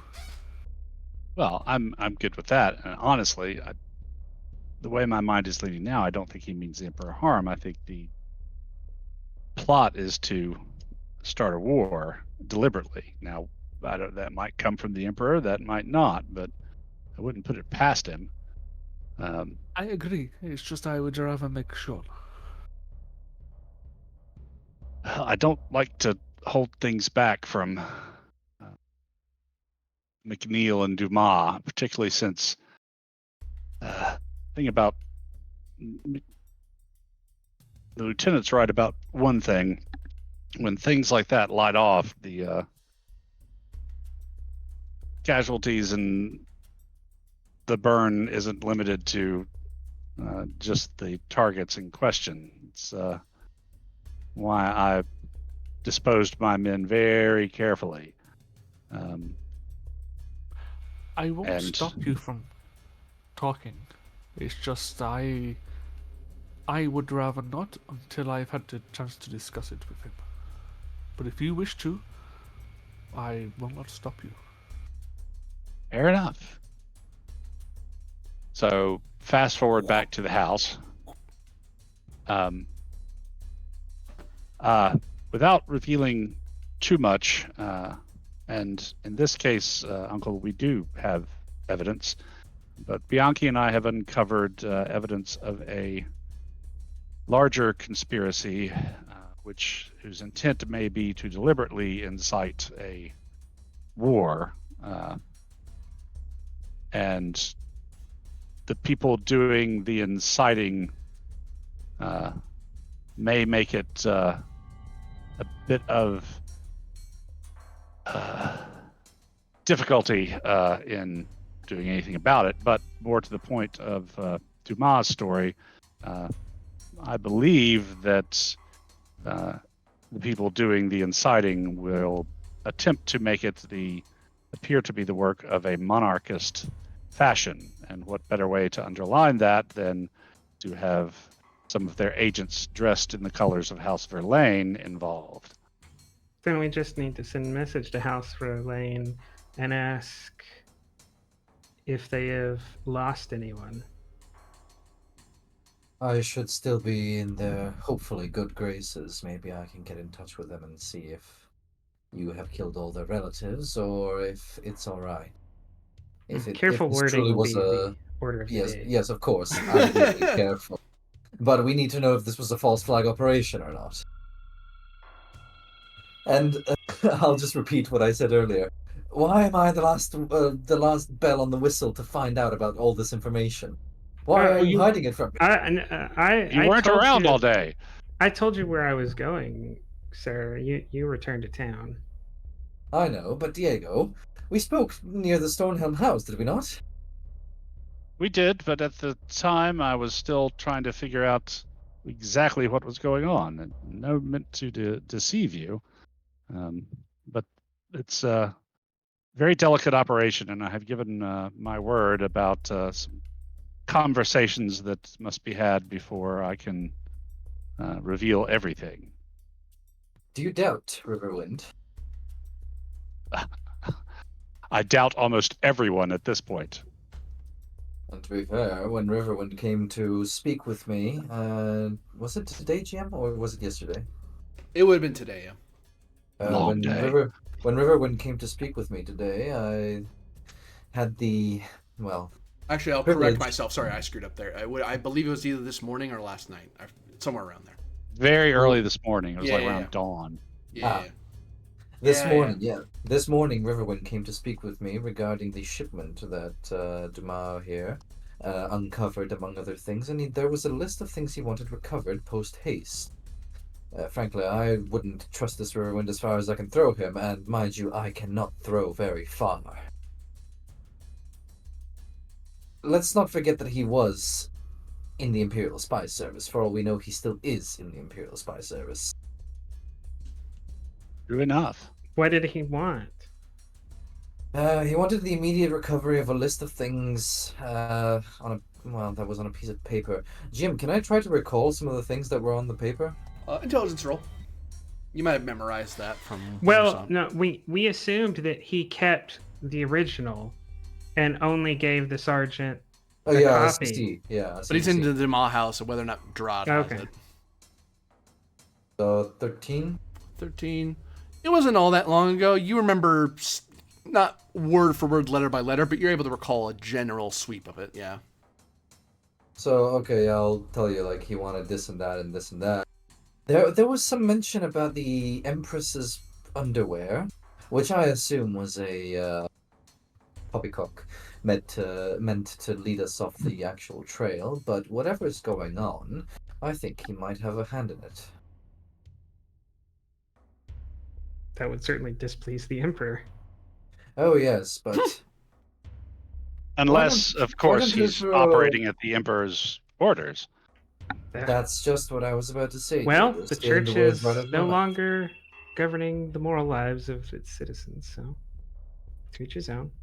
It is a grim thing to think that what if the Emperor is behind this and he wants to start a new war? Plunge Gallia right into it. Isn't that his prerogative as sovereign? Is it? Yes. Says the revolutionary. To plunge No, I your don't want nation- him to have that power, but he gave that power to himself.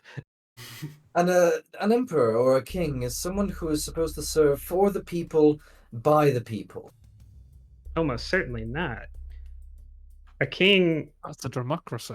owns and controls the people that are tied to the land. They do what is his will. Poor McNeil and his Tin Islander ambitions. I assume the ideas of republicanism are wasted on you Gallians. No, I'm a Republican. I'm telling you that the Emperor can do as he wishes, and that's a problem. He doesn't need a conspiracy. He can just declare it. Yeah, a true king would act in the interest of his people. By the people, for the people. Yes. But- Like one of those Tin Island stories where they pull the sword out of the water and he's a gallant hero on his square table. And no, not like that. Not here. Not in Gallia. Sadly, I have noticed that to be the case.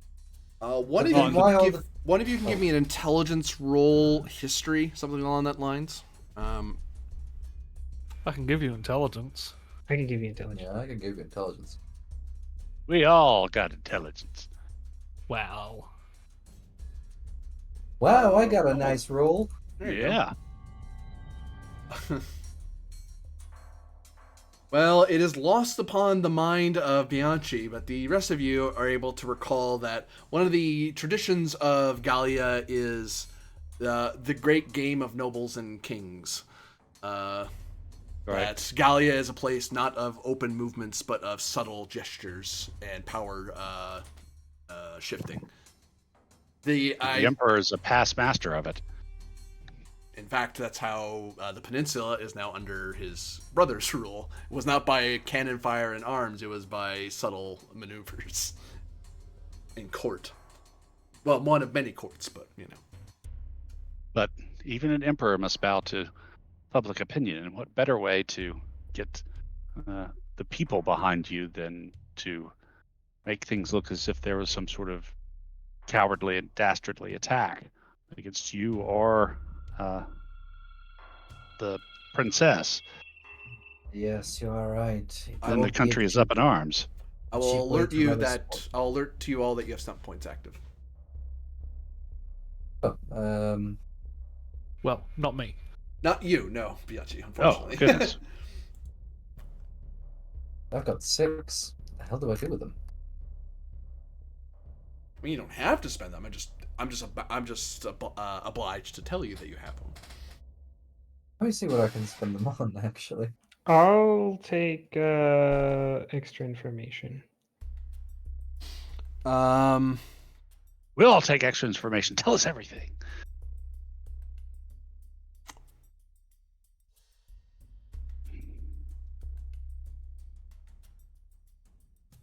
You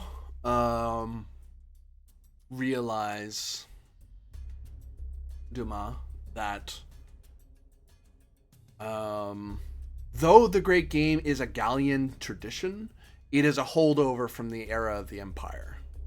So this is a game that Gallians are popularly known for doing and are usually the best at, but the Almanians and the Ted Islanders have played the game as well as former vassals, if you will, or suzerains of the old empire.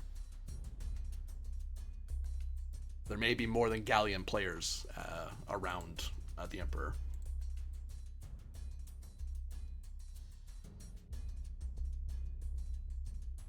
I feel like I was lost information by being told that. Can I spend 3 stun points to pay attention? We've had this interaction. We're doing some sort of investigation. Maybe something clicks in my head.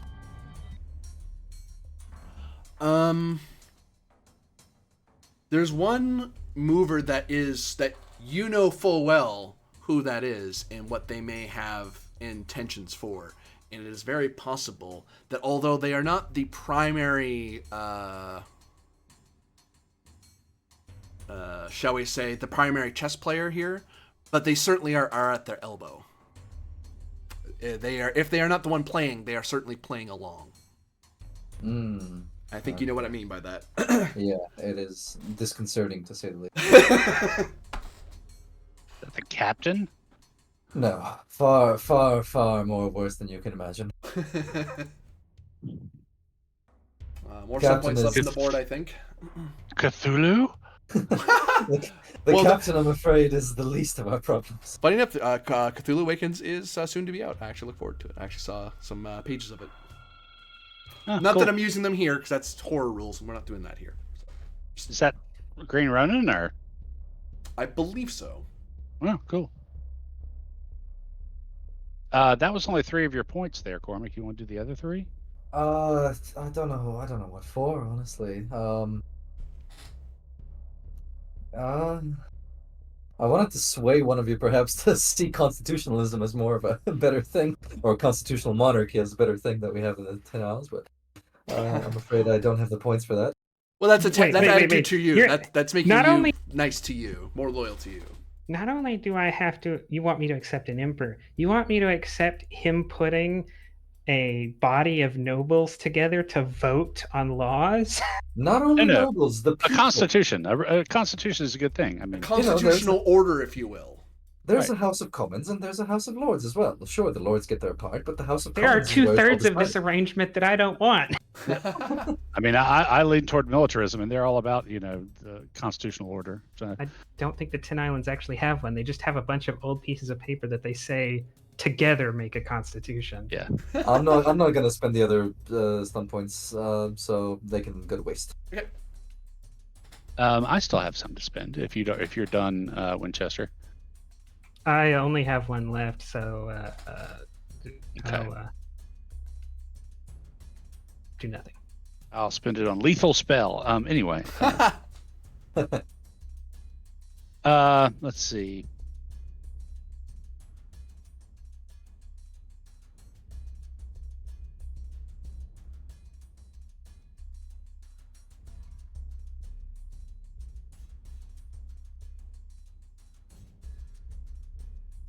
Okay, I think I'm going to do extra information and insight.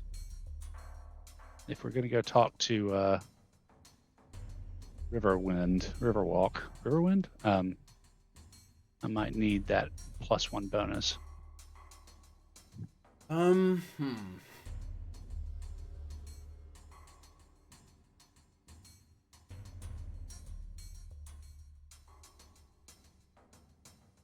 What would you say? This will color which one. Well, how I'm going to say it. What would you say your most favorite faction is? This will color what that extra information is. I mean, I haven't joined anything yet, but I definitely learned towards militarism. I'm a military man. That's kind of where I want my career to be. You get a feeling that, however the dice are rolling here, however the pieces are moving, you don't think the militarists are in on it. Like they're not. They may be moved as pieces and will uphold their duties, but they aren't read in. They don't know what it is they're part of if they're part of it. Okay. They are not. They are the pieces, not the players. Fair enough.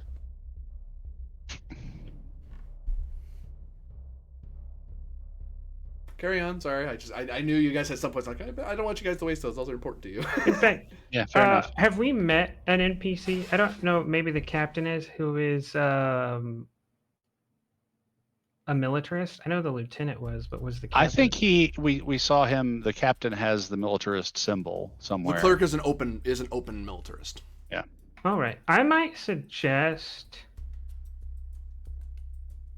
in fact, as an aside, I guess one moment while filling coffee cups or something, and there's a lull in conversation about the main topic. Dumas say, I was thinking, Borgia, of seeing Leclerc about more openly associating with the Friends of Friends of Constitutional Order? Well, I mean, yeah, Borgia's all for that. If what we think is going down, that may push him over into just outright joining the militarist because. Perhaps we should go see the captain tomorrow then. With a constitutional order, this kind of shit might not happen, and we might be more than pieces, but probably not still. And what are we hoping to get from Leclerc? Oh, I assume that you can't just go pay a blacksmith to make your badge and make you a militarist, right? There is a literal society which you. Yeah, if I decided to join the militarists, I would approach the captain, and then he would. I'm suggesting we do that. Okay. At the next convenient moment. But I mean, you're not a big constitutionalist. Dumas is very much a militarist, very much in the art, a militarist in love for the army, wants to be in the army. Let's go. Career military. Right? Yes, career military, and is also a revolutionary, right? But I have no strong revolutionaries in my day-to-day life at the moment to push me to reinforce that, right? But I'm consistently surrounded by at least one militarist. Yeah, fair. Very open. So it's I have gotten good reputation among the militarists and the revolutionaries, but kind of being pushed in the direction of the militarists at the moment. And the militarists are not anti-republican, right? If the constitutional order was a republican constitutional order, they would support it. Yeah, they prefer a constitutional monarchy because they think it's the least amount of. It's the closest to what we have now, right? Yeah. It's the least difficult to implement. Yeah, but if the least difficult thing becomes republic, they're when the republic already was a thing, this wasn't what we wanted, but it is what is, so let's try not to change it again. Oh, we're changing it again. Friggin' okay. Yeah. That's why they're so upset with. That's why the militaries aren't exactly fans of the emperor anymore. I mean, they'll serve him because he's the ruler. They helped the revolutionaries when the revolution got real off the rails there, and so they're like, okay, we need something to keep everybody in check. Okay, well, I'm for that. Poor Bianchi there in the corner. Oh, back to the main topic of conversation. So after talking with all of you, I am less certain who is doing this. I feel like I was very certain an hour ago that it was monarchists, maybe in tandem with the imperial household, specifically monarchists of House Verlaine. Now I doubt even that much. It still seems that it could be. It's certainly someone in an imperial faction or the monarchist faction, but it could be anyone. I will Well, this is great. I will go quickly ahead. flashback McNeil for a moment. You are back, yes? Yes. I'll flash you back as you recall similar conversations, different forms, but similar structure, if you get what I mean. Where during the time of revolution and coalitions, the Great War, the wars that changed the face of the continent, similar, in much more, not to insult Dumas' household, but in much more palatial surroundings, similar conversations were had between generals. And I will remark that this is a moment where you're not used to seeing sous lieutenants having this kind of conversation. And they aren't like they're not just wildly, drunkenly saying stuff. They have that general, like, sharpness about them. Even Bianchi being quiet, it's the quiet man in the room who's paying attention and just trying to figure out precisely what to do before they do something. And so a lot less moving the pieces around, but not exactly. He hasn't, even as a corporal, the corporal hasn't tuned out. The corporal is just being cautious. Like, you're not. This is thing lords and generals do, not officers. So that's a sort of flashback moment you have for a second. Do I get the feeling we're way over our head? Give me an intelligence roll. Above our pay grade. Nope. We've known that for like. No, we're fine. I cannot possibly answer. That will simply be an answer you have in your heart, McNeil, but not one I can give you with reason. La la la la la. Yeah. Okay. I'll quiet down for a second. Look at the two of them as they're making these nefarious plans, and think to myself, "Good Jove, what have we come to?"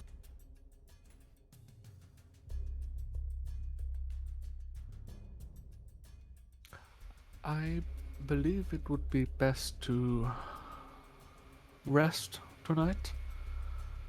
Go over what we have. Not before we do one more thing. The captain has implored me that I gather all of you and submit a report to him. So I think you have gathered us now. Now it's just for you to write the report. Help me write it, please. I am old, you see. Someone else do the intelligence roll. I don't want to do it. No, I'll do it. Just assist me. Oh, okay, fair enough. All right, I'll assist you. Yeah. Does Bianchi? Oh, I'll use an action point. It's the end of the evening. I'll use an action point. There we go. Much better. We don't have to roll for assisting, right? No, you just do, yeah. Okay. It's only on advanced tests you'd roll to up the number further. Well, then that's a 15.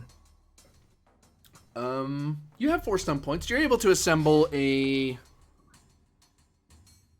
decent report. Certain particulars, he'll have to ask for clarification, but this is enough to paper to be an official report that he'll get the idea of what's going on. And I'm not saying you're doing too broad strokes. Like, no, but there's like little bits and pieces here or there that honestly, putting it to paper doesn't help anything. It's like, no. If you wish to know more about that particular, please see to such and such. Like, there's a certain level of discretion you're adding to the report to let Leclerc figure out what he needs to know in a less documented sense. But you've documented everything he would need to know for sure. Now, with regards to stun points, guys, let me ask you this. Would we like him to think that there's nothing going on, or would we like him to think that there is something going on? Sounds like he already, pretty much suspects something's going on. Yeah. Okay, but do we want that? Yeah, Yes. could we submit that tomorrow? I'm asking because I can spend stunt points to sway him in another direction, perhaps.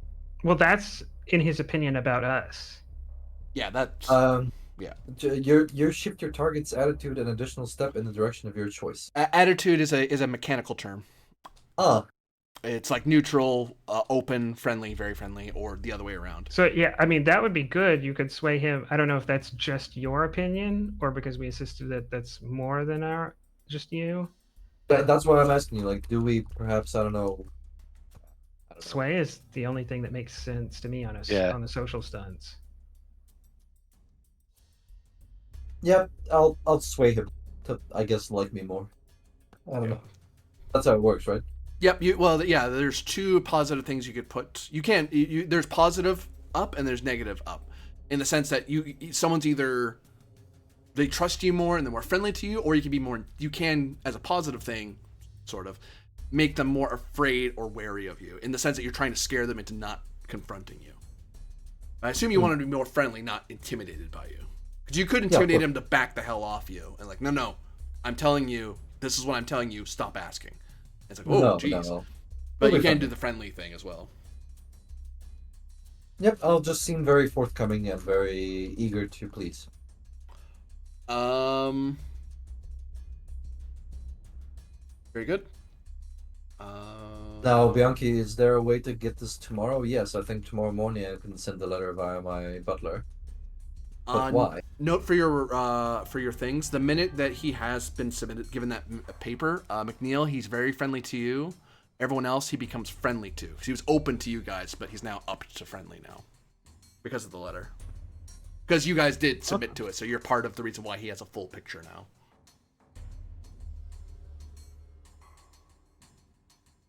So why submit the letter to him tomorrow, Bianchi? Why not today? Oh no, I was saying that out of character. Oh. Like, as a corporal, I can't tell you when to submit. Shit. You can ask him nicely. Not as a corporal, but as a friend. Yeah. Remember, you guys went to you knew each other for years back in the academy. There are things I wish to figure out tonight. Someone I have to talk to. Depending on that conversation, may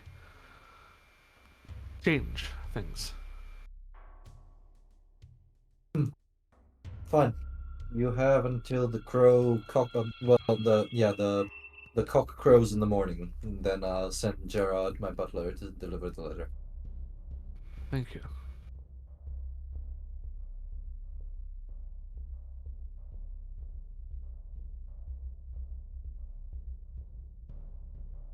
Now, was that all for today, ladies, gentlemen? I suppose so. From me, yes. Oh, nephew, do stop over by my house for some wine and cheese later on, if you will. And a nightcap, perhaps. Very well, Uncle. I'll be happy to. Well, if you need me, you know where to find me. I bid you adieu. Adieu. Adieu. Adieu, adieu, adieu. Adieu. Bless you. Yeah.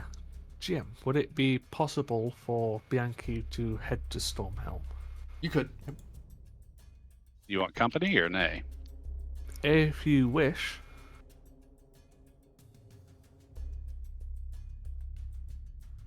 I don't know. I can't tell if he might be more. Sure, I'll go.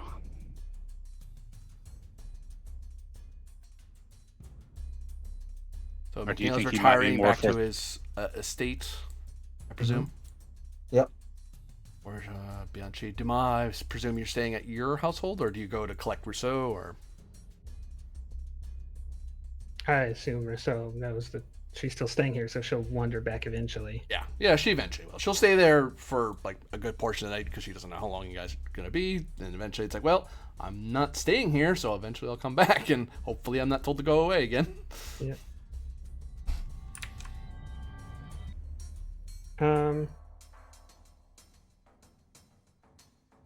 Can I try to pose hypotheticals to Rousseau about some of this stuff to see what she thinks?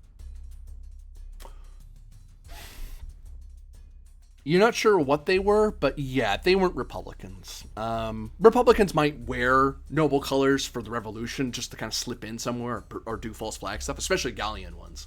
Whatever it takes, we need to win sort of mentality, right? But it's like, no, the horses were too taken care of. The uniforms were too nice. I mean, revolutionaries can do that, but like, revolutionaries are hard. The type of people who do that thing aren't revolutionaries. They prefer practical wear, not the pomp and circumstance. They don't know how to properly attend to the pomp and circumstance of noble military attire. There's so many little things that it's easy to miss if you don't know what you're doing.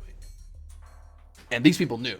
These people knew how to wear it, but that just means it's not revolutionaries that were there.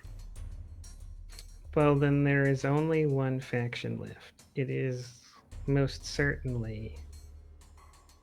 I'm not saying this, I'm not going to say to her, but to myself, thinking on it, I have to think that the only answer here is that it is someone within the Salon de la Selle. Because talking with her, we've eliminated the monarchist, we eliminated the church a while back, just eliminated the revolutionaries. Half the people investigating this are militarists. So if any of them had any inkling, then it would have been more obvious, I think. They could have made you dig ditches. Like, it's like, stop doing what you're doing. Go do that instead. Like, that's the militarist answer to the problem. The common citizenry are definitely not capable of pulling these kinds of strings. And the bourgeois?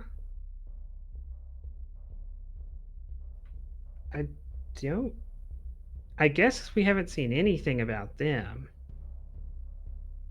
I'll let you ponder, but I'm going to close out with Bianchi and Borgia coming to Stornhelm House, who are met by a staunch guard who... you guys are in uniform when you walk up? Yes. Yeah, haven't changed. There might be a slight bird call sound, like a night bird sound, to let you guys know, that your own voltageers see you. It's like, we see you. Everything's all right. Fair enough.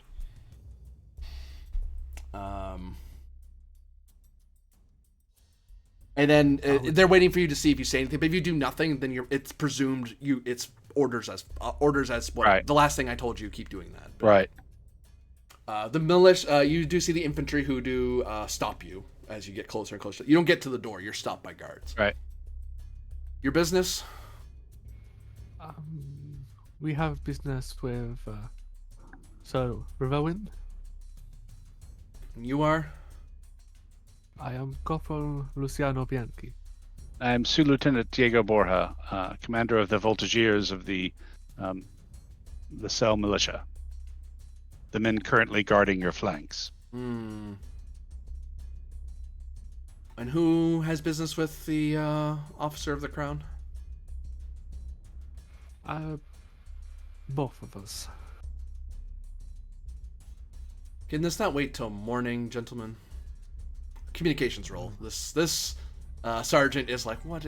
It's late at night. What do you want? I do not want to bother the officer if this isn't important. Persuasion? Yep. I'll assist you. No, 17 will do it. He doesn't care that much. Right. Yeah, 4 stun points. Goodness. Stop getting these damn things. I'll sway him so he's more favorable towards me. Okay. So he's open at least. He's like, oh, fine. One moment. I'll send someone. You.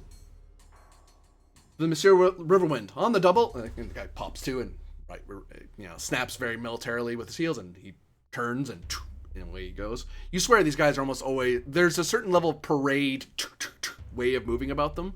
But there's still a lot of practicality mixed in there. These are obviously veteran soldiers who are used to this sort of thing. Used to stuff. In fact, this is fancy. You probably would have seen the Imperial Guard do examples for you guys back at the academy. It's like, here's how we do it. Here's how to do it properly. Why? Because this is how we do it. Therefore, it's proper.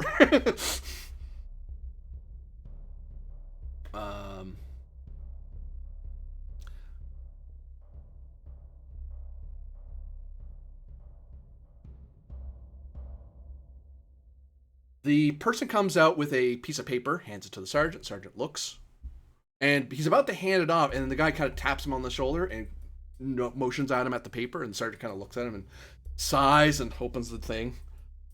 Secretive. He balks a little bit at what he's reading. He kind of folds up the paper and... your names again, sirs?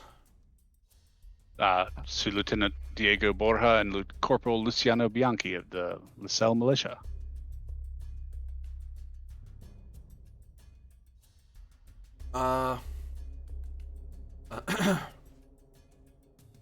The soldier kind of gives him a sort of nudge. It tries to be subtle, like someone far away couldn't see that he did that, but you're standing right across him, so it's obvious the infantryman trying to nudge his sergeant, like, come on, you have to do it. I just kind of...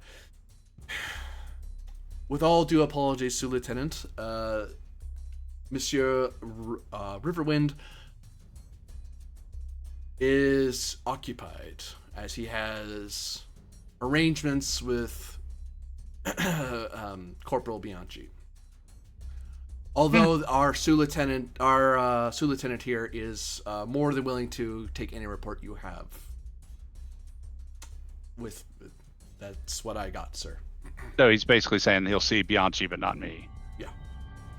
And the sergeant looks very uncomfortable. Like, he's more open. He's like, "Oh shit, I'm trying to piss off an officer." No. Be at ease, Sergeant. That's fine. Corporal Bianchi can take care of what we need to take care of. I'll check on my men's dispositions and head back home for the evening. I will talk to you later, Diego. Of course. So, Lieutenant, Instead of Sergeant gives you a salute, because yes, he may be Imperial Guard, but he's a sergeant. You definitely outrank him. And Diego, instead of going home directly, will go down to town towards the docks and try to find Elodie Duval, the master dark worker and revolutionary. You head off that way. Bianchi, you're invited in. I will happily enter. You walk through an estate that does not look nearly as richly appointed as one might think of an imperial family. It looks like a minor noble or bourgeois house. If anything, it looks it's like upper middle, lower upper. You know what I mean? It doesn't fit who the emperor is. And you're met by soldiers most of the time. You don't see any of the help. In fact, it almost looks like they've been replaced by the infantry. And you are very carefully guided into an upstairs parlor upstairs study. My mistake.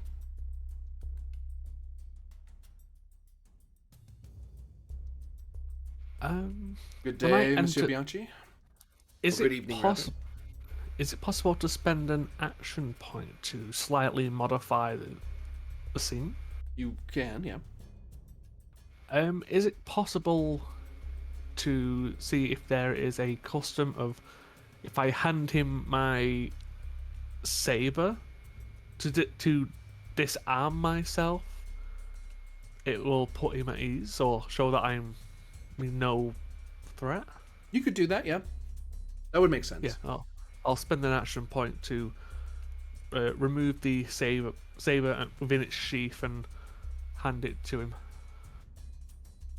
He looks at the saber for a second, and he seems half confused. Like it's a gesture he's not familiar with from where he's from, and then he slowly puts it together. Like, oh. He takes your saber and holds it not in his dominant hand. He holds it in his left hand, which is signifying that it's an obvious, I'm not taking you prisoner. It's, I'm holding this for you because you're a friend. I'm holding your saber for you in case you need it. Yeah. I suppose you have an idea of why I am here, sir? I am aware of your investigation. I would rather discuss it with you, as I haven't discussed it with the others. Go on. Well, I very much doubt that case was accidentally left in the lake, correct? That would be correct. And I assume the noblemen who died outside of Lysel probably weren't who they were supposed to be. Ooh, communication check. You do get your salon bonus, though, if you have any. Which I don't think you have any yet. No, Yes. I've been trying to get them. Yeah. Oh, sorry. I actually owe you one, because you have pointedly done exactly what he's asked you this whole time. You have...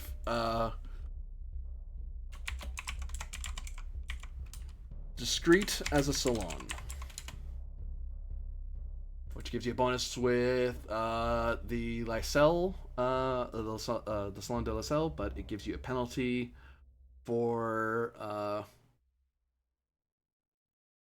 militarists, monarchists, and revolutionaries. Oh. Well, considering I used my last action point, let's hope I don't screw this up.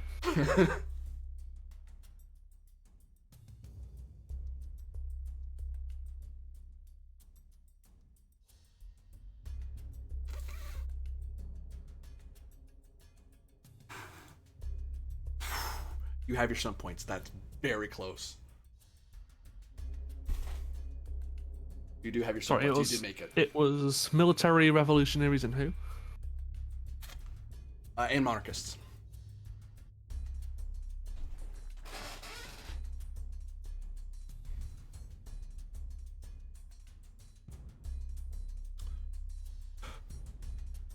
You'd be right. Stunt points. How do I get him on my side? Sway. Yeah, obviously sway. But yeah, I'll sway for 4. And I'll impress 1. You can list Mato Riverwind as friendly. It was merely open with you before.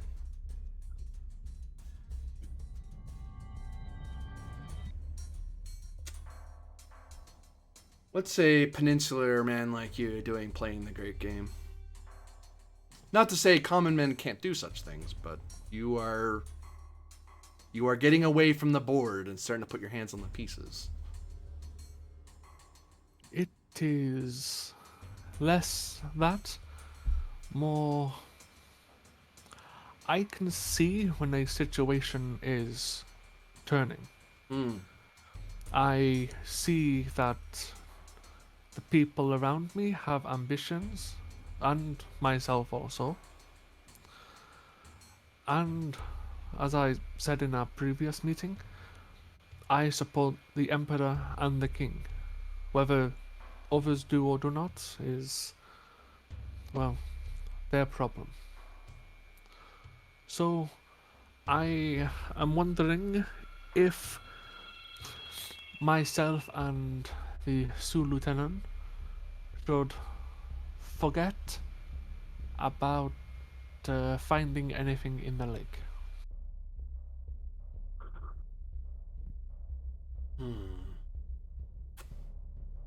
He ponders and folds his arms and looks out the window, which happens to look at the lake. That's weird.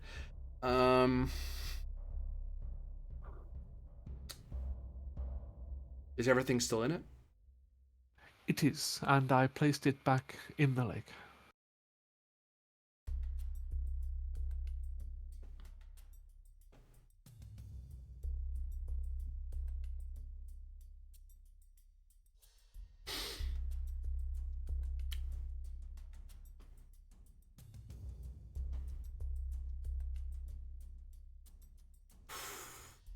That's a good damn question.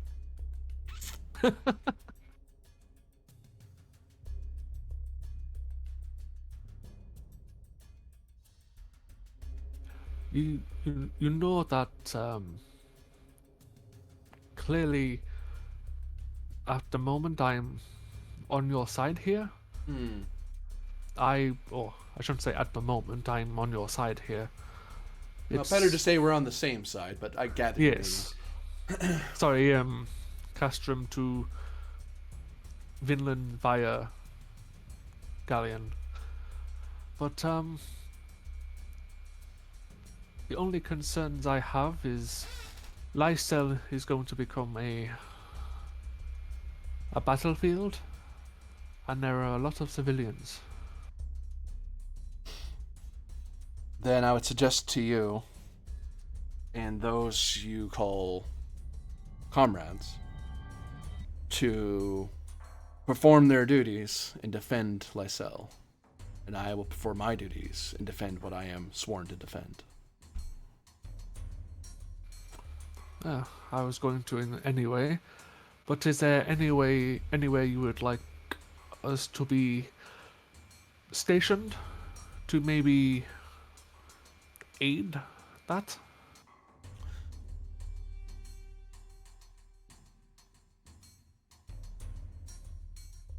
In a few days' time, a fuse is going to be lit.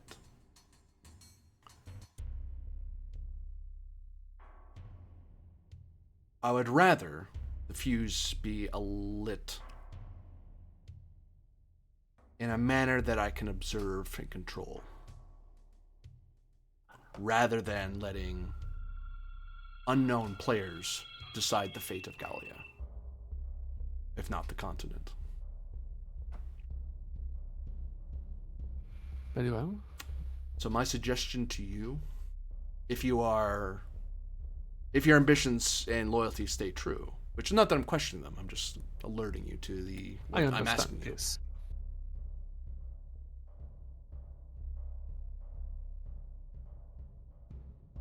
I would have you and your fellows confine themselves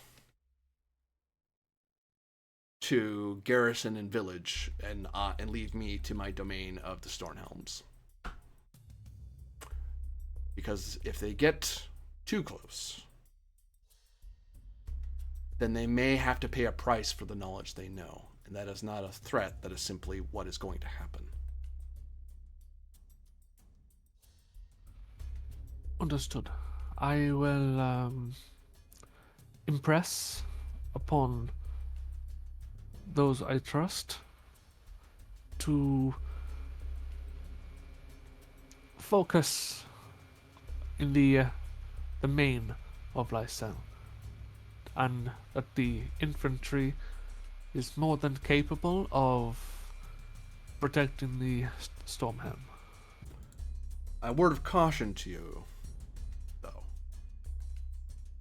I have heard that 2 of your number, and you know who they are, I believe, are becoming fast friends, or soon to be fast friends, of constitutional order. The things Gallia must do require the pieces to stay on the board and not come off it. They want to be friends, that is fine, but they need to be friends that stay on the board. And as for your benefactor, I'm not sure what he wants. He wishes for the people, by the people, that type of rule. Weirdo. A diplomat and a peacemaker. Yes. Would that we were better with him as that than as the soldier that he is now. But the die is cast, and the sun will set upon what is. I do believe you could sway him just with the right words. Feel him out for me, and see if he is willing to be discreet.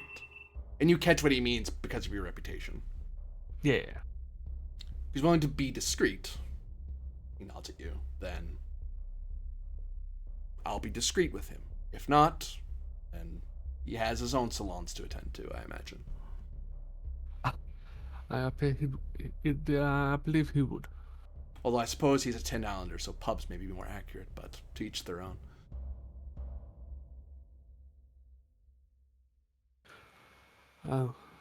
I do apologize for coming this late.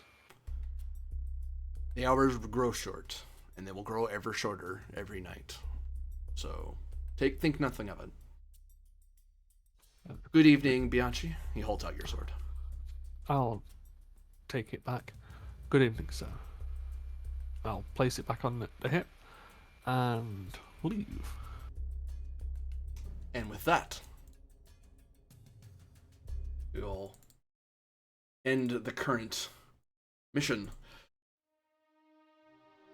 Much learned, many suspicions, lots to untangle, and an investigation unfurled. But now choices will be made, and an emperor will arrive.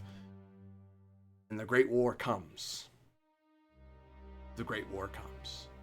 For all of you watching, thank you very much for watching. For all of you playing, thank you very much for playing. And we'll see you all again next time.